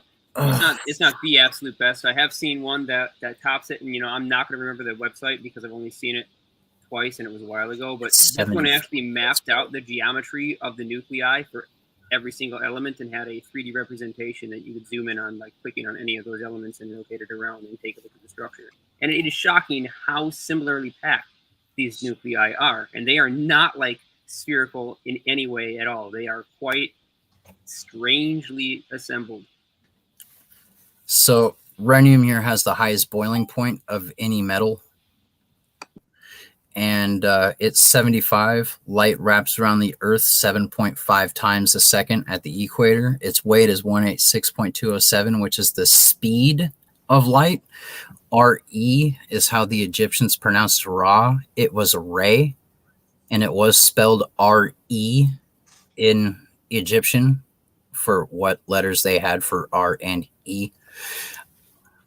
So now we have the sun god, and then rhenium, you break it down in the cipher that I use to decode the pyramid, and it gives you 28. There's your lunar light cycle. Not only that, but Lucifer, the angel of light, is 28 in that cipher. What's really interesting about the cipher, the Chaldean cipher, is if you're going to be using a cipher to break, learn things about hidden things about alchemy, you're going to be wanting to use the cipher of primes and the Chaldean cipher. Actually, the words "the Philosopher's Stone" is 777 in the cipher of primes. Can you believe that? But yeah, and then also when you break down rhenium and you get the numbers and you start looking at where those numbers are after the decimal point in pi and phi, so pi and the golden ratio, what they land on is the number that the speed of light is in kilometers per hour and miles per hour. It's pretty freaking amazing. Like, this whole element is like what represents light in our weird freaking matrix. But right here, rhodium is what we're going to talk about next. This is the rose for the Dat Rosa Mel Apibus, which means Oh, it really does. the rose brings the honey for the bees, right? It's a Rosicrucian symbol. And the act of illumination is the unfolding of the rose. And what the rose brings the honey for the bees means is, after you do like this month-long meditation to basically achieve your Christ mind, and you supercharge these particles that you actually cycle through your body a number of times, and then you physically will them back up into the space between your pineal and your pituitary gland. They get electrically and magnetically charged, and you get this golden aura, which is what like all the saints painted in like Christian fine art, with all those golden discs behind their heads and shit like that. Like, that's what this golden aura actually means. It's the So unfolding. that's not supposed to be a halo? Sometimes it's very rarely ever a halo. It's actually a golden disc, flat behind their heads. You know what I mean? Vertical, not a horizontal halo. It's to symbolize that they were touched by the golden aura.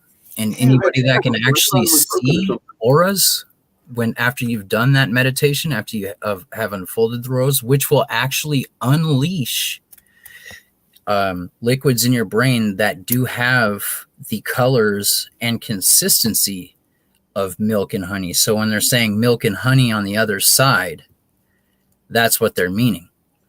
And it's the other side is actually when you go out of the air shaft, out of the king's chamber at that 45-degree angle, which represents the rose. So this is the ascension. This is the other side. With those colors, could it be possible that they ate those things to increase it in their brain? No, the milk and honey thing, it's a reaction from the brain when you start being able to see all the color spectrums. Right. When you're able to see electromagnetic energy, I was just thinking, if you already had those chemicals, eating them might, do the same effect. Right. Yeah, they were never metaphorically talked about as actual milk and honey. I didn't mean real milk and honey. I meant chemicals that resembled it, like you said. Yeah, but, it just has the it's like we never sells testosterone, when we're low on testosterone. So, or serotonin or whatever. I might mention something here from a personal experience, and I'm not going to get into the experience and waste too much time to get them off track. But when you shut off all your other senses, when they basically become either disconnected or just completely overridden by what's going on inside your mind, you realize the human brain has this incredible ability to very quickly refocus all of its processing efforts on just one independent thing. And that could be none of the five senses. It could be subtle little fluctuations within the neurological tissues in the brain. And you can detect all kinds of stuff you would never think of. You can hear somebody talking at, a basic volume outside 500 feet away. You can hear like a dog, honestly, if you had just shut off all the other senses and gotten rid of it. And you'll find this quite often in people who are injured and lose one of their senses and develop the others to a highly strong degree, or people born without, say, sight are going to be able to hear far better and have an incredible sense of touch. And the same way, vice versa, for all these other things. So you can become aware of tiny, subtle energies and fields, fluctuations in your environment that would otherwise be considered basically imperceptible to almost everybody else. And this process gets you to, without losing your senses or becoming injured, access that ability of the brain. What about meditation? Can you get the same effect from meditation? Yes, you can. This the milk and honey meditation, I can teach you the whole thing.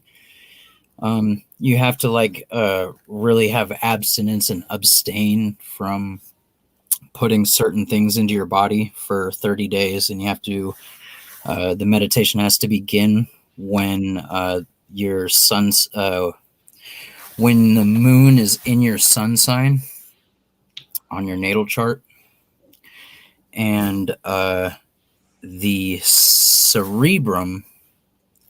I don't know if you've ever seen paintings of like Christ on the cross where he has that like bunched up cloth hanging off the side of his waist. You know what I mean? From his tunic. But that represents the cerebrum, and the shape of what Horus actually represents in the brain. It's about the back of your head, right? You'll see pictures of it in here. But the cerebrum will release a certain amount of particles, and it'll travel across the mons. We've been streaming for 420. Go on. It'll travel across the mons or whatever, which is like the tissue that connects the cerebrum, or is it the cerebellum? I think it's cerebrum. Whatever. Same thing. Don't feel bad now. Yeah, it's the one in the back of the head. What are those two different things, or just mispronouncing it? I may be mispronouncing it. Let me see if I can. They were the same thing. I just wasn't saying it right, but maybe they are different. The cerebrum is the back of the head. And it's like a spongy looking thing. Right. Let me see if I can find it. Right here.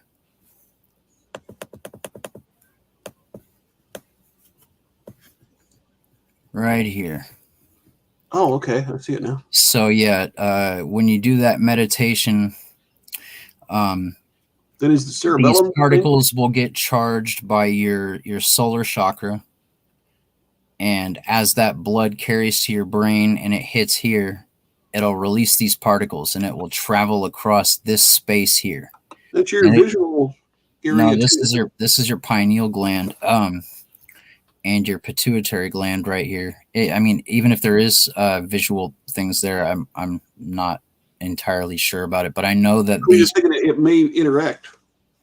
It might. All I know is that those particles actually transcend through this layer of brain tissue, and it becomes electrified by your pineal gland, and then magnetized by your pituitary gland. And then it goes down. In the first stage, it will travel through all the branches of your nerve, all of your nerve endings. You know what I mean? The whole tree looking, roots of a tree looking pattern of all of your nerve endings. And then after it goes all the way down, you cycle them back up. They come back here again, go down, and you have to do it 3 times, and each time they'll settle in a different part of the body. And the last part is where it settles in the heart chakra, and you have 2 heart chakras. You have to merge them together and then will them back up into this area right here, this cave, or what they call the Cave of Wonders, or Cave of Initiation, or Cave of Initiations. So the empty space between your pineal and pituitary gland, and that's where you get real illumination. When you hear about people called breathians that don't eat food anymore and basically live off of fucking breathing exercises, that's the meditation that they're doing every single month. I looked up a different diagram, and it says the cerebrum and cerebellums are two. The cerebrum is like the whole top part, and the cerebellum is just like this part in the back underneath of your skull. Yeah, then it's cerebellum. Yeah. But yeah, the unfolding of the rose happens when you can merge both of your heart chakras and then move them into the space of your third eye. Oh, So did you say pons? Was that what it said? PONS? Huh? Oh, I'm sorry, I'm missing The you. Mons or Pons, something Okay. like I that. thought you said Mons. Yeah, I see a Pons that's like a little bit in front of it. Yeah, see what happens when you do that Trying to is understand what you're saying this here. heart chakra is no longer in this box, and this tree is no longer the tree of descent, and this chakra gets moved up here. Right. And when I'm that sorry, I happens, didn't you mean to get throw an you off. actual crystal lattice. You get this. You get an actual crystal lattice structure. All you do is remove this here. No more Malkut. Just cover that Malkut up, and you have an actual crystal lattice structure. What's Malkuta? Malkut is earth. It is the densest part. It is the heaviest part of the tree. But yeah, that's what the unfolding of the rose is, and what those meditations will do for your, your. That is way more complicated than it looks. Oh, it's very complicated. It's not illumination because it's easy. Yeah. It is complicated, but I still hate the metaphors that are used in alchemy to everything in language. alchemy is metaphor, and it's very important. I would be devastatedly lost if it wasn't for fucking these amazing metaphors that link everything together. Also, the sarcophagus in the king's chamber is 23.4 degrees, which is the precession of the equinox, and is also a box that actually fits in the diameter of the Earth. Let's see, we'll find one real quick. You know, I seen something that showed a lot of pyramids all over the Earth, and I mean, this may be a complete ridiculous theory, but I was wondering if maybe they were set up to be like a system. They are. I can tell you two things that they do. When Ra originally built the first pyramid system, it did the same thing that Tesla's Wardenclyffe Tower could have done, which is send up a pulse, which will like basically spread out 180 degrees. You know what I mean? Opposite Right. of where it is in the atmosphere, collect all the energy and then pulse back. And then I think he like reverses the polarity, and then as that wave travels back to where it was, like a drop rippling out and then coming back. You know what I mean? And then collect all that. All over, and plus, I mean, there's all these mounds around that turn out to, if you pull off all the dirt, they're pyramids underneath. And I don't know why they've been hidden, but they're definitely there. Yeah, no, they're all over the place. They're energy collectors. They're like an integral part of like the projection of our space-time and like Makes what you wonder if we they're are. not much, They're much amazing. older than what we think. You Yeah, know, they're way more than what we 30,000 years think. old instead of just 10 or 15.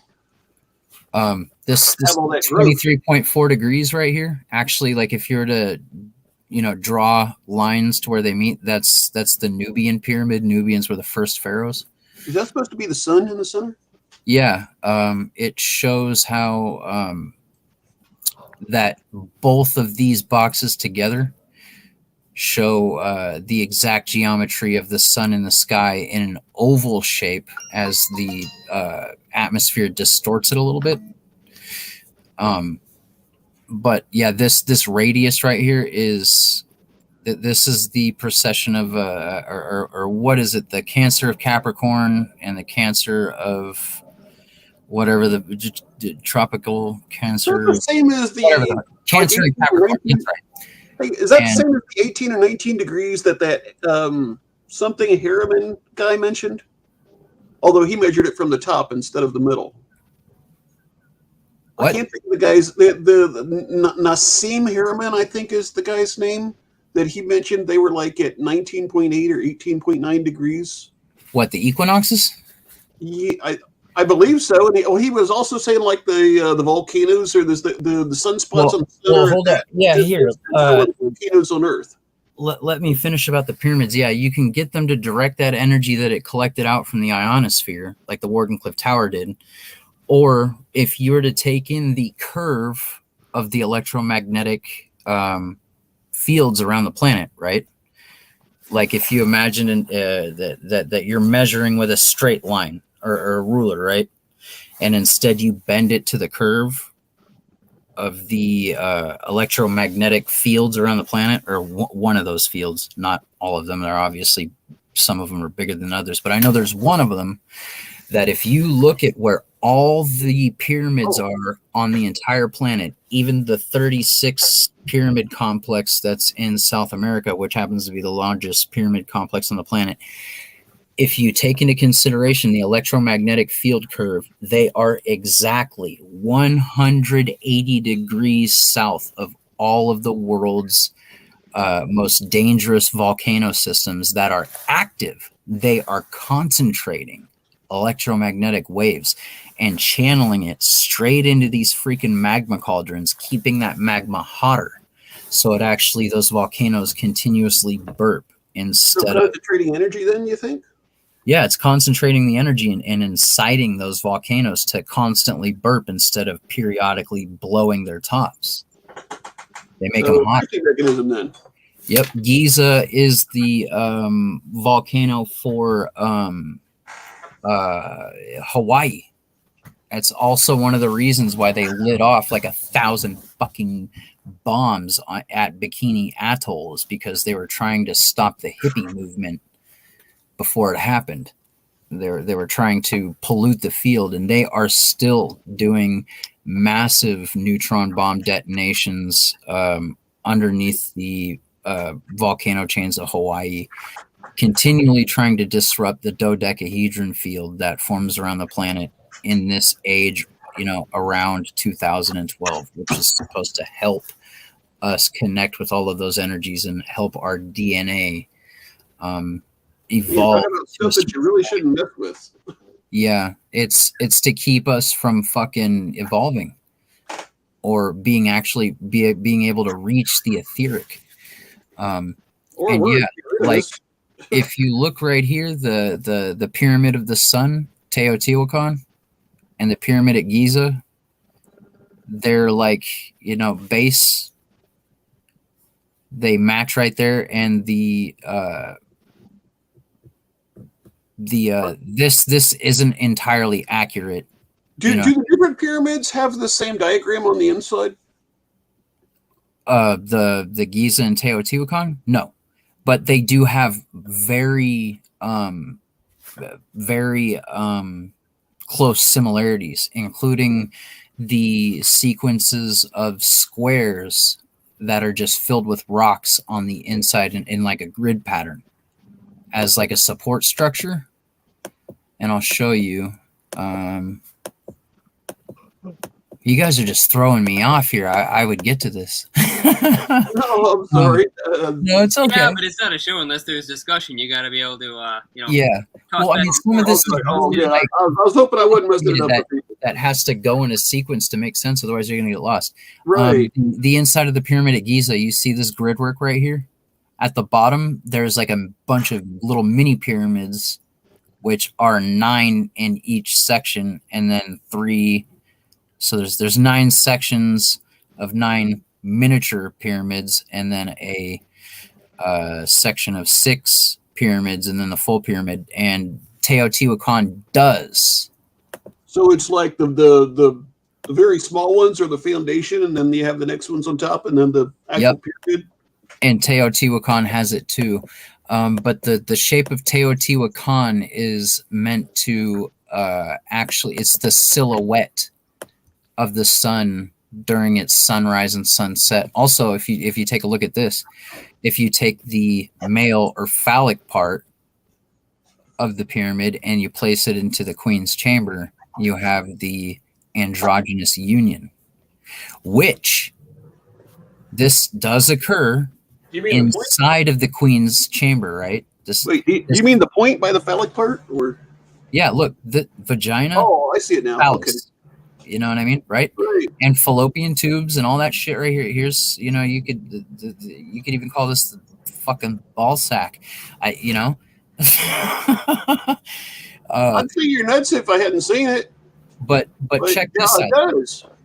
These two shafts are at 44 degrees, right? And keep in mind that this structure is fitting inside of the Queen's chamber. We need to remember that allegory, because Same for the where the Pope lives, the Vatican. yep. And there's another thing about the pyramid that has like a thing, the cover stones being 201 or something like that, and the Pope only stays in room 201. Hold on, let me find the. Okay, yeah, right here. Before I lose this thought, this Y shape right here for the King's Chamber at 44 and 44, yttrium, which is only a Y on the periodic table, is 88.200, and radium, we have to go to the periodic table for this. Is that the mass? 88 element Is that the mass of the rubidium? Or of yttrium, yeah, it's 80. Okay. 80 weighs 88. Yep. And then, but if we go to element 88 here, which is radium, which is the last of the noble gases. The noble gas chain, which I will get to, is a representation of the ascension process during and after the white swan, which is the most important part of the Philosopher's Stone. Like you this is where you get to the stage 4, and this is where people failed for thousands of years because they didn't know how to get the gases to undergo transmutation or change, or add up to new become the next level of gas or whatever the fuck. But radium is the last one, and radium does not happen in the Philosopher's Stone. Radium is extra dimensional, if you want to look at it as a spiritual connotation, right? But it represents the marriage of male and female. So this is like angelic level. It's radioactive. It's where's fucking, yeah, it's up near uranium and stuff like that. It's getting very close to being radioactive, and you can see, being number 88, all of these down here are radioactive elements, right? And they start at 58. So 90, being close to thorium. This is when the soul actually goes beyond the 6-dimensional state. And to do that, you need to be equal parts male and female. So remember that, 88. And the picture of being male and female inside of the King's Chamber. And this allegory shows you 44 and 44 for the Queen's Chamber. So it's showing you that, you know what I mean, the marriage of male and female, because remember the entire pyramid fits in there. That's that allegory. That's what that stands for. Isn't that fucking crazy? It'll make more sense when I show you the chain of how the noble gases actually change in the Philosopher's Stone to give you the most incredible allegory of the entire thing. Like, it actually almost made me weep when I first learned about it, because it is so fucking, honestly, it's just beautiful. Hold on, let's take like a 2-minute break. I have to go run and get my computer charger cord. I'm at 6. I'll take a bathroom break. Yep, bathroom break. For all those epic ones out there who have stuck around for this suddenly very long 4 hour and 38 minutes so far stream. Yeah, hey, but this is worth I'm it. always present. Don't you worry. This is the knowledge of the Illuminati that you don't get told. You know what I mean? Is this good Illuminati, bad Illuminati? I don't know if I want to be Illuminati confirmed. Illumitami, if Illumitami is Illuminati, no thank you, grinder, meth addict, Tommy check it out. Illumi. But The this is Rosicrucian. Ben, and Ben You don't seem evil. Did you get $1 million deposited into your bank accounts? Is that Illuminati confirmed? No, I was rich before, but no, listen. The Rosicrucians are the only ones with an actual Illuminati degree. I believe that, and I also And- believe that the Rosicrucians are the most advanced, like in their understanding and retaining of the lost ancient mystic secrets and technologies, as well as like out of if there was one thing out of the million lies that Million David, lies. who wills the Cox, has told, the one that has resonated with me that might be a truth was he claimed that he experienced some Rosicrucians that were elongated in skull length, and that they were part of the hiding of that second long-skulled race or something. I don't know. Yeah, they're living in the private city in the Vatican with those mitre hats on. That's Right? that's the makes Dragon sense. Court bloodline, the Grail Kings. But Tiny hats. the check it out though. All right. Well, you Even- heard it here first. Ben, FRC, Illuminati confirmed, elongated skull folk living in the Vatican. Long suspected, now confirmed. Are reptilians different or are they the same? Well, what do we got going on? Are what? Like, I thought it was reptilians or is it grays, but no, it's elongated skulls that are in the Vatican, and that's why the Pope's Well, hat there is were 2 times too reptilians large. here. This But they're not planet the used to same. They're not be the both a resort for hunting and also basically like a gene bank for experimentations. And the Draco or the reptilians were the ones that actually destroyed Tiamat while the fallen angels were living there as the Anunnaki. And they'd been gone since then until the Nazis brought them back.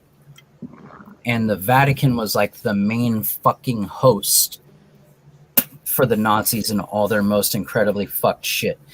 But Maria Orsic is the one to blame. You want to know who's to blame for reptilians? She's the one that In this case, it's Maria put Orsic. the conscious signal out, that telekinetic call for them. Is that what you're saying? Yes, she did. She was the only one who could find them wherever they were.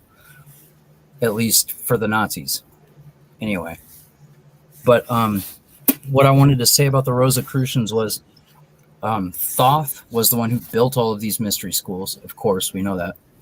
But Thoth was extremely paranoid in all of his teachings about never let my teachings fall into the hands of the Brotherhood of the Black Robe.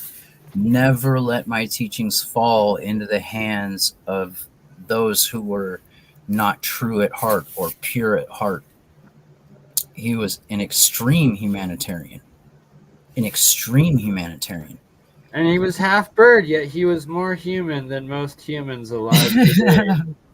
No, believe it or not, he was Lucifer's blood son. All right. Yeah. Now I'm getting sketched out by the Alchemy. That's true. And he did exactly what he So he's did born when he had the Venus? name Enoch. Let me finish, damn it.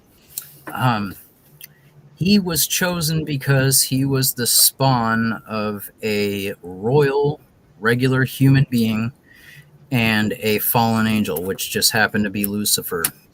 And the gods or the 12 archetype minds chose him out of all people to come up and receive the knowledge of the gods and disseminate it to humanity, which he did. And kept his word, and he never asked for anything in return. And he built the pyramids and gave us language and math and astrology, astronomy. He gave us everything. He gave us our first fucking language. He taught us irrigation. He taught us medicine. That's why the medical symbol, the caduceus, is his staff. Thoth gave us more than anyone. You know what I mean? You want to say, like, best savior ever. He beats Christ 10 out of 10. But when Thoth was still alive in 1992, and he was training a Melchizedek priest, that Melchizedek priest told us that Thoth was still alive in 1992.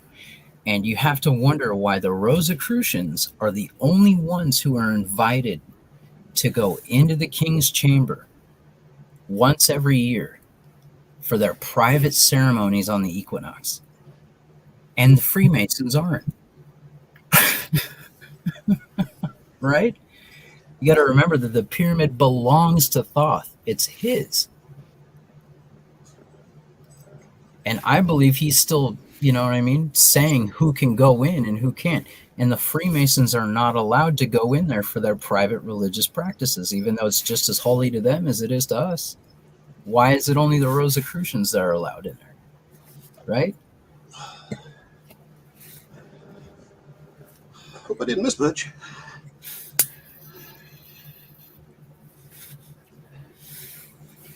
But yeah, the Rosicrucians are not bad Illuminati. Of course, there are bad apples and infiltrators in every order, but out of all orders to have ever existed other than the Essenes and the Melchizedeks, the Cathars and Rosicrucians, that's basically it. Cathars, Rosicrucians, Melchizedek, and the Essenes, and three of those, aside from the Rosicrucians, are basically dust. There are so fucking few of them left. So, who do you think built the pyramids? And do you have a guess of, a close date at all? I know that it was post-Atlantis, pretty much right after Atlantis fell, and it would have been when the Nubians, the people of Nubia, traveled from Nubia to Egypt and began settling there. That's probably your timeline. Hold on, I'll be right back. I gotta go grab my charger. Talk amongst yourselves for a couple minutes. Anybody know, is Nubia like a section of Africa? Yes, it is. Those are the real pharaohs. Okay. No, it was something like, yeah, but I always Yes, hear Nubia is in Ethiopia, black, so. Sudan, and it's above the Euphrates there at the top, going into further south down into Africa, but it's still in the Nubian area. So that's Upper Egypt or Lower Egypt, I believe, right? Like the top of the whatever the river is there. Is that the Euphrates? So we're looking. Roughly the Nubian pyramids. They're the extremely steep ones. And actually, shout out Ancient Historia Luke, who's been on my channel several times. I got another episode coming up with him on Wednesday with Shem Tartarian Truth. But Luke did great research digging into the different maps and the different Greek and documented story travels to Egypt and the Nubian pyramids time, and that it seems that there's now missing grand Nubian pyramids that were exponentially bigger than the main Giza plateau pyramids, and that some of the main quarry sites of modern day Egypt actually correspond and correlate exactly to the old world map positions of these missing giant pyramids, as well as the big dam that they put up at the old waterfalls on the Euphrates there, that there was... Yeah, I was going to say, where are they? But you said they're missing. They're bigger, but nobody can find them. So half of them were taken down and used to rebuild modern day Cairo, stuff like that. And then the other half are below the giant dam that is now Lake Nasser, where old Lake Nasser had two other giant grand pyramids in them that haven't been documented for over 2,000 years now. Hey, is there any truth to the... well, I've heard it's not just a pyramid going up, but it's also a pyramid going down. Is there any truth to that? So it's actually like What, the Great Which Pyramid? one? Like in Alaska or the Giza I don't know ones, which or- ones they were talking about. They were talking about the Great Pyramids on the Giza Plateau. The theory he's referring to is that what we see above the ground is just a part of the pyramid, and underneath it, it was also built down. Hey, Super! Yeah. Not That's hey, obviously not somewhat physically. factual because we see the shaft that runs down all the way. So we know that obviously some structuring underneath it was dug out long before the rest of it was built.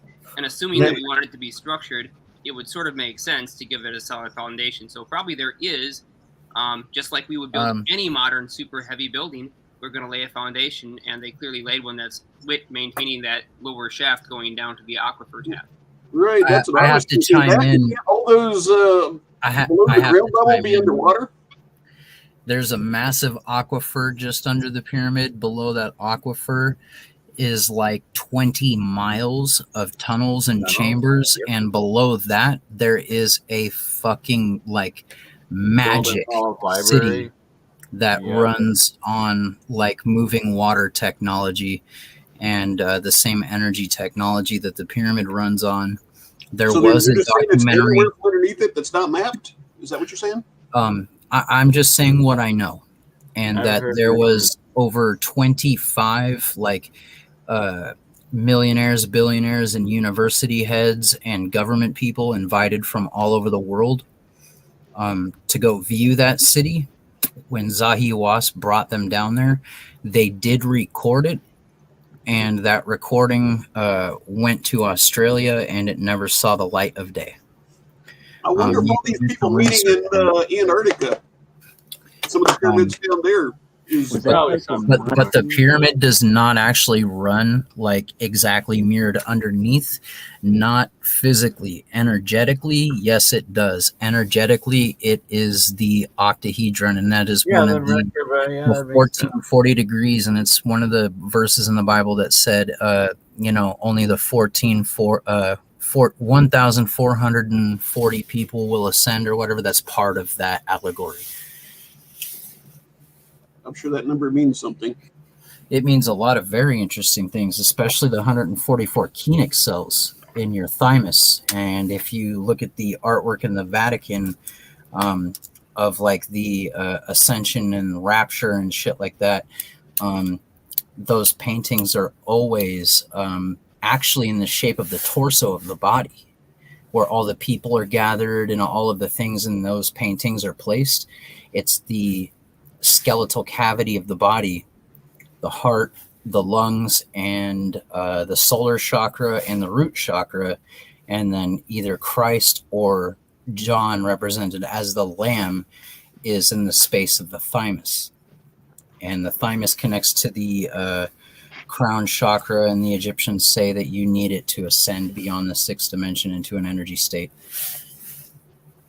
And so the thymus has these 144 cells, and it is related to this 1440 or 144,000 number. Also, New Jerusalem was supposed to be 144,000 furlongs. It has to do with the element of oxygen, which, like, your natal chart doesn't actually imprint on you until you take in a breath of air. Oxygen also has this etheric property to it. It's the medium that information gets carried along. Oh yeah.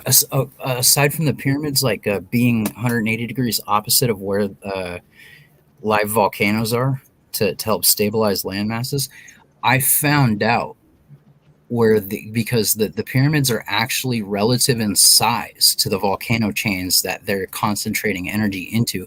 And I've seen that too. I know exactly what you're talking about. I wish I could find that guy's channel again, because he had 3 great presentations that really made you think. Right? He was great. I found out where Yellowstone's pyramid is. Right? Directly across on the other side of the globe. It's not 100% 180 degrees south. Remember, you have to take in the curvature of the Earth. And it's this little 3-island chain, and one of them is called like St. Peter's Island. Let's see if we can find it. real quick.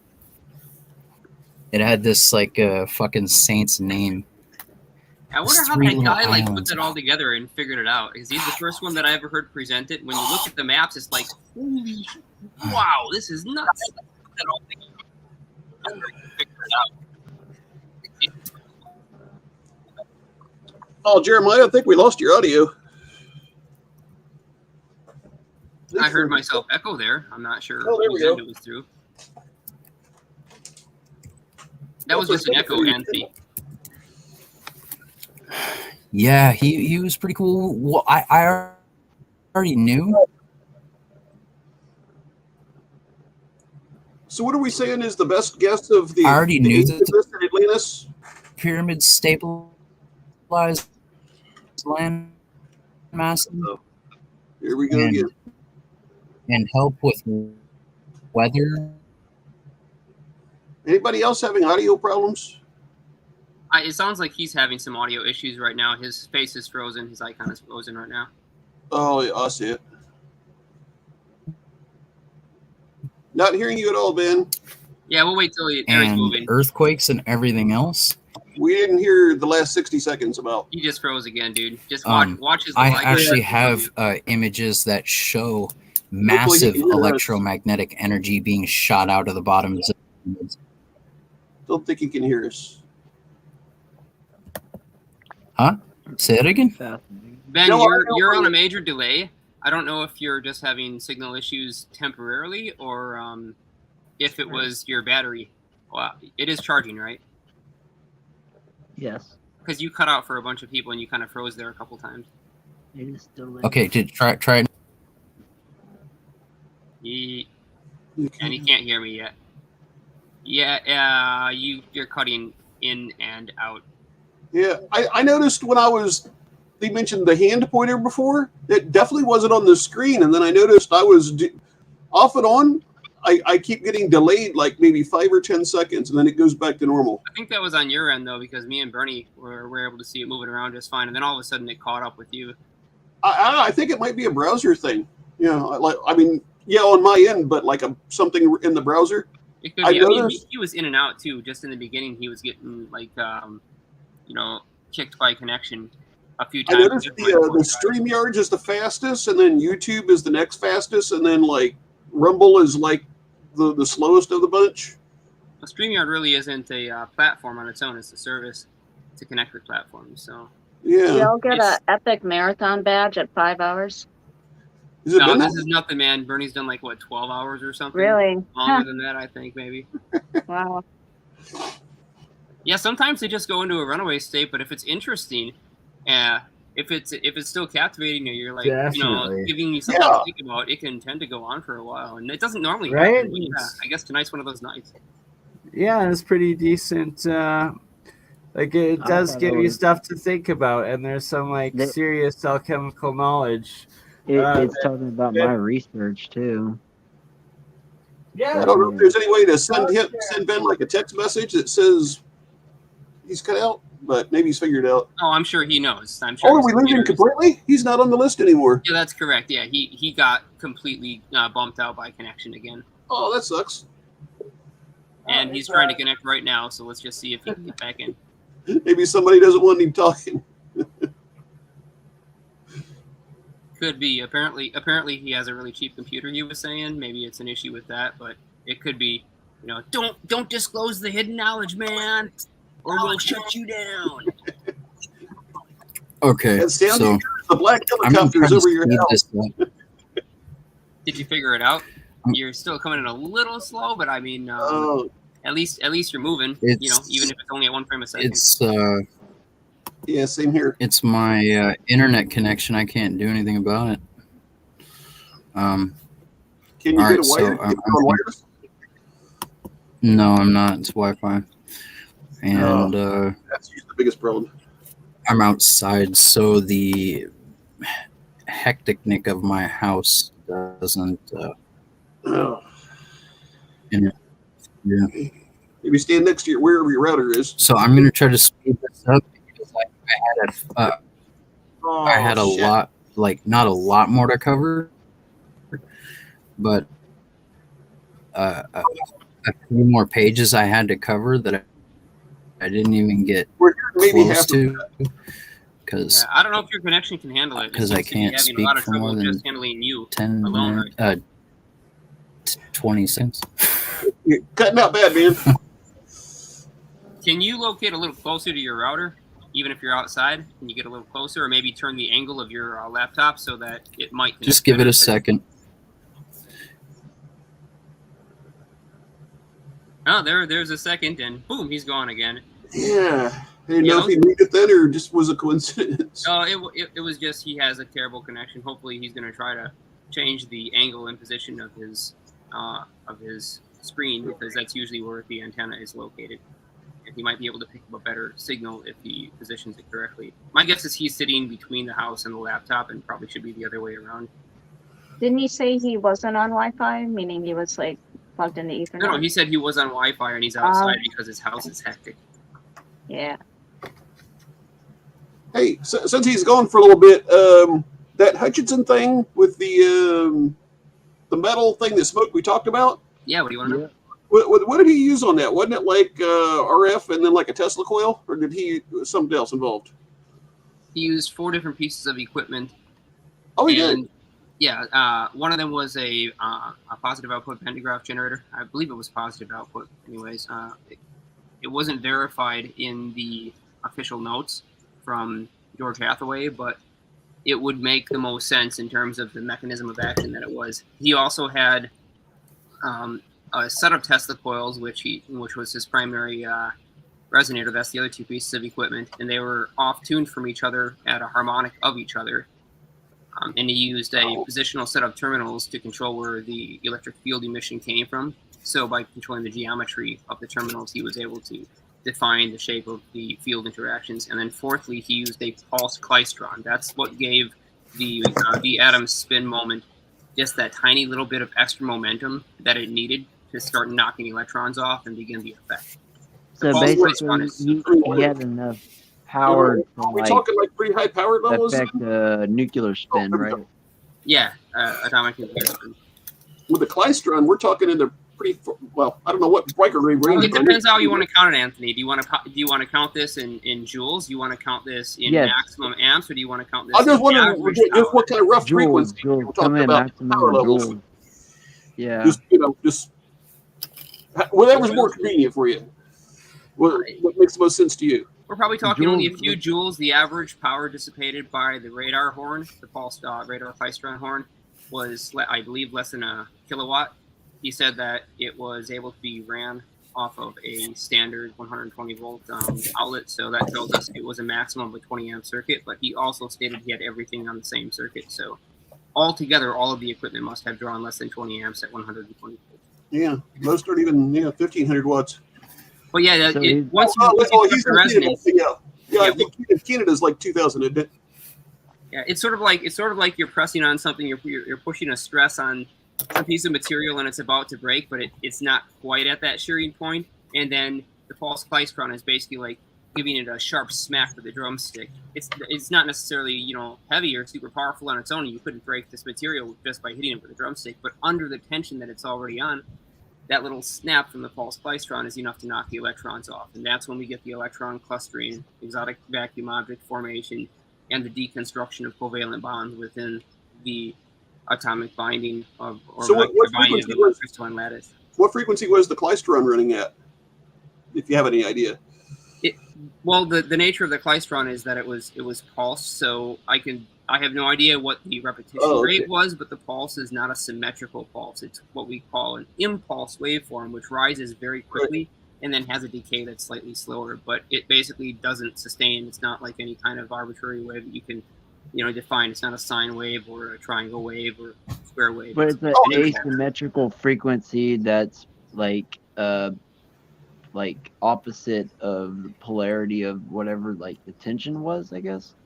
It's basically the equivalent of a hammer electromagnetically. Yeah. If that was pulsed, he could have been driving a lot more power too. 10,000 watts. Probably, several thousand amps in terms of the power. Yeah. This is interesting. Oh yeah. That's what kills me All when right. people say the two things are alike. It's like, you put a 9 volt on your skin. Now stick that 9 volt in a little stun gun. You tell me they're the same thing. Yeah, It's you like, guys there's want to such see? thing as impedance matching and pulse. You guys want to see my Illuminati mask? That's interesting. Yep, my hermetic mask. Oh, that's wild. I used to have the full black robes and everything to go with it. Is Pretty that supposed to fucking be cool like looking. feathers, or what is that supposed to represent? The Hermes, the guy who built the pyramids. Hermes Trismegistus. medical? I mean, is No, this no. This is Hermes, Thoth, the many names that it's gone by. That's the symbol to represent great? that I part. was wondering if that's where the symbol originally came from. It looks like the same thing. He was explaining that earlier, actually. I don't know if you heard him. That's The maybe what I'm caduceus, the caduceus represents.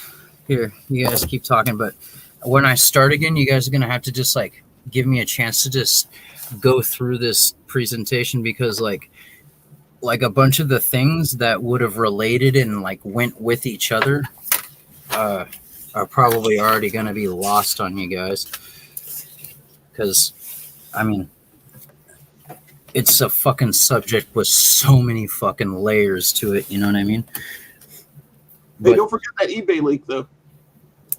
That'll really help. It's the only thing I found that'll help. what will help? For getting rid of that MRI contrast material out of your system. Oh no, that's not what I was talking about, but I am very grateful for that. To remember that, so I want you, because that shit'll tear you up. So we're going to talk about detox. That's definitely something that we'll have a private conversation on after. Yeah. Yeah. Can you help me with that stuff I've got earlier a few years back too? Yeah, I found that we've actually had through the God conversation. damn it, Anthony! Don't make me have to boot your ass. Like, there's words. The algorithms will cancel my channel. That's what I said. Something that happened a while back. All right. He's being Stop very talking about careful. shots, unless it's Jaeger bombs. All right, Jaeger bomb, and whiskey. All right. The little things with We're the point. watching monoatomic gold form off of a pure 24 karat gold. Wait, are we still on YouTube? Or are we Yes, just we still are. live, dude. We're still live. Okay. For Live 5 on hours both and of 6 my minutes. YouTube channels. Okay. And I yes, thought we were, but just Okay, in case. so this the is universe, pure monatomic gold being formed in front of you. I figured with better to be cloud. safe. He's proud of it too. the universe is a torus field, or All right. a toroid donut. And what the caduceus represents, among many, many, many things, is the guiding lines, or like how you would think of as like the female sexual parts are a thing that compresses and guides, right? Directional lines, right? And that's the female part of the universe, or the aspect of the black hole that takes in and compresses and then births. But the male lines are the horizontal lines, the grid lines, which is expansion, structure, order, just like right brain and left brain. Anyway, the caduceus represents basically how, if you want to, give me 2 seconds. I get what you're saying. Well, there's another way of looking at it that makes a lot more sense. And that is Definitely know like your stuff. this.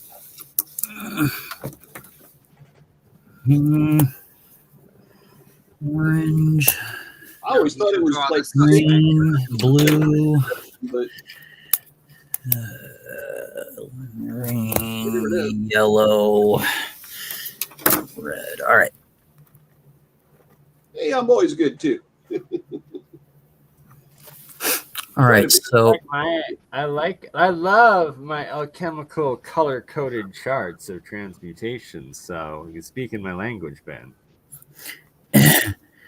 So if you think about the universe being a grid work, right? How what we see is a complete lie. It is not a representation of what is at all, right? I'll agree with that.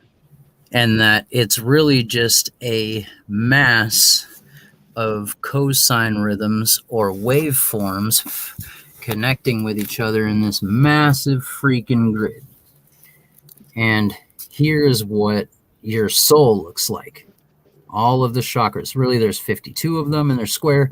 But the wings on the caduceus is where it, you know what I mean, merges with this Right. field. It has What the we're looking at with geometry of the field.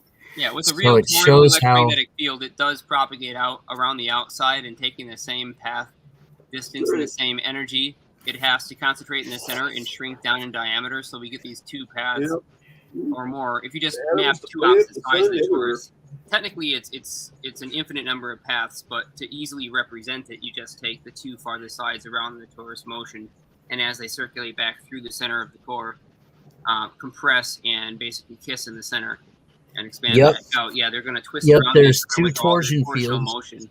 He's completely right.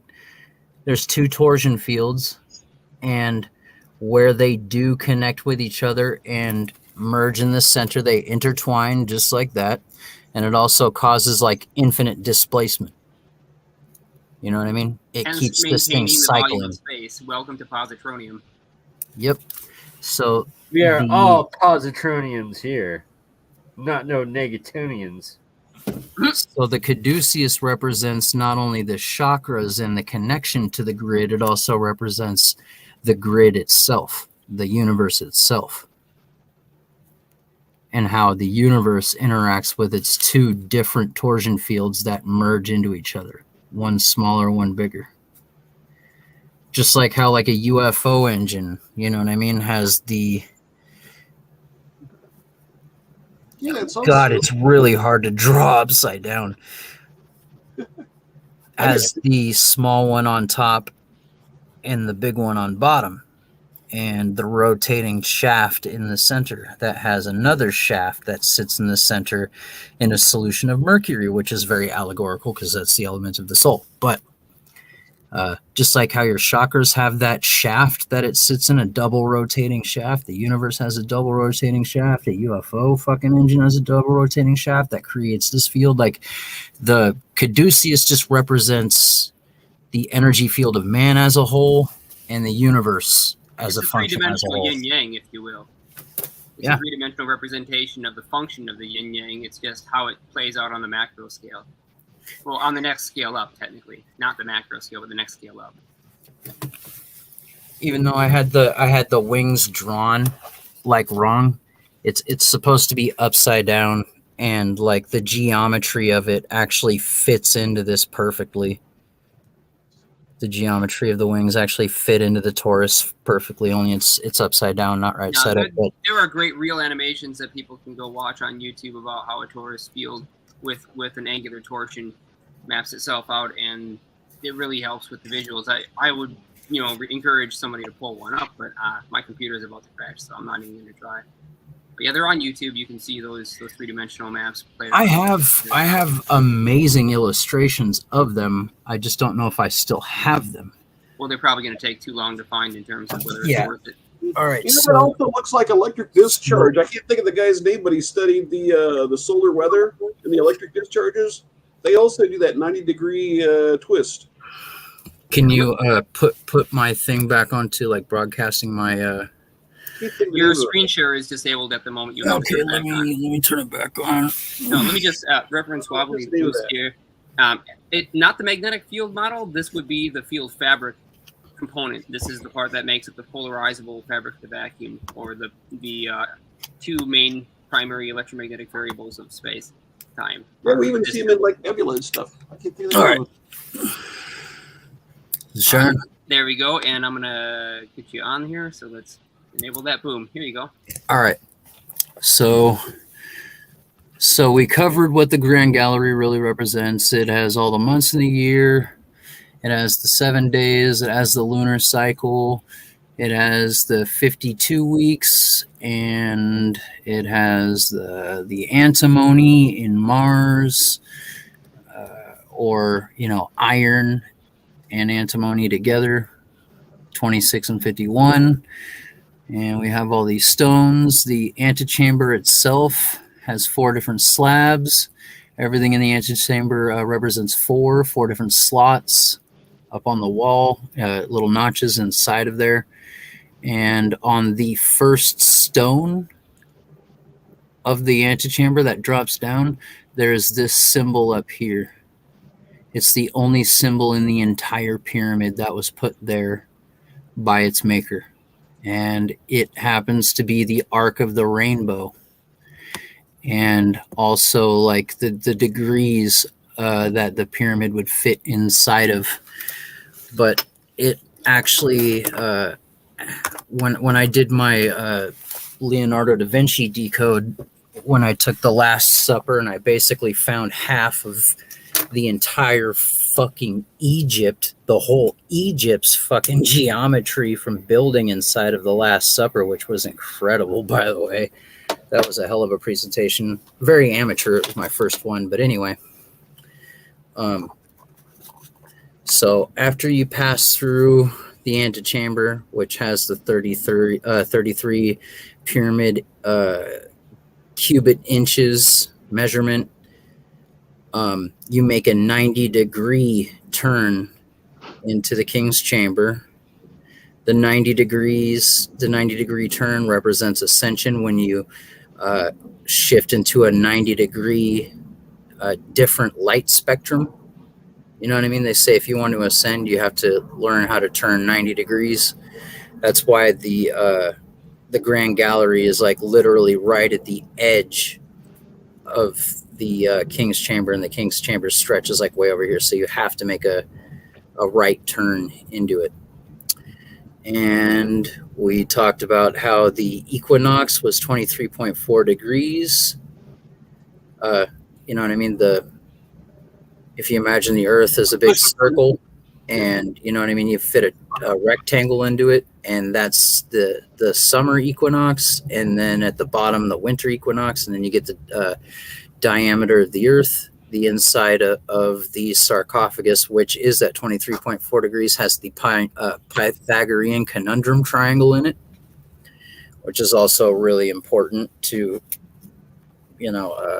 dimensional measurements of our reality, and also spiritual measurements and pyramid measurements. We covered the King's Chamber being yttrium and radium, and the male and female coming together to be androgynous, which is the end of the Philosopher's Stone, by the way.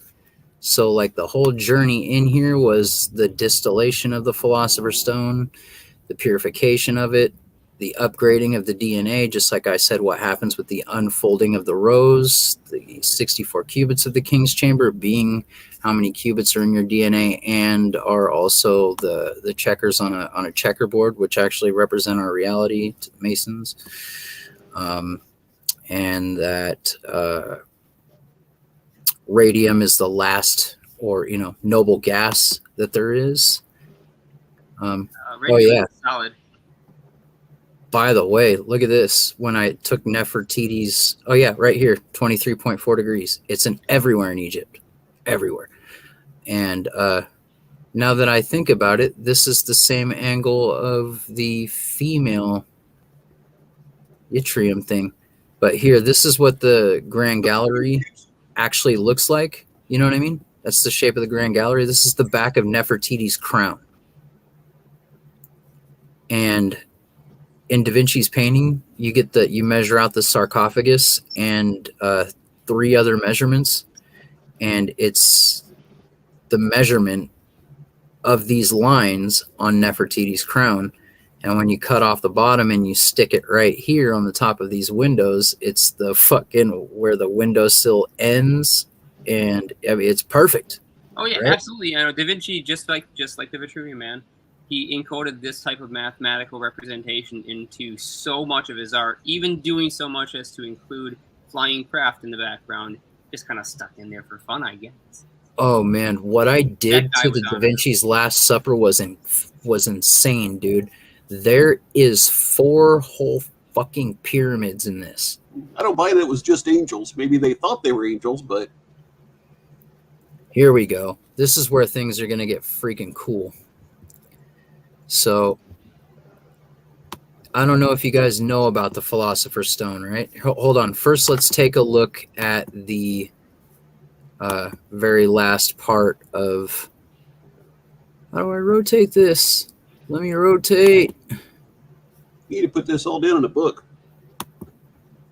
Believe me, it was in very carefully structured, beautiful fucking lessons. And now you know why he's pissed. Guard, Because yeah, I mean, guard it and teach other people. Dude, I'm hiring a fucking a ring of dangerous Mexican witches, You should just witches stop to there and summon don't say Baal. anything else.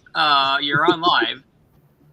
Yeah, I don't care. I'm hiring dangerous Mexican His witches bodyguard. to summon Baal to get my life's freaking work back. Plus, Yeah, my Well, that's about future the was worst in thing there. that you Just could don't go into possibly any try and detail. do, but Anyway, besides not highly recommending that you don't even try to attempt that at this point and where you're dude, at. I'll keep it short, but there was alchemical notes and stuff in there from over like 1,000, 2, 3, 4, 5, 10,000 different individual sources Do you know and where it is? secrets of You can the never get back. secrets that will literally ruin 3 years of stone making. Like very careful stuff that you could only get from talking to a real fucking alchemists who have done it.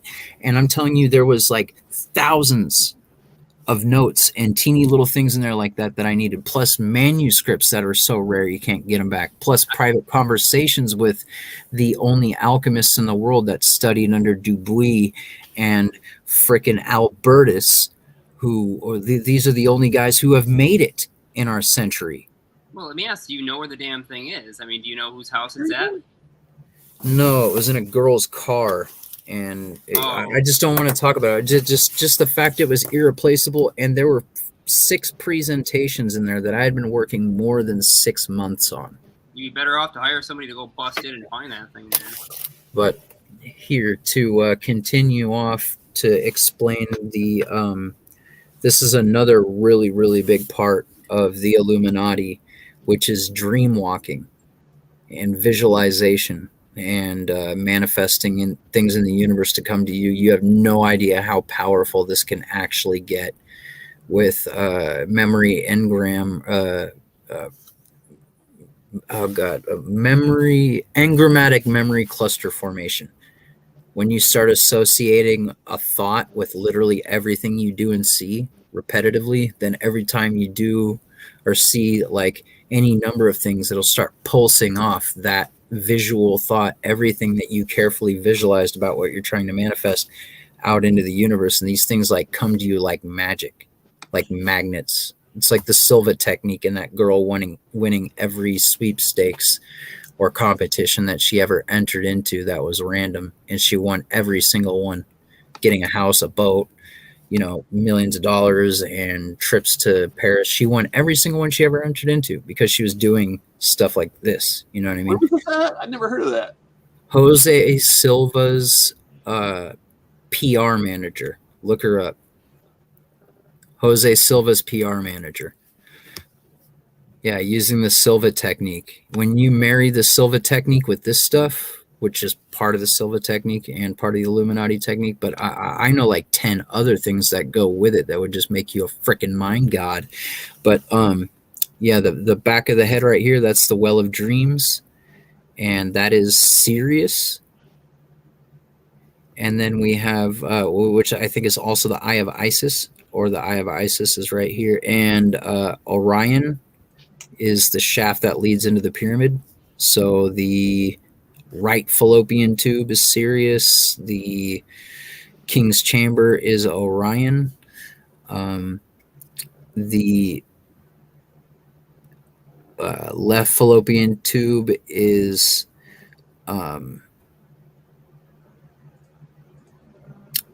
Kochab. No, Thuban. And the 32nd degree thing at the top of the Grand Gallery is Kochab. And these are parts of the brain. So the back of the mind is the Well of Dreams. Going straight up out of the head is the pineal gland. That's the hypnagogic trance state. This is the real secret of the royals, of how they get whatever they want and always win, is by using alpha, delta, and theta hypnagogic trance states. You're talking my language. And when one's consciousness goes to the top of the head, that's astral projection. That's Horus. So that's this one. And this one down here from the Queen's Chamber is when one's consciousness shifts out of the head from the front. That's astral projection. So wait, one's no. This is remote viewing. That's astral projection. Sorry. Remote viewing, astral projection. And down here, the Grand Gallery is the ingress and regress in and out of the spirit realm or quantum dream walking. And that's through the eyes. That's through visualization, a master of visualization. And then the path leading downward is the earth body and the medulla oblongata. And yeah, just so you know, like when you overlay the brain and what all of the different master mental states of basically men that are pretty much becoming demigods, or what you would think of as like saints or Christ people who are able to perform miracles and all that shit, or these elongated skull people. This is all the stuff that's most sacred and holy to them, are these mind states. And the pyramid shows you where they overlay, and that they're tied to star systems, that the shafts of the pyramid actually line up to these sacred star systems that they're always all about encoding in their whatchamacallit, in all their structures. Oh, that caduceus on there, that reminded me of the Birkeland currents. I couldn't think of the name of it. Oh, yeah. Oh yeah, absolutely. And the 7 notches in the Grand Gallery represent the 7 rays of light that were part of the quantum dream walking. But yeah, so look at some of these geometries that I was getting out of the Vitruvian Man. I mean, the Last Supper. Like this right here, actually, when you flip it horizontal and stand it up in this column here, like matches up exactly with it too. So like this merges into itself when it's standing up, and goes with the lines that are the angle of light during winter. And like I said, this is the line of winter equinox down here and summer equinox and the Earth's diameter, and it goes through Christ's right eye, which is the eye of geometry, and rests right on Mary's head. Right? Isn't that fucking crazed? I'm pretty sure this guy's coming from. I mean, that makes perfect sense. We know what his philosophical beliefs were and how he encoded them into all of his works. Yeah, but try figuring it out yourself. I mean, just doing it. It's nuts, man. Well, today it's a lot harder than it used to be. People think, oh, everything's on the internet. No, like maybe 0.3% of what is critical knowledge is maybe on the internet. There's so much stuff that is completely lost forever, and so much stuff that is never going to end up there. And more and more is disappearing too, being removed. Oh, yeah. All right, guys. That sarcophagus, 3 spheres fit into it for the golden mean, and like the angle that you draw in these 3 spheres, they fit perfectly into the Sphinx, and the angle lines up, and it's part of the keyhole shape, which is literally like the earliest thing ever made by man for the gods or religion. Like this is it right here. And there are these keyhole shapes everywhere, and they have to do with the Grail Kings and the secret of the Grail. Oh yeah, here, that's what's inside of the pyramid and some of what's at Teotihuacan. Also, Thoth had the name Tahuti. So Teotihuacan actually means Tahuti Tehuacan. But when I'm talking about the Grail Kings and Hathor, which is the cow goddess, right? The red disc that's above the eyes of the pharaohs. Sorry, this got wet and all screwed up. I really apologize. Getting the golden disc. This is part of the Grail King or the Grail King's knowledge. The first order, which is the Brotherhood of the Snake. This is like right after Adam and Eve bit the apple. Those are the bloodlines that held all that knowledge. And what the Ankh actually represents, it represents like 20 different things, but it represents the Amanita muscaria in all of its different stages. The bud stage, the table round or Knights of the Round Table stage, and the when it actually forms up like a cup, like the Grail. This is what where the Grail really comes from. Right here is when this mushroom forms up like a cup. So when you see Horus illuminated with a red sun, it has to do with the temple at Hathor and the bull. And this is why you always see a red bull, or red bull gives you wings. You're going to see like red bulls with wings in ancient churches on the frickin' walls holding Bibles and shit like that. You're like, what the fuck? You know what I mean? Why is there a red bull with angel wings and a man's feet holding a frickin' Bible? Or a red bull holding a scroll of knowledge flying up to the initiate? And you know what I mean? Why is this there an illuminated cow? Why is there an Illuminati cow? It's because the mushrooms would grow on the cow patties. And even Rudolph the Red-Nosed Reindeer is like a story from Siberia where these reindeers would find these Amanita muscaria mushrooms under the snow and eat them, and that's where you get like the whole Rudolph thing from. I just want to point out too that there's a difference between Amanita muscaria and the Cubensis psilocybin mushrooms that grow on cow patties, and that is the Amanita is almost impossible to grow indoors because it relies upon forming a deep underground mycelial network that directly connects with the roots of trees, and it's a symbiotic plant that has to be right next to trees, which is why it always shows up in woods. If there are no trees, basically you can't grow Amanita. It requires a nutrient exchange. But the one that grows on cow turds, that's Cubensis psilocybin mushroom, and that's a totally different thing. But both are important for the process. The cows will help you find it, but I'm not entirely sure about that one. I will have to look that one up because wait, they're saying mushrooms in Solomon's 2:1 it says, "I am the rose of Sharon. I am the flower that grows in deep places, and I'm the lily in thy field." Lilies don't grow in fields either, or in valleys. They grow in the Grand Canyon, because that's and now that there's Amanita, it doesn't grow in fields either.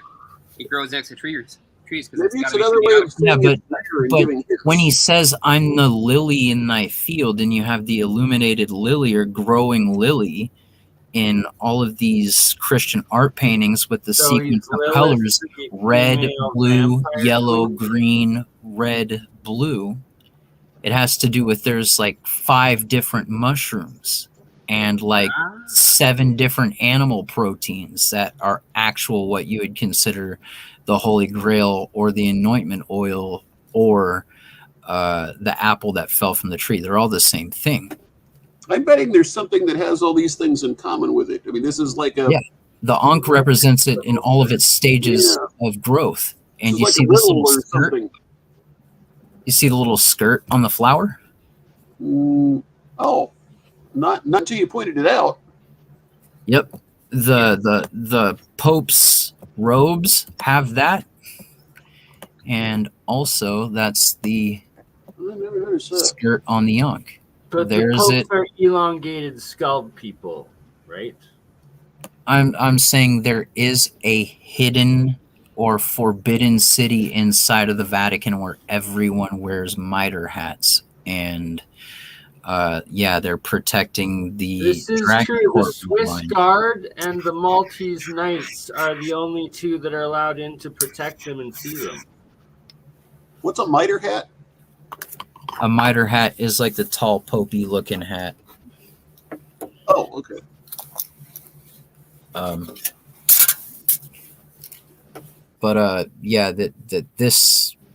These sequences of mushrooms and they would put this anointment oil in bath water, and the pharaoh would bathe in it, and he would submerge himself in it. And there's hieroglyphics showing the baptism of the pharaoh, where he's getting unks poured on him by Thoth and Horus. And there's a few other examples of when he's getting I thought Ankh was the gold thing on the left. yeah, Yes, they are, it's if you the think symbol of they're- immortality, and it's these mushrooms. How is that? And poured? huh? How is that being? You said Because they're the anointment oil. These mushrooms and all of those proteins make an anointment oil, and then they put it in a bath. We were told what the anointment oils actually were. They were the ones that the three kings brought. Does the Ankh turned upside down? I mean, it looks like a horn if you turn it upside down. Could that be filled with liquid, the oil? It could be a vial, yeah, maybe. But like I said, it really looks like these mushrooms in its bulb state, the skirt, and then when it's in its grail position, when it actually, the mushroom, you know what I mean, turns upward, where you can actually like hold water in it. And then you have it when it's flat, to where it represents the Knights of the Round Table or the Table Round. And then when it's still blooming and it's in its, regular mushroom shape. All right, it comes out of the ground looking like a little red spotted egg. It eventually grows into an umbrella, and then it completely inverts and looks like a satellite dish. Yep, it looks like that little bulb down here. Then it turns into that, and then it'll go flat, and then like a grail. And that's the sun. I've been seeing That's weird behind the things son of the like that. pharaohs. And if you look at these golden discs that are around the saints, they all have ribs and notches on it. So it actually symbolizes a fucking mushroom.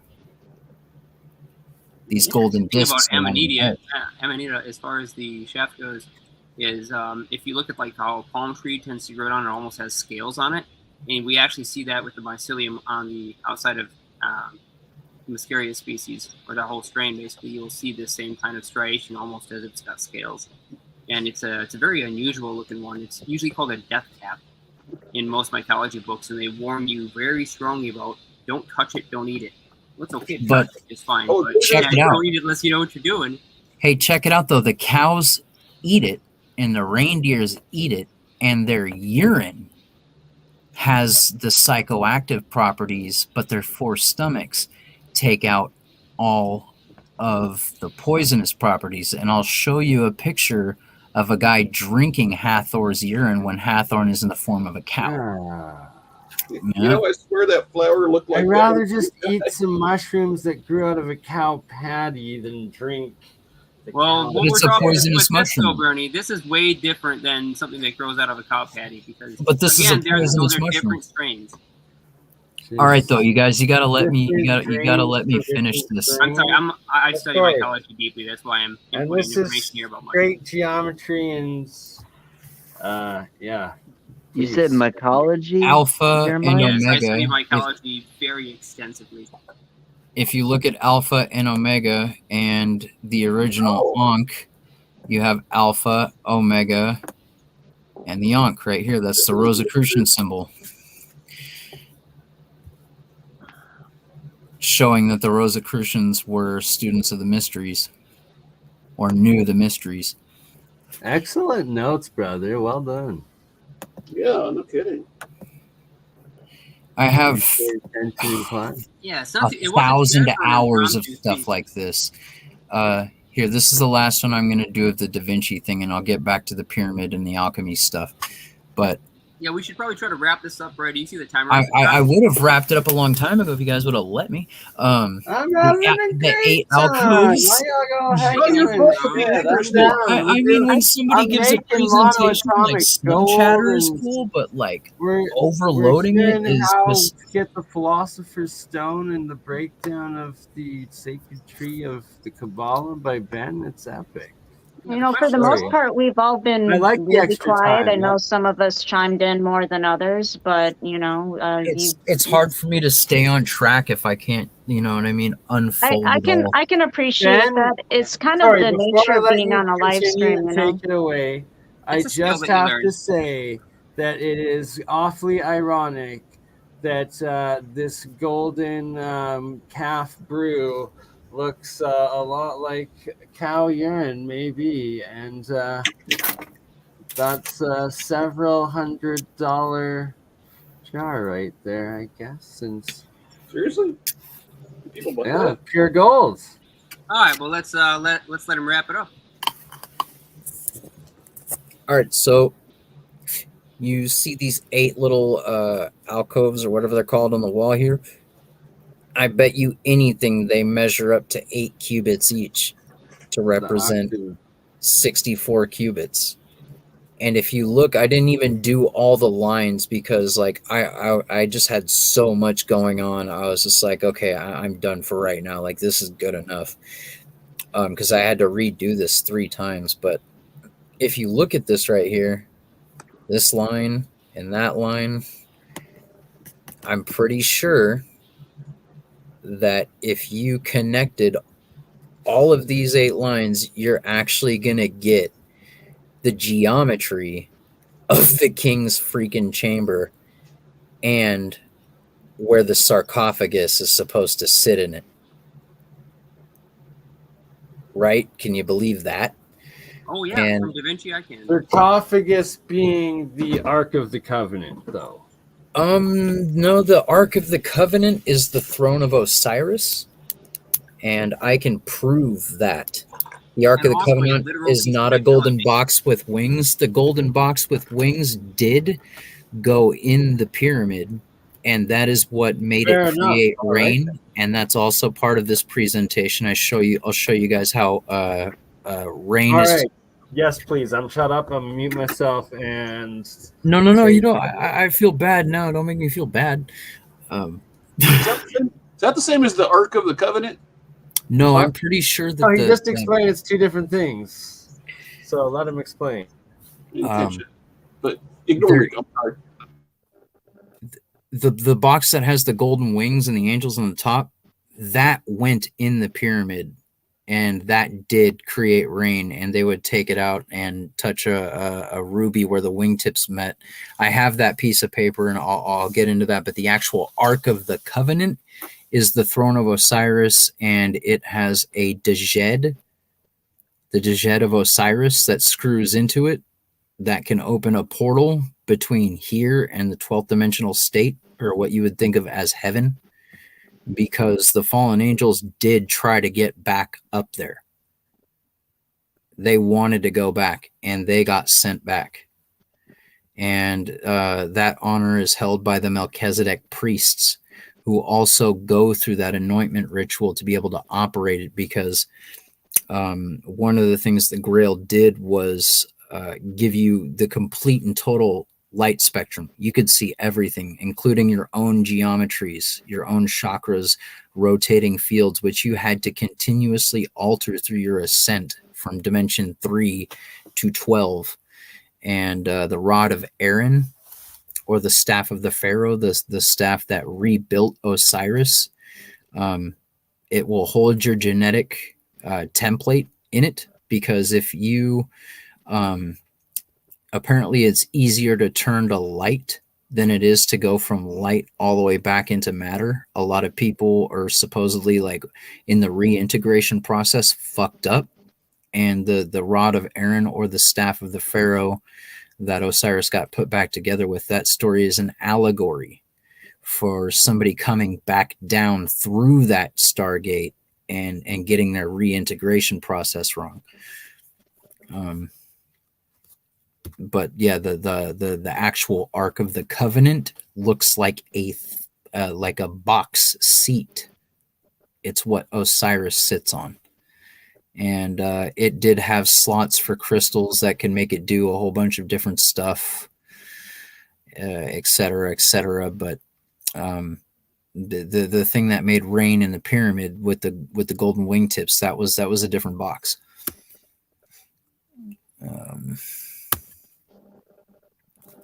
Oh yeah, one other quick thing is like where these lines met.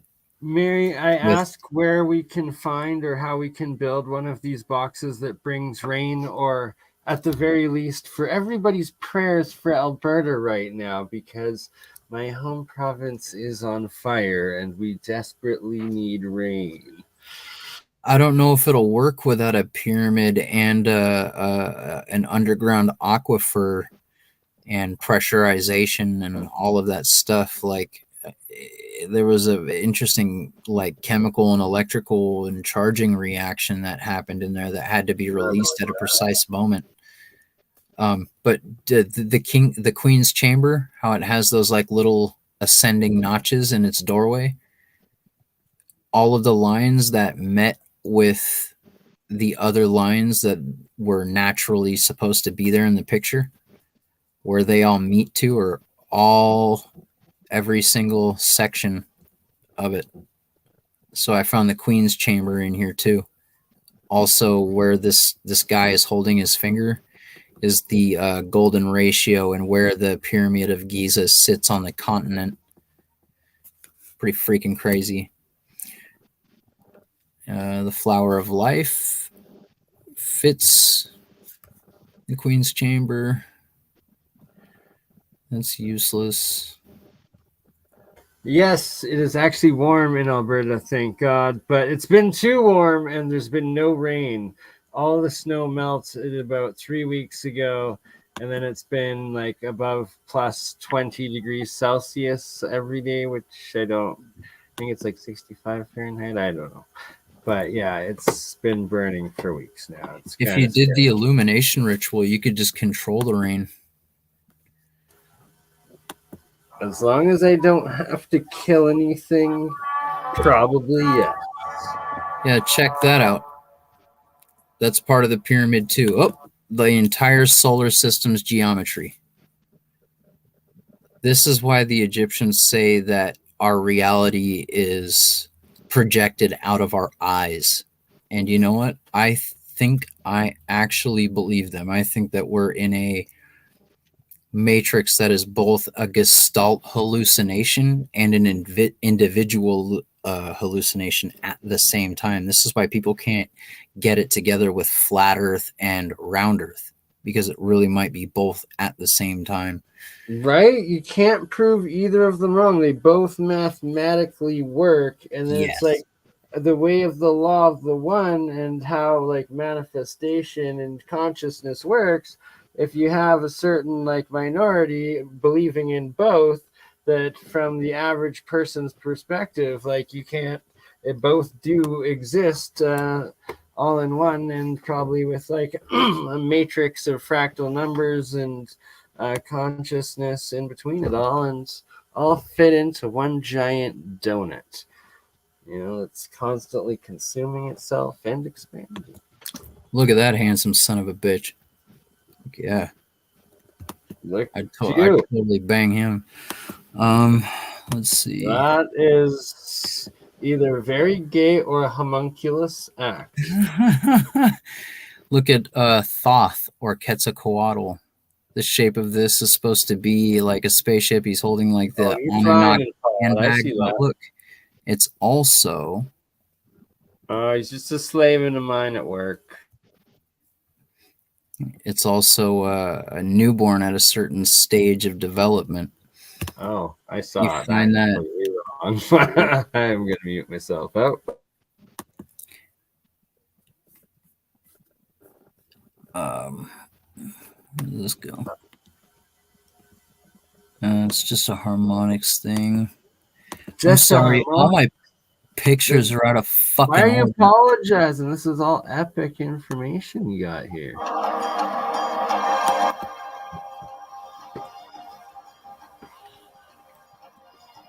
Yep, that's the cycle of the planets right there. And the pyramid encodes all of that into it, and so does the human body.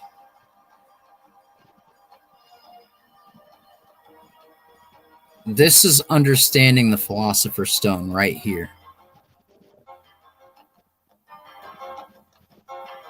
If you're going to make the Philosopher's Stone, you're going to end up making this, whether you know it or not.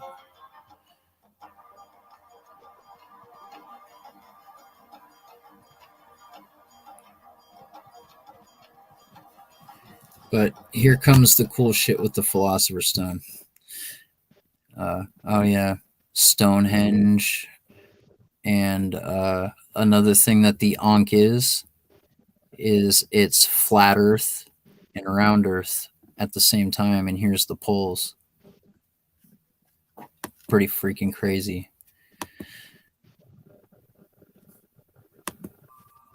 What is this? The structure of the universe looks. Oh yeah, look at that. Hatshepsut's temple. It's a harmonica. I bet you this whole complex whistled like a freaking stadium. That is no doubt. That's pretty epic right there. Imagine Yeah. that is heyday. It's prime.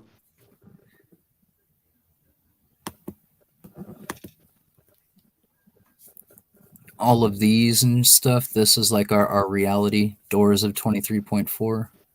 All of the ancient sites encoded this into it. Now I can't unsee it. Ooh, wait a second. Ooh, I'm going to need to memorize all of these. Stonehenge, same 23.4. So what is like Stonehenge for?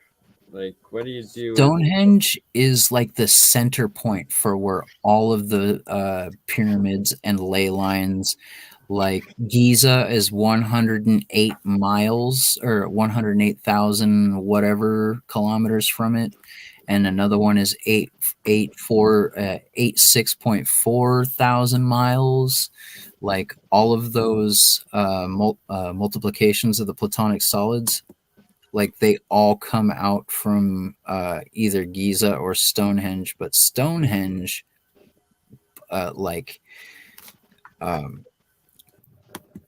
what its actual function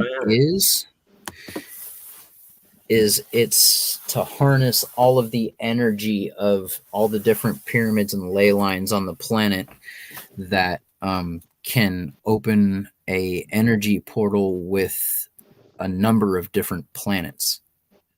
And it also harnessed energies that could heal and open psychic centers. It was a multi-function thing.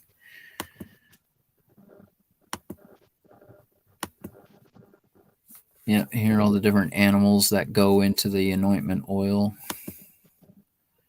There's Adam and Eve going through. This represents the Ark of the Covenant right here, going through the portal of the Ark of the Covenant. Whenever you see a cross with two bushes, that's code for Ark of the Covenant. This would be representing God. They met God there. They saw God there. They went through the portal. He's cutting mushrooms up over here. This throne he's sitting on, that's the throne of Osiris. That's the real Ark. It's another it's like less of an allegory, but this is what it's always hidden in code as. Is a cross with two bushes.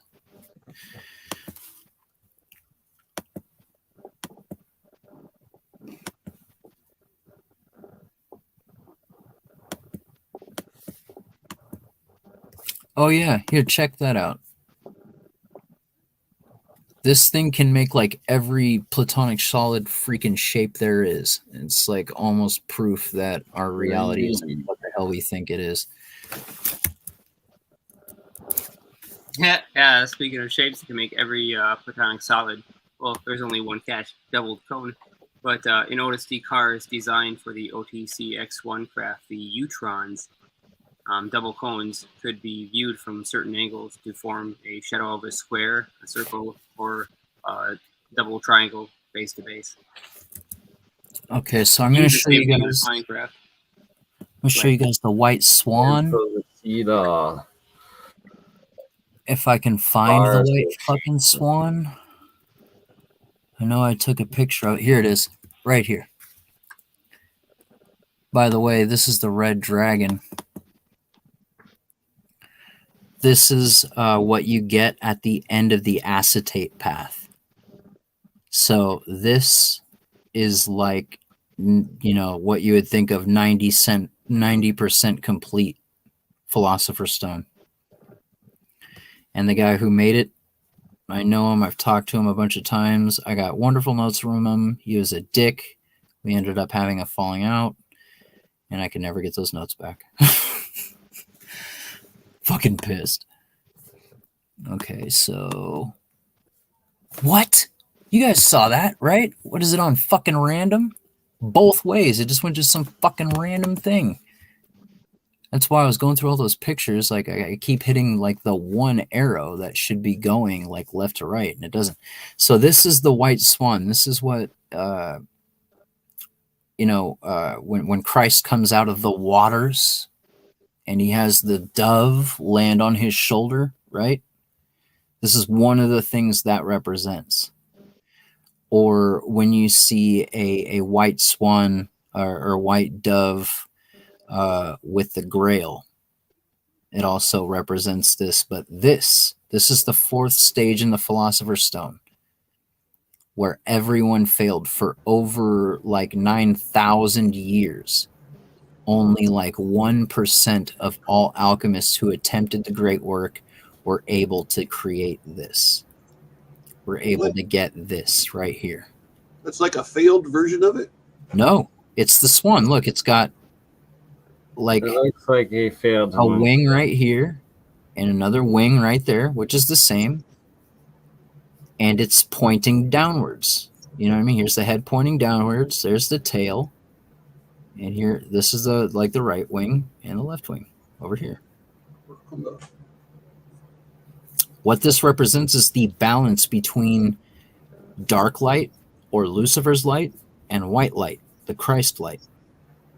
The balance between Sun, Jupiter, Venus, Saturn, which they are equal in size and ratio to each other.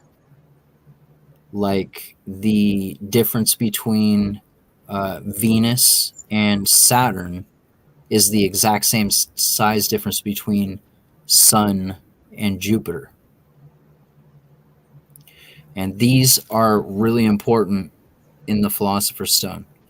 That's your sun and black hole. That's your male, female, God, mind, male, God, mind, female. That's your thermodynamics. Those are your poles. And their archetypes. But this is what happens at the end of what I'm about to show you, which is the most important part of the Philosopher's Stone. You don't get the 777 without getting that first. And this starts with breaking down a Bible verse. And it says, one of the old prominent views regarding the 24 elders is that they are the saints who ascended to Christ, with Christ to heaven after his resurrection. And that's not what the 24 elders are at all. I guess there was more at the top of here that got cut off. But from Matthew 27:50 through 53. So 50 is 10. Let's get a good look at 10, at the image that they use for 10, right? We have the horizon, which is light. We have the sky. We have the ground. We have the connection or the union between the two. And what we have is this weird shield around it, right? We have this weird...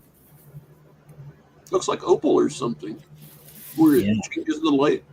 like glass or plastic or something like that, but it's an obvious shell around it, that's for sure. Yeah. Hold on. Let me roll a cigarette. Take me like 10 seconds here.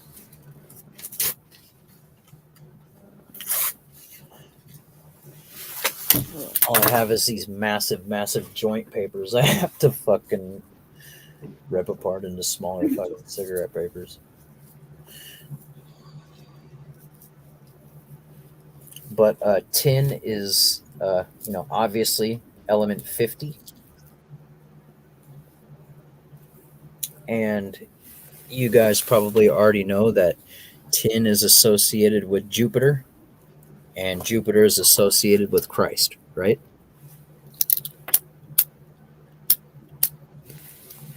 Tin, Jupiter, Christ. Is there anybody here that hasn't heard that allegory? I've never heard it personally. Never be. Really? Never. No. Alchemically or planetary, Christ is always Jupiter. Lucifer is Venus. Father Time, or time and space, or the female is Saturn, and God is the sun, because he only holds a positive ion. And then there's the moon, which is kind of intertied in with Saturn as the female. I don't know, it's a little weird. So, and also that tin is 1.18, right? And that we can also take 7 and 1 here, right? Make it an 8 and move that 1 here, and we have 18, right? Now let's go to our trusty cipher. I'm only going to do this a couple of times, but just to show you.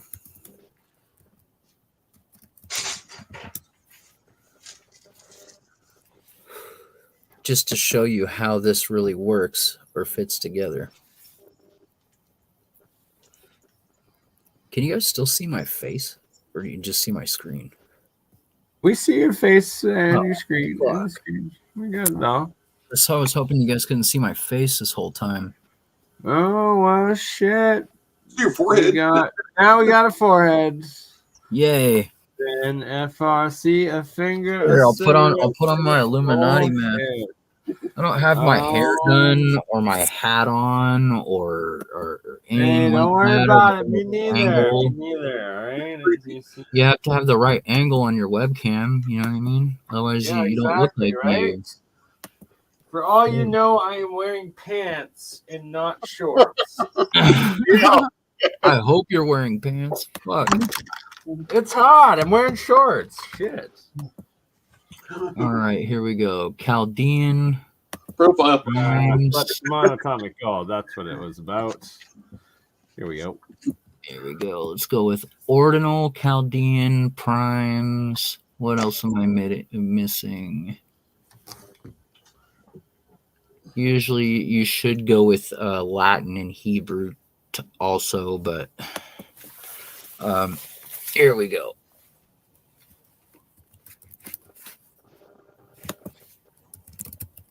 A man wants to look dapper. Can you blame him? Right? Jesus, 18, right? Now you type in Jesus Christ and you get 36. Yeah, 38. Lucifer is 28. Yeah. Right?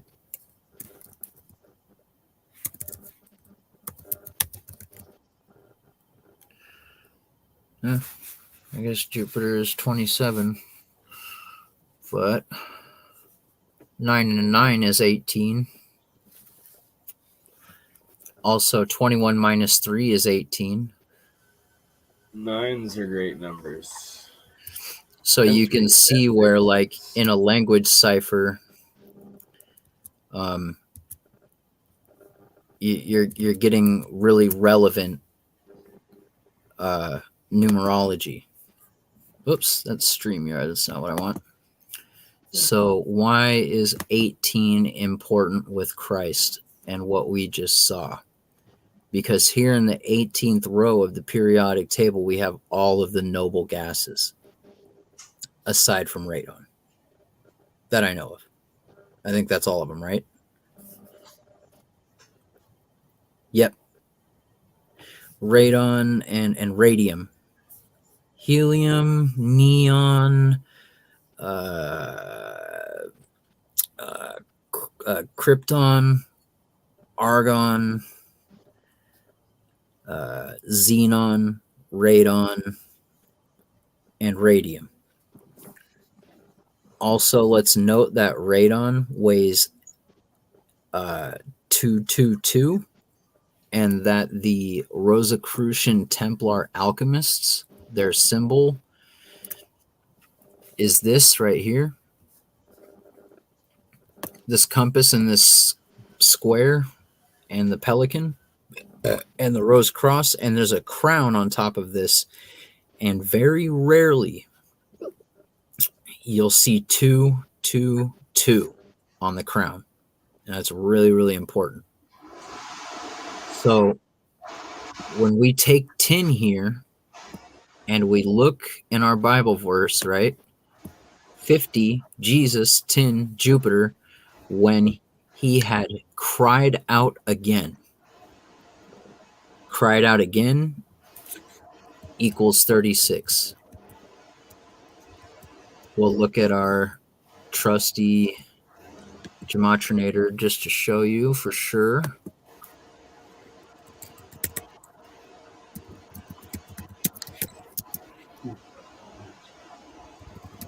Oh, wait a minute.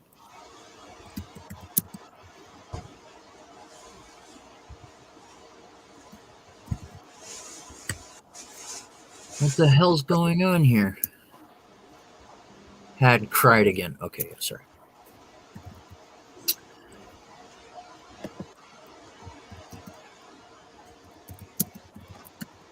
Had cried again, right? 36. Christ is 36. Jesus Christ is 36. Had cried out is 36. And it says, with a loud voice, and he yielded up the ghost. Yielded up and the ghost also equal 36. And, oh, sorry, yielded up the equals 51, which is antimony, right? The ghost is 36. So he had cried out again. Christ cried out again with a loud voice and yielded up the, it's antimony, yielded up the ghost. And then we get to 51 here. And behold, the veil of the temple was rent, right? What is the temple or the body of man? What is it always represented as? What does Christ say he is? He's the Son of Man, right? Man is always represented, or the body of man is always represented as the earth or the earthly body. So we have tellurium as element 51. So we went from 50 to 51. So our Philosopher's Stone is doing its transmutation business, and it is gaining extra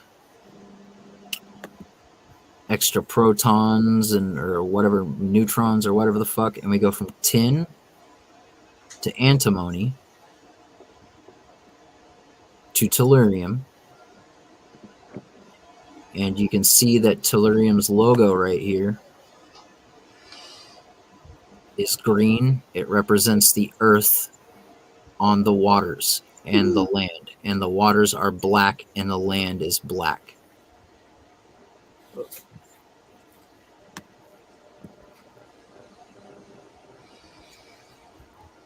$52 is it's significant for pyramid stuff, but anyway.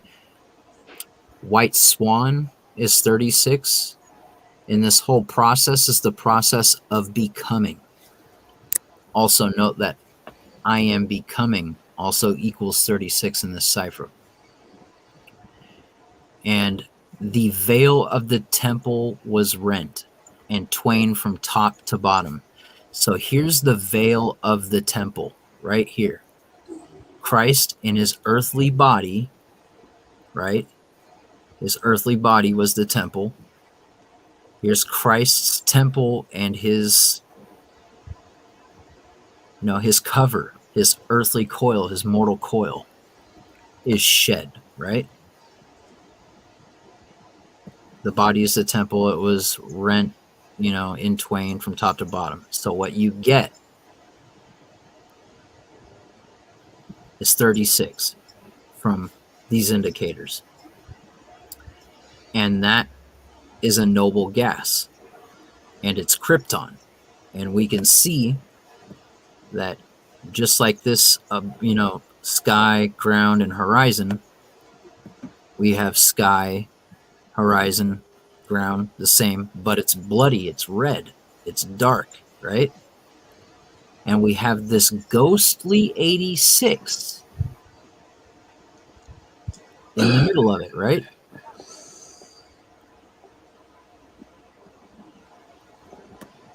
Also, krypton, I'm pretty sure krypton equals 36. We can double check if it matters to you guys.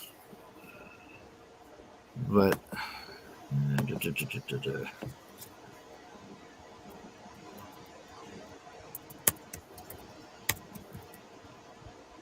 29, so it's lunar plus 1, I guess. So we have krypton here at 36. And it has this ghostly 86, right?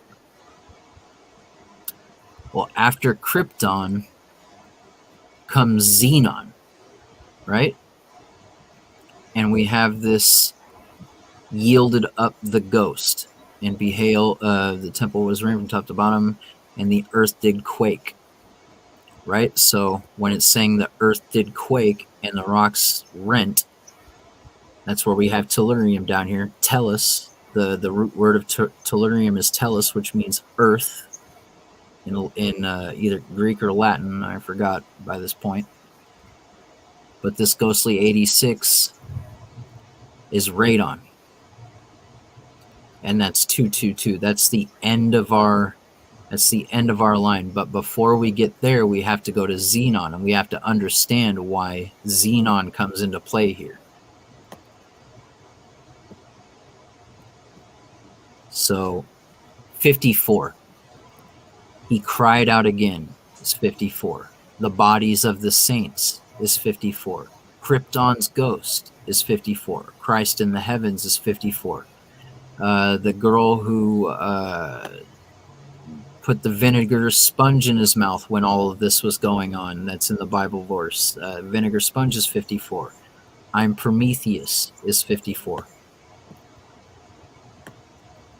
So after Christ's body has been shed, in this reaction that happens in the making of the White Swan and the Philosopher's Stone, is Mercury gets burned by a very special, very, very special kind of salt and a very special kind of sulfur.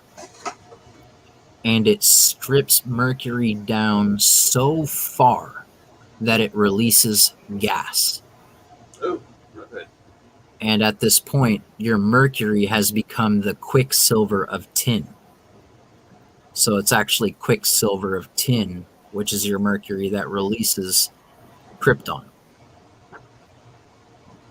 and then that gas rises to the top of the vial, right? It's light enough that it actually goes to the top of the little vial that you're doing this alchemy in. Yeah, and you end up getting this most beautiful, iridescent, multicolored sort of coating on the inside during that stage.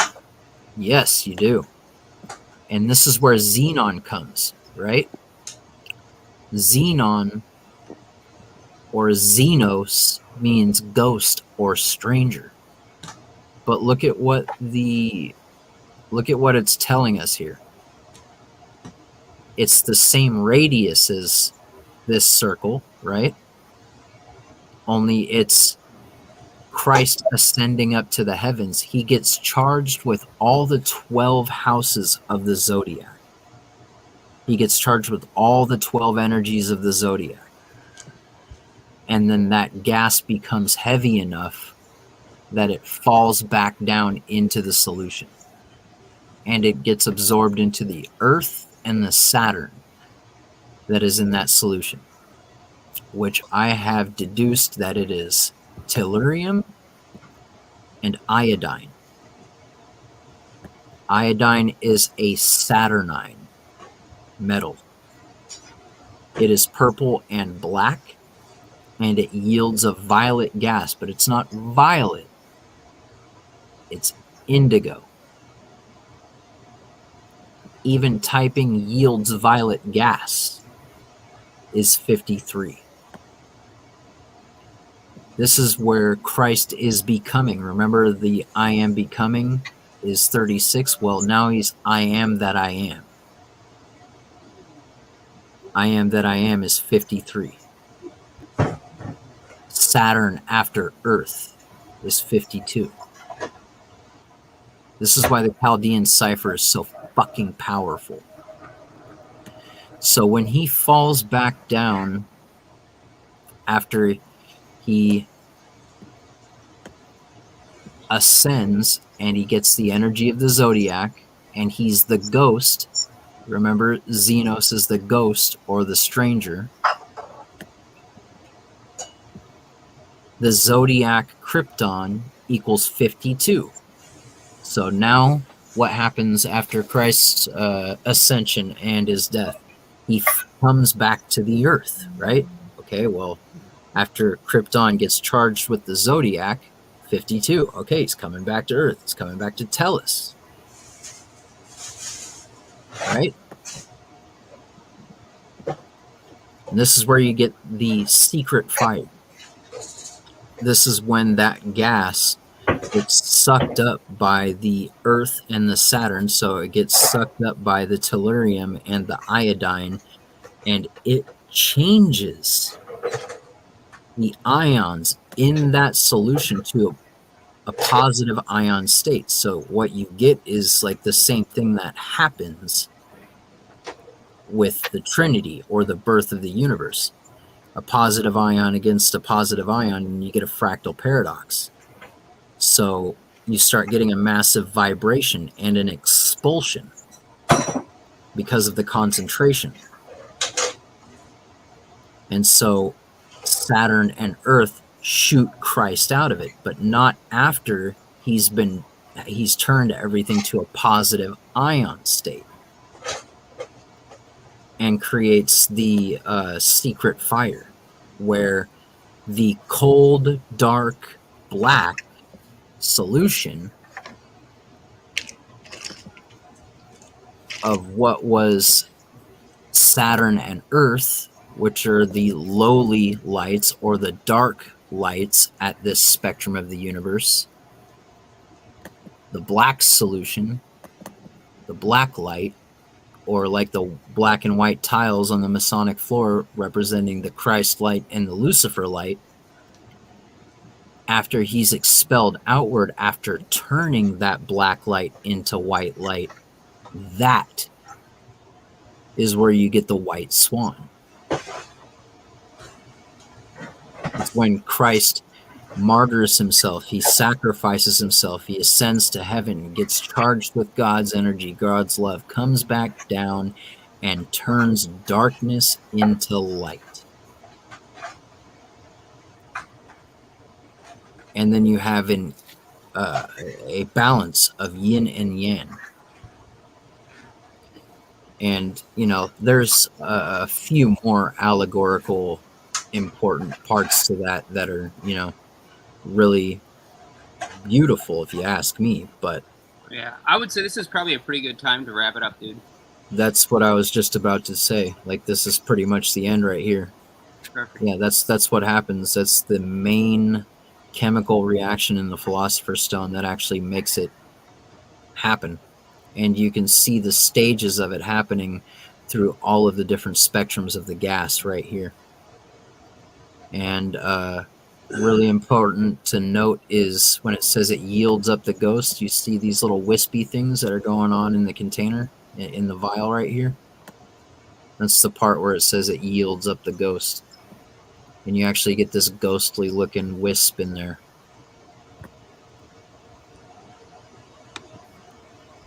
And right there, that's white swan, and then that's red medicine, or the red lion. It's wild, the spectrum it goes through. It is kind of an unbelievable spread that you would never expect from some basic constituent components. Right, and how simply allegorical it is. Now you can just decode it with a cipher and a Bible verse, but that's what all of this pyramid stuff is trying to show you. And what the extracts and stuff you get out of the Philosopher's Stone, what it does to your body and what it does to your vibrations, are completely related to this. I mean, in huge ways. All of these numbers, all of these body parts, all of these allegories, in a huge way. Hey, Bernie, you around? When you get past it, that's when you become radium, though. When male and female become together, that's when you get radium. And that's it. Perfect. Can you post a link to this channel in the live for everyone so that they can go ahead and find more content like this if they've been enjoying his presentation? Oh, it's epic occult esoteric deep dive, and thank you, Ben, for that piece of Rosicrucian excellence. Yeah, the original Rosicrucians, ROS means do. So crux is also body or light. So the Brothers of the Rose Cross, or the Order of the Morning Star, when this dew actually releases, the core of the planet releases this saturated energy that you collect in the dew. So Rosicrucian or Rose Crux actually means the perfected or the concocted dew that makes the light body. Fascinating. See, and this is, yes, to Tranquil Vortex, this is esoteric or occult knowledge, definitely secret teachings of the different mystic societies of the world. I agree.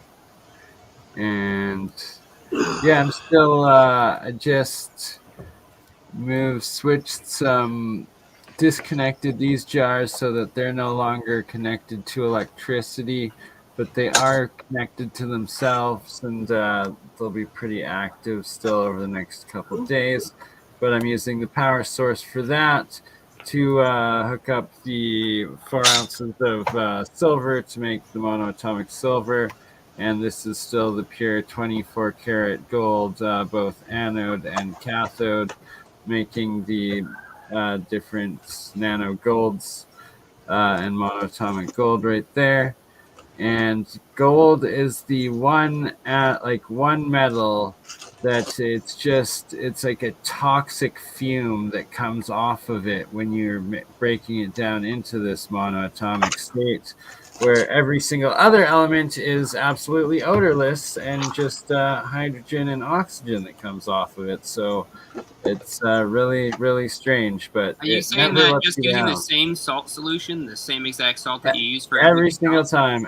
Yeah, and man. that one actually has an odor to it? Oh, every time it's gold, dude. It's just toxic. My dad like loses it on me. It's like every day with around him and stuff. It's horrible. Can you describe the odor? Is it like a metallic type of smell? Is it It just sour-ish? Is it bitter? smells like poison. Okay, but that, I mean, is Toxic. there anything that you've I ever don't know. experienced that you can compare it to? I gotta throw this Oh. in real quick while you guys are Oh. talking. If you guys want to watch this video, this is the acetate pass. So this is literally the making of a philosopher's stone by one of the big masters. Seriously? And the tincture of rosemary opens up all of your psychic senses like a fucking kick by a horse. But yeah, here you go. Nice. Does that mean the same thing as hallucinating? It's just like getting Out all of of your body, original mind. senses turned on. Oh, okay. Just checking. This video involves an unbelievable number of steps, but It's it is the whether process. you believe you experienced Whoa. your experience or you want to believe that you're insane and need to be locked up because you have no control or understanding of your environment. Reminds me of that thing the Indians use. Can't think of what it's called, but I have like 3 full separate paths of Do I making feel Elijah philosopher's stone, checking like in? That was me. explained in detail. definitely going to have to get some of that monatomic gold. It helps thinking, memory. Oh yeah, like all right. Living well, gold I or can't dead say gold, though? this, but Making when I alchemical did, monoatomic gold is different. It has to be a living gold for it to be good for you. oh no, it's The alive and difficulty good. comes in actually energizing the damn stuff. Oh, I it's found that to be amazing. particularly difficult. Each time I consumed small amounts of this pure monoatomic gold, I for a couple of days just got photographic memory back of like vivid, like 3-4-year-old like life. It was crazy. Just remembered everything as a Send me kid. some. Yeah, it's the price of gold because I make it out of pure gold. So if the deal I have with anybody is if you want me to make you some, ship me pure 24 karat gold. I will make it for you, but I keep half for experiments. But I send you the other 50% back for you, and it's all made on camera and weighed out and guaranteed. And the first several times I attempted making monoatomic gold myself, well, we'll just say it's all blue and turquoise and still in the containers I made it in because, like, why the hell am I going to throw $2,000 worth of my gold chains that just turned into this blue freaking dust in water that is toxic? So it's up to you if you want to try it, but I've got a don't question. ever eat the blue or any colors at all. You will die. It is. How much does that cost to make like a month? And how long does it take to actually start I don't working? know, Anthony. How much does gold cost per gram, per ounce? I don't know. I ain't never had any gold to I had to buy a silver coin to have the first silver I ever got. Oh, well, there you go. That's half the price of making the silver. Okay, because you need 2 of them, and it's got to Help us make the philosopher's stone, actually, I got a and we'll silver give coin you to gold and silver, bro. All the gold and silver you want. That's what I'm saying. If anybody wants to give me gold and silver, I will convert it for you and give you half back. And the good thing is that I'm showing and we're teaching, and the whole point of what this stream was about, and why we're still going 6.5 hours in. Shout out to anybody that's been with us since the beginning. Is that how to make this monoatomic materials, and that then the colloidal water. That is the actual water that is above the monoatomics.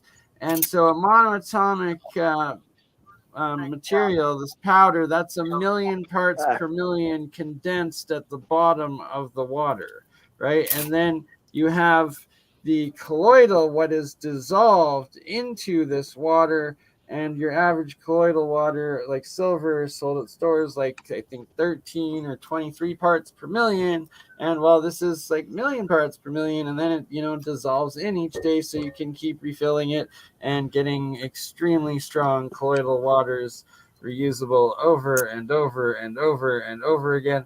And when they try to rip you off and sell you like colloidal silver at like $30 for 250 milliliters, well, you can be making your own liters of it every single day, just by making, using 2 ounces of silver, and it will pretty much never run out if you do it properly. Hey, how's We're gonna need potable gold and potable silver, because we're going to be making the Philosopher's Stone the Dew Stone, which you actually need pure gold and pure silver to do. So you actually make both the white stone and the red stone, and you combine them both. And that's the most incredible Philosopher's Stone of them all.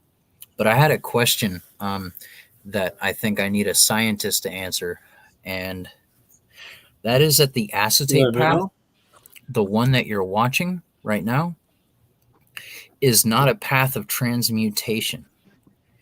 It's a path of taking elements, which is of the third and the lowest kingdom, right, and marrying them with the energy of plants, using sea salt and mercury as the medium of transferring that like energy, that life essence, to make metals into plant metal, plant life instead of mineral life. And I'm wondering if you transmute gold with this path, because they say this is not a real Philosopher's Stone, because no transmutation actually takes place. The Vatican will literally hunt you down and execute you for selling too much Philosopher's Stone gold. They know if your gold isn't Catholic. You feel me? Blasphemy or something? Huh? Yeah, they definitely don't allow you to sell any Giants gold. They're like, hey, the Spanish stole that for us fair and square, all right? No shit. Yeah, they don't let the alchemists, get rich like that. But Okay. I have to add, oh yeah, you see right there, that's how you collect the dew. That's from like cut up sheets after collecting dew after Venus rises, and up from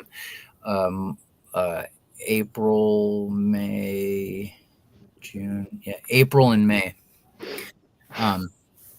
We're actually nearing the end of you actually even being able to collect any dew. But this holds more life force than anything on Earth. No scientist, alchemist, whatever, super saint, they've never found anything that collects more pure life force. Just look at the properties of it. Isn't that incredible?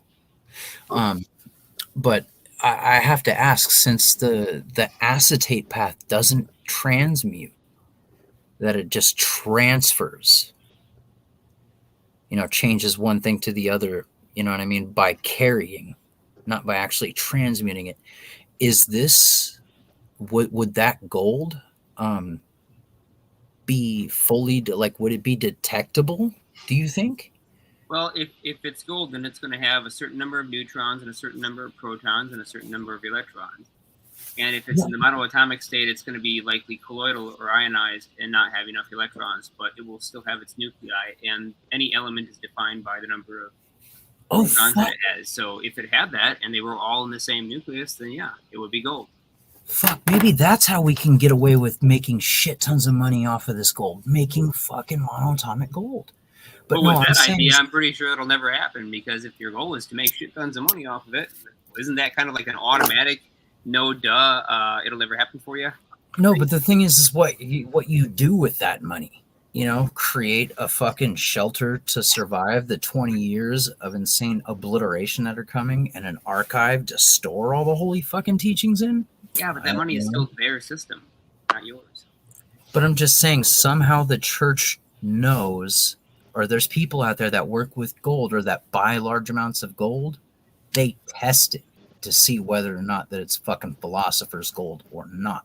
Interestingly, most elements have some percentage of weird spin isotopes, and there are lists for each element that we know of based on our findings and how much we've mapped them out. And they're not exactly lists. I mean, they're not perfectly accurate, but they're basically what we found when we tested to see if the neutrons and protons of a given constituent element happen to be arranged identically, because there can actually be differences in the packing. And right now, chemistry and the table of elements only counts the quantity of protons and neutrons. It does not at all include the physical assembly and geometry of those subatomic particles. So yeah, you can have isotopes that have weird properties because they're not packed in the same way. And that can happen many times through transmutation. You find this kind of stuff all the time. That's actually the elements that I'm looking for. It's the reason why I showed the inertial balance, because some percentage in nature happens to be these isotopes. And if we can isolate them out, we have really fascinating, basically flying saucer materials that we can make our own craft with. So, like, breaking it down, so maybe like somebody with 30 or 20 less IQ points could understand how can they tell whether it's philosophical gold or natural gold? Like, how do they tell? And would the acetate path like fool it or not? Because apparently the acetates don't transmute. Probably just if you speak up and claim it. They overhear it. Yeah, they've got more money than God, literally. So I'm sure that buys plenty of spies and access I would guess, but this I'm not by no means like no. But I would think the acetate chemical way would not fool it, but the electric way that I'm doing that could potentially strip it enough on the small nuclear force that it could potentially. By the way, not sure. That's a good question, but the acetate chemical reaction, no. I had somebody showed me very cheaply how to make it's micro, very, very small amounts at a time, but it was like extremely economically efficient, and it was some of the most brilliant, radiant, incredible gold that you'd ever seen, and it looks crystally. It grows crystally. Well, not grows, but does it? Assembles crystally, and I have to dig through all of my fucking files or get another scribed account, fucking 30-day free trial thing, to find it again. But I actually have like 4 or 5 different economically sound ways of making gold. Some of them, it was like the most beautiful gold that you'd ever seen. Oh, hey, Bernie. Purple gold, per se? Hey, Bernie, check this out. Make me next and I'll send you $1 million worth. Can you read that? Yeah, what'd you guys think of that video? Crypto Alchemist made me an accidental billionaire. What? Who did I make a billionaire? I don't know. Kind of looks like your hat too, whoever it is. Is this a serious thing? Did I actually make somebody? Yeah, this is a real thing. I'll send you the link if you want. What? I don't know who it is, but this is whoever the guy is. Oh, that's funny. If I actually made that dude $1 billion, yo, what the fuck? Hook me up like at least 100K, you cheap fuck. I made you $1 billion and I don't even get a fucking 100K. Like shit. I was looking for your channel, and that was the first thing that's actually the first thing that popped up. Now. Hot damn! All right, well, yeah, we're back well, on hey, top. According to Anthony. Yeah, you got free promotion too. It's the first thing that comes up when you're on your name on Google right now. Oh my God. Somebody is using my name to swindle people. Don't go on it. I guarantee it's probably a scam. Looking As at we you, sum this Andrew up, if Tate. anybody else wanted to connect What that is he? wasn't able to connect with us previously or about anything that we talked about, go ahead and post that live stream link again so that you can get that before we all jump off for the night. All right, Wow. I gotta get that link that he sent me for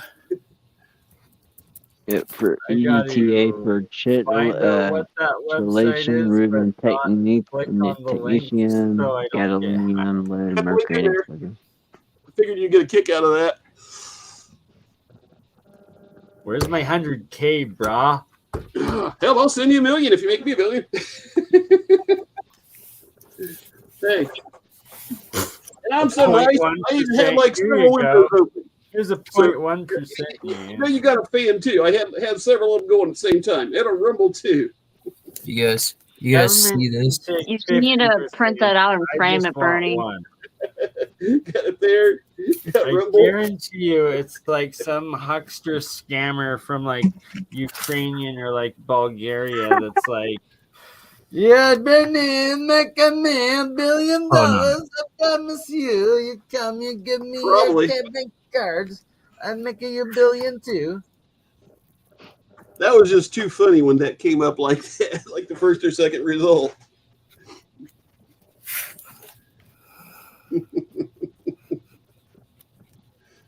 You got the link Yes, there. they Print make it people billions of dollars by showing you how you can take your 24 karat gold. Yes, that is the price of gold because it's physical fucking gold, and dissolve it into powder and water into nothing. Yes. Make you $1 billion right there. Sorry. That's too funny. I heard if you made francium, a gram of francium, it would be $1 billion worth. I don't even know what francium is.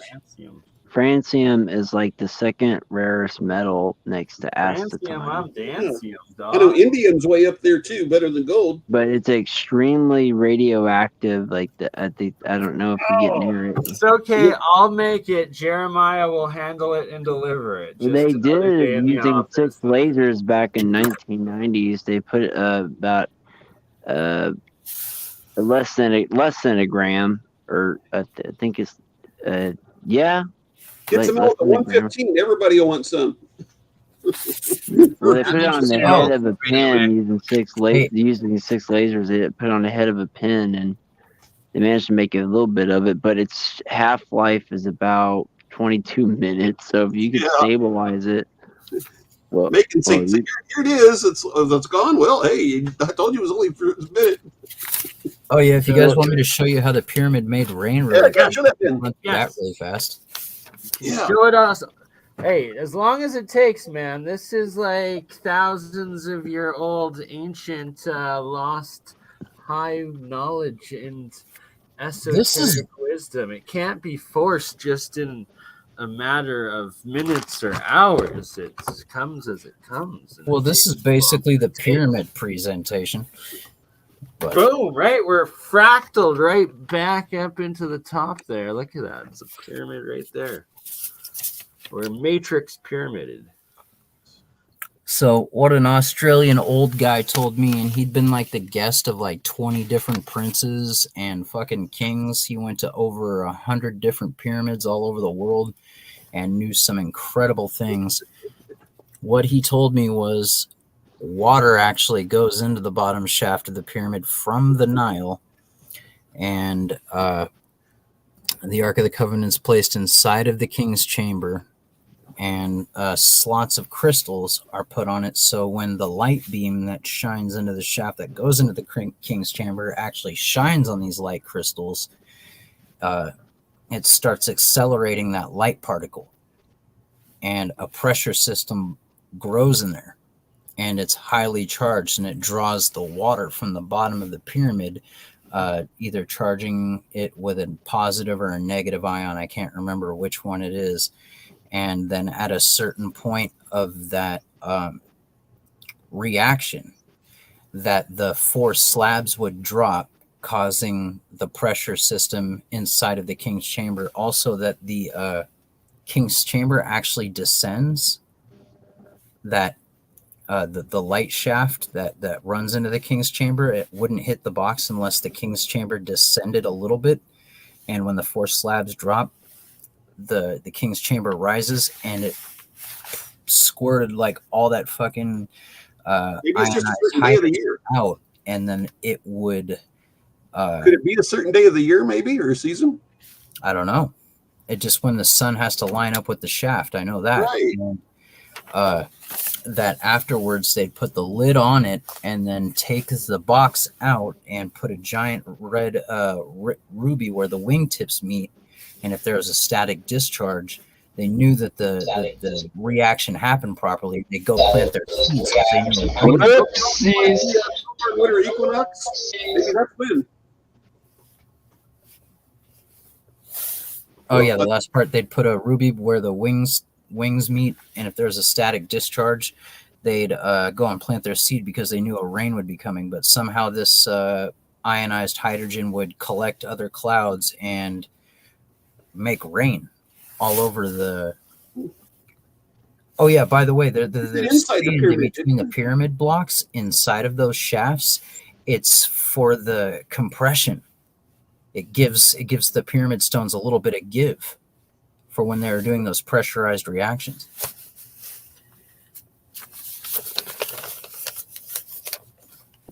Oh, that does remind me something I mean, I should mention here for anybody that was familiar with the previous live experiments we did on hydrogen helium fusion. It turns out that I had made a critical error in the design. I was trying to let it vent in order to measure the thermal steam energy, but it turns out that if you let it pressurize, the reaction is quite different, and it relies on that pressure for the cavitation to expand, push back on something so that it comes flying in much faster. And this actually assists in the conversion from hydrogen to helium in the fusion process. So it actually should not be made of a recycled artichoke hearts jar. Probably not the best idea. But yeah, it needs to be a pressure vessel to ideally operate. And I have to give the researcher Richard Muller credit for that one. He notified me about it, and the second that I realized, wait a minute, yeah, that makes perfect sense. Of course, the star in the jar relies on transient wave speed through the fluid medium, which is water, and it has to be degassed and everything. So why wouldn't pressure assist in this process, presenting the formation of lossy gas bubbles and other kinds of things that would take away from the fusion reaction? I wonder if you put a ton of IR on it, you could get stronger cavitation in the center there. Oh, it cranks it out, man. I don't know if you could put more in than it's already cranking out. It's already better than 1-to-1 gain in terms of the coefficient performance for thermal output. That's on the ultrasonic energy. I'm talking about infrared energy because that guy doing experiments on structured water, and they found out that they can make batteries, but with a certain wavelength of infrared is what charges up the water the most. And now you know why I was mentioning earlier, Anthony, about this chase for all spectrums that I can possibly get my hands on. Right, yeah. Concentrated light sources, so I can actually identify precisely what wavelength or what wave band will stimulate which elements, including water. Yeah. Chase. Yes, I need a mass spectrometer. Yes, I need a mass spectrometer. Yes, I need a mass spectrometer. Didn't alien scientists get one like 5 or 6 weeks ago? One was donated for like $300. They showed it. Yeah, he showed it on the channel. I don't know if it's the kind you need, but would a tricorder magnetometer, is that what that is? Dude, yes, a tricorder would solve all of our problems. We can just tell exactly what's in everything and every disease that you have and exactly where structural failures are happening with this one handheld piece of equipment, right? Because that's supposed to be our sci-fi future. We all need tricorders, the advanced ones. Yeah, but there was one that Fleshman mentioned. It was a magnetometer. I can't remember what he said exactly what it was. It was very... It did all the frequencies and stuff. Are you talking about a tri-field meter? Is that what it is? Tri-field magnetometer or something like that? A tri-field magnetometer? That's not going to measure all frequencies. It has bandwidth limits like everything else. Oh, I okay. have several different units that have different various wavebands, and the highest well, my best one can go to like 6.8 gigahertz, but that's it. That's where it cuts off. 628 gigahertz, but you need something that goes like in the terahertz range, something to get like all the disease and structural, like you said. We don't need it for disease necessarily, but we need it for analyzing various other things. Unfortunately, like you're talking about a frequency that's literally so high, the wavelength itself is smaller than the physical atom. So it's one of those unfortunate things that we have to rely on a natural process or a process in nature, which is band gap jumping in the valence shells of atoms to produce those types of radiations for us, because we can't directly synthesize or measure them. Which is a shame. Yeah, and there's where you get your quote-unquote terahertz gap in the spectrum, and Jeremy's always going on about it, but it's true. Equipment doesn't actually exist to measure stuff that's on the same wavelength of the atoms that the equipment is made of. So what do you make it out of? Yeah, or find some equivalent way to like be able to detect beyond that with a atom structure that's lower. You know. Yep, but I'll tell you what doesn't have that problem: the aether. See, if we can modify the aether in a specific way and then actually measure the changes in stress of the aether, we could measure any wavelength we wanted to. How we go about doing that? We would have to use extremely accurate clock sources to compare it to each other at the minimum, but preferably many more. And the more clock sources you use, geometrically arranged in some kind of grid pattern that makes sense, where you check multiple points at once. And 3, you could triangulate where the position of the signal is along a single plane. 4, you could use a tetrahedral geometry to figure out where the interference pattern is, where the maximum energy density is within 3-dimensional space-time.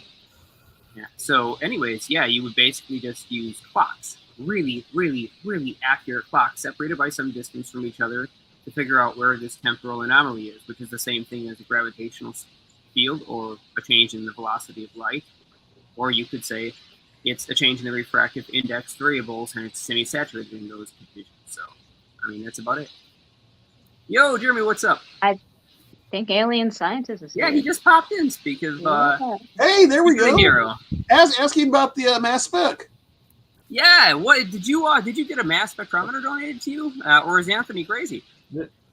Yeah, is Anthony crazy, or did you get a mass spectrometer? Good, Jeremy. For sale on eBay. Jeremy, I do believe I emailed you the link if you feel like joining. 5:32 a.m. there, and wow, it is 3:33 a.m. in Alberta right now. Isn't that the time of the ley line or whatever, or the telluric current or something like that? The which an hour, and that's whatever that rolling. Might be the cost of a chalupa. I think that's the full moon, or no, that's the occulted moon. The lunar eclipse causes the chupacabra. You know, it portals it in from the asshole of the porta potty of Skinwalker Ranch. Did you just say astral porta potty? Something like that. I don't know. You're gonna have to ask Lou. You're gonna have to ask Elizondo when he's off the loo. That might be the portal through the hole. In case we forget, thank you for the presentation. That was really great. Thank you. Yeah. Sorry, Yes, sorry, I that kept was crushing actually- everyone. Sorry, like, for interrupting so much, but like, it was really, really good presentation, and like, sacred. Oh, well, there he goes. Yeah, Really? sacred geometry is important, is I think what Bernie was about to say, and it falls into everything. Here he comes back. It was pretty good for an impromptu presentation. Yeah, very good on the fly, man. Good job. Yeah, And no, I I'm agree really with sorry parts that of it. all the Heavily pictures and agree. everything weren't fucking. You got You some know- great ideas in there. Like I said, very good for on the fly. Very informative. You definitely know your stuff.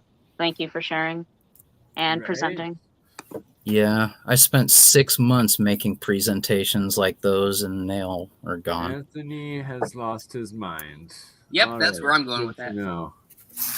Now he showed one of the mass specs on eBay and was asking for donations, and they said he got the money, but I don't know whatever happened to that. But that was why I believe it.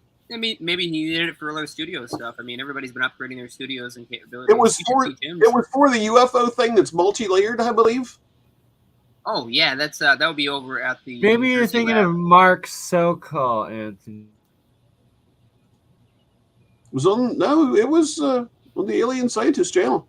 Well, yeah, they were both streamed there and streamed on BurnEye. I mean, unless maybe somebody else was buying it. I misunderstood that part. Well, I thought they were buying it for their in use. the live chat, Anthony, saying that this didn't happen, so I don't know what to tell you.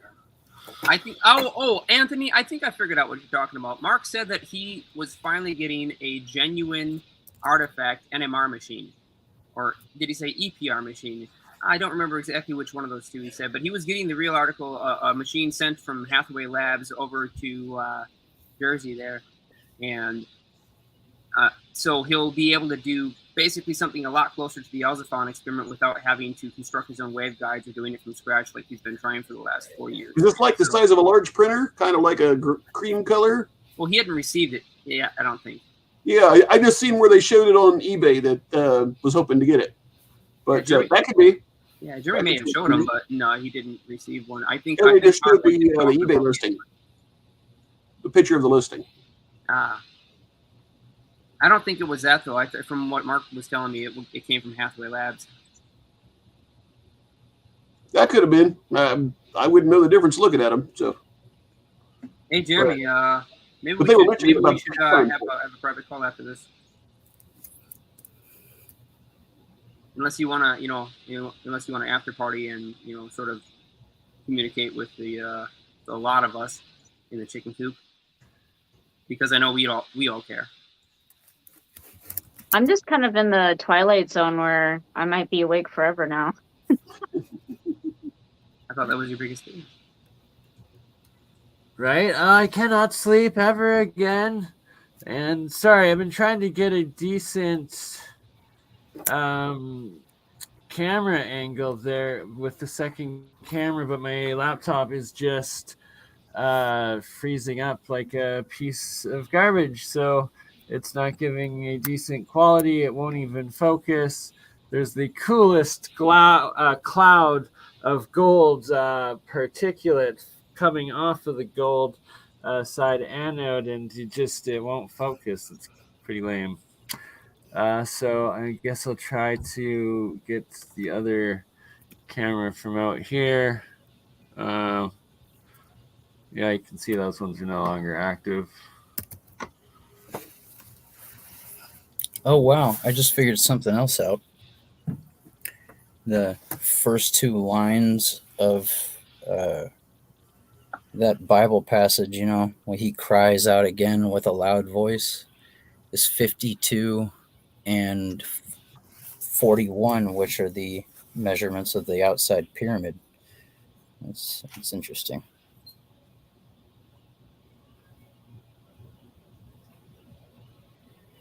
So the first two lines are the first two measurements. Like, how do these ancient structures, it's just so impossible that the official narrative, like, why is Egyptology still being taught for thousands of dollars in these institutions, these acclaimed institutions? And it's like, it's insanity. Like, anyone that takes engineering or like even basic geology and like just like stoneworking, like it's so idiotic and mind-blowingly insane that it's still going on. I don't know. That's Valorant. Another thing I forgot to mention was after Xenon, which was like the lightning one that looked like it was getting charged when it becomes a radon. Radon had 12 rays around it to symbolize the 12 zodiac signs. So it became charged and then shined with the 12 rays of the zodiac afterwards. And it had the nuclear symbol with a dot in the middle, which represents the Trinity and the Christ. I forgot to mention that too. Yeah, like there's just so much depth in this shit. But no, thank you guys for like taking all the time to listen. That was cool. Sometimes I feel like nobody wants to hear my stuff until they hear it, and then they're like, "Whoa, cool." But I always think like, "Oh man, nobody wants to hear my shit." Well, first it just Any looks true like alchemist wants to hear alchemy and Rosicrucian alchemy, especially. And if you're always welcome back for another reading and another like alchemical Rosicrucian presentation, my friend. But especially more than anything, if by chance you can get your hands on the lesser or the greater circulations of Rosicrucian alchemy, even the vegetable as opposed to the metal to start out, that is absolute scientific teaching to the highest degree that I've read once, and I need to read it again, but it's really hard to get your hands on or even your eyes on these days. So wait, you wanted what again? Rosicrucian lesser circulation of alchemy, the vegetable or vegetabulian, like the first like plant one, and then so it's basically chemical and like drug oil ester, like the basics I of have no biochemistry. idea what the hell you're talking about. It's biochemistry of the ancient alchemists. And the So you want science the of vegetable it. The stone. Rosicrucian one. Yeah, it's called vegetable. It's referring to plants. And then the second one is actually the metals, and it's the full science of cold fusion and electrolysis and all of that. And that I have only seen like a paragraph of, and it's I don't know. It's probably stored. So you want the vegetable stone and you want the mineral path. Yeah, there we go. That's of what this, they would. of the philosopher's stone. Is Sure, that what you're asking? If those are what they're called in today's terms, absolutely. Yes, I have them both. The vegetable stone is actually fairly simple. You actually watched a video by the you got to so see, like full books, and then I have like a rudimentary like what you would think of as like a tree graph. You know what I mean? Where it's like this leads to this, then this leads to this, then this leads to this to make the vegetable stone. I have multiple of those. I could get you the stuff for the vegetable stone very easily. Out of giant, like think of like a biochem like semester book in university or like a physics. I do. That's what I do have that. These things. And for the mineral path, it depends on which path you want to go. I have a 100% and 100% complete, fully complete scientific explanation of the full cinnabar path, and I have all of the images of the stages that it goes through. Very nice. Yeah, I'm pretty sure it's the only one on the entire planet. The only manuscript that is just 100% explanatory, no allegory, no veiled bullshit. I'm pretty sure there's only one, and I have it. Because you can't imagine how many manuscripts I went through. I went through at least like 20,000, I swear. I swear. Do you have an explanation for the monoatomic gold where it's supposed to turn invisible or transparent? I don't know about that. Like Liminal demonstrated 2 or 3 days ago here, and Jeremiah's demonstrated a few months ago as well with it through the purple gold. And yeah, the nanoparticle gold looks like a dark black purple because the size of the particle is reflecting that size wavelength. And yeah, I believe it was actually just yesterday. Man, it's been such a long stream, but yesterday we did that demo actually. I know I seen him do it in water, but I was wanting to see like on like a disc. to see the powder itself disappear, not just dissolve. It was stone, purple stone, solid gold. But liminally, it said that it was treated through a particle accelerator to break down part of. Yeah, so I don't have all the details, but this batch that we generously have right now is about 20 years old, and it's pretty much the same condition as it was when it was created. From what I understand, there was a dedicated particle accelerator in a large warehouse lab. So certainly nothing big. When people think of particle accelerators, they're thinking of CERN. It wasn't that big, but it was still pretty huge.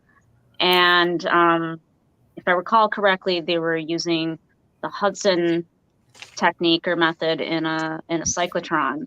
So it's not the kind of thing that you would buy in a consumer product. It was really just, you know, a rare and generous and lucky kind of thing that we came across it, and that I was able to demo it for you so that you could actually see a real alchemical process happening in real Each time. time, it's like, oh my god, it's just such a treasure, and like, it's pretty much, you guys have shown twice now live for the world's when each this alchemical golden purple rite of dissolving. Oh, it's so beautiful to watch each time. And yeah, yesterday's stream it was in. Yeah. Hey Bernie, let me read this off to you, okay?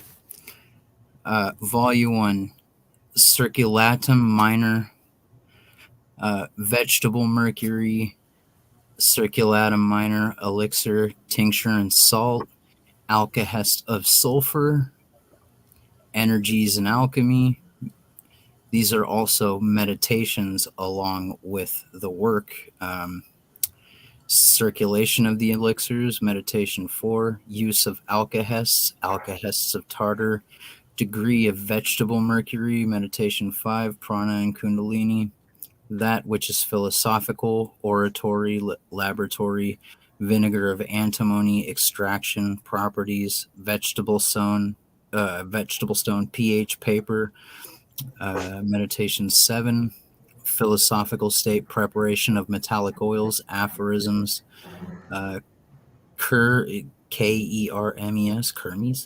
Regulus oil extraction, spirit of sulfur, symbols of traditional metals, preliminary crystallization work on the wine, that's acetate path or wine stone, caraway stone, extraction of tartar alkahest. Alkahest is what makes you genius and live forever in perfect health. Well, 500 years anyway, but we're talking about 100% full restoration of brain and DNA. That is what Alkahest is. That is the do stuff. Okay, so what's Alkahest made from? Dew. Ooh, the dew into light. Okay, yeah. Gotcha. Then you have mercury, antimony fixation. That dew makes sense. It's capturing the pure first beam of sunlight and taking that pure light into the most structured water energy possible, potentially. Yep, that was only 15 of 73, and that's just one book of 4 of all the mineral paths, including every meditation that you need to do so your bodily energies don't fuck it up. That was just up to 14 of 73 of just one document of 4. Or 3 or 4. Yeah, 4. Yeah, sorry. So yeah, every single mineral path of Philosopher's Stone. Yeah, I have that. And that's just one. That's just one series. That's just basically one extended manuscript from one guy. You have no idea how many I actually have. Plus, I have like over 120 some odd videos of real alchemy being done on camera, of very, very hard to find actual Can video. you actually show a little bit more of that? Because you do have some treasures. Plus- it would be nice to like compare some Rosicrucian practice compared to the chemical, alchemical process that both Jeremiah Liminal demonstrated, as well as esoteric gold. Mike This does. this guy was a Rosicrucian, but if you want the Rosicrucian path, I'm pretty sure they give you this Cinnabar path and the Basil Valentine path. That's like the only Rosicrucian manuscripts that I know of that actually give you the Philosopher's Stone, where it's actually taught in the temple, and I'm pretty sure that's the Ajunta temple. And I have those manuscripts as well, but they're like veiled in allegory and stuff. Like they're gonna confuse the shit out of you. I'm pretty sure it's like Alchemia Apology by Frater somebody or Master somebody. Tell you what, I'll make a deal with you. I will give you really, really cool, super awesome, super rare, like golden goose, just shit an iceberg of gold. Lucky for I you. will take a Hold full on, iceberg of gold to take into monoatomic gold, and then give you half back, and then the other half I will What I need, use what I for experiments, as I do with everybody. And for our What I knowledge, need- hold we all on, share yeah. on the drive. It's all about sharing the drive. I need a scribed 30-day trial account again. Like, all you have to do is like sign up for a scribed account, and it'll give you like a 30-day free trial. And Is that Substack or no, SCRIBD, scribed. Oh, the scribed? I see. Yeah. The Rosicrucian secrets are all inscribed. Not all of them, but there's a great deal of alchemical documents that are very hard to find in people's private collections that I need to recollect. Yeah. If you get me the 30-day trial, which requires a credit card, which I've used all 3 of mine for the 30-day trials, if you can score me a 30-day trial, I'll give you whatever you want. And you got to help promote my stuff when it comes out, like when my presentations are. Yeah, looks like we're having technical difficulties. Yes, looking for the Rosicrucian lesser circulation of vegetable alchemy. It's an ancient text. And then there's the grand circulation of metallic alchemy of Rosicrucians, which is well, I don't know. Very little people have actually put their eyes on it. Even the copy that I saw of the vegetable one, it starts out with like, you share this with anybody, you die. If you're not properly initiated and you're reading this, you die. And that if you find this information, you immediately take it to your local king, monarch, and turn it over without reading it, or you die. And yeah, it was as classified as it comes, but that is what we are looking for. And secrets are cool, but there's more than one way to skin a cat, if I can just say that. Give me a few keywords of it or the title, and I will get it for you. So thank you, Bree. I've found it online before, but the link that you had posted, I clicked on, tried opening both my phone and my computer, and it actually didn't open to like some tabs that didn't properly load to get the actual texts. But if you can download it and then I can get the download from you, I would be more than happy, but it's not working for me. But I am so desperate to get it because it actually explains the amino acids, the oils, what they called the essence, but it's actually just like the essence of weed is THC and CBDs, essentially, that you're concentrating, or the spirits of alcohol.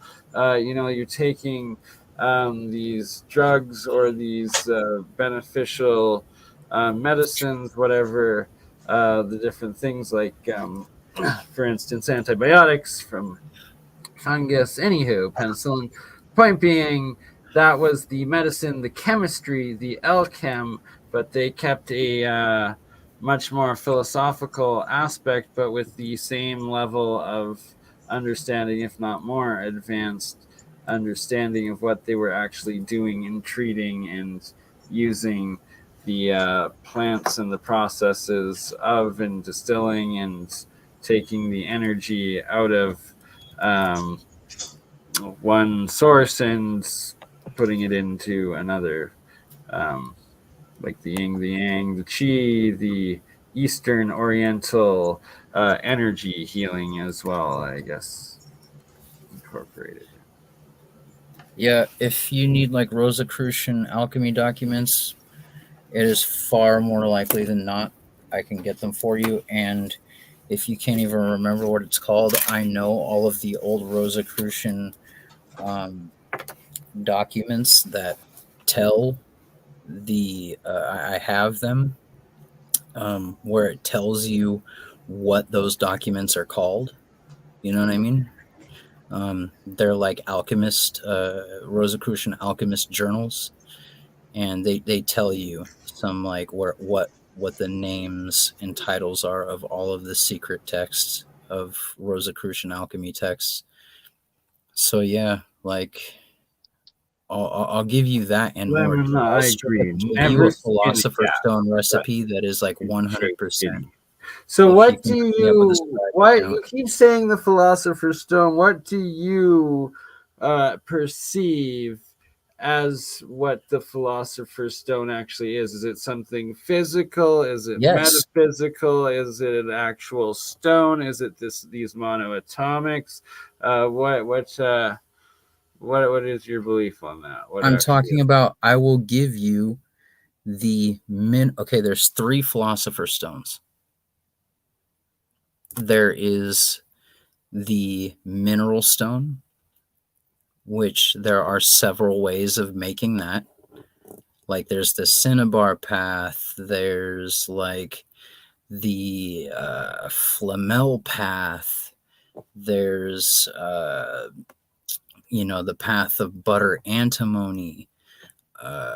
There's several different ways of making the mineral realm stone. Then there's the plant realm stone, and there's several ways of making that. And then there's the animal realm stone, which is the stone of eternity. That's the dew stone. I will give you the process on making the mineral and the plant stone. And yes, making monoatomics is part of it. You have to make potable gold, and that's what monoatomic gold is. Aurum potable is what they call it.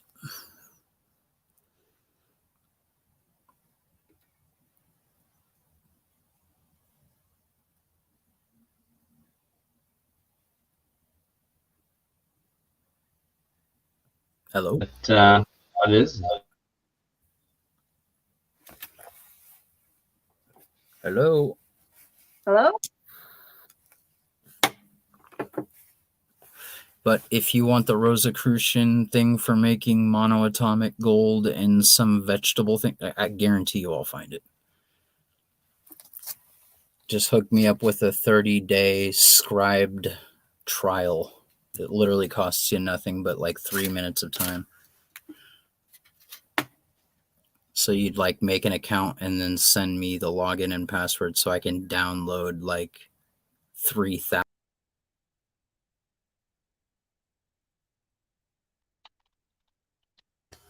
All right. Thank you, Ben, for that epic Rosicrucian presentation.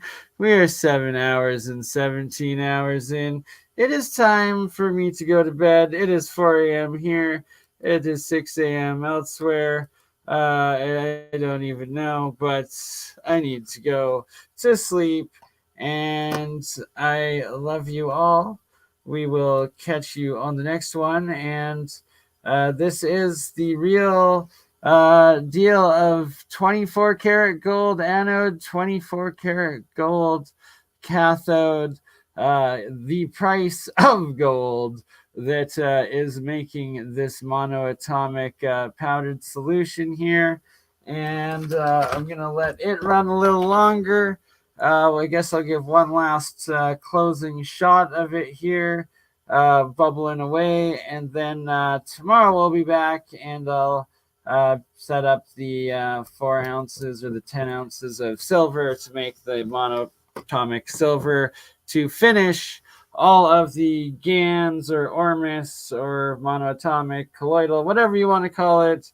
But the tests of this water on the gardens and the electroculture, the real science that we're doing this summer, this year, right now. Any last closing words, guys and gal? It's been, as many people have said, epic.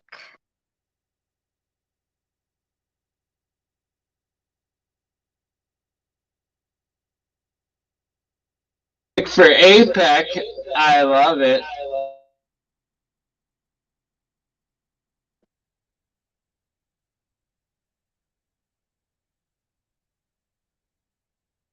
Suddenly very quiet.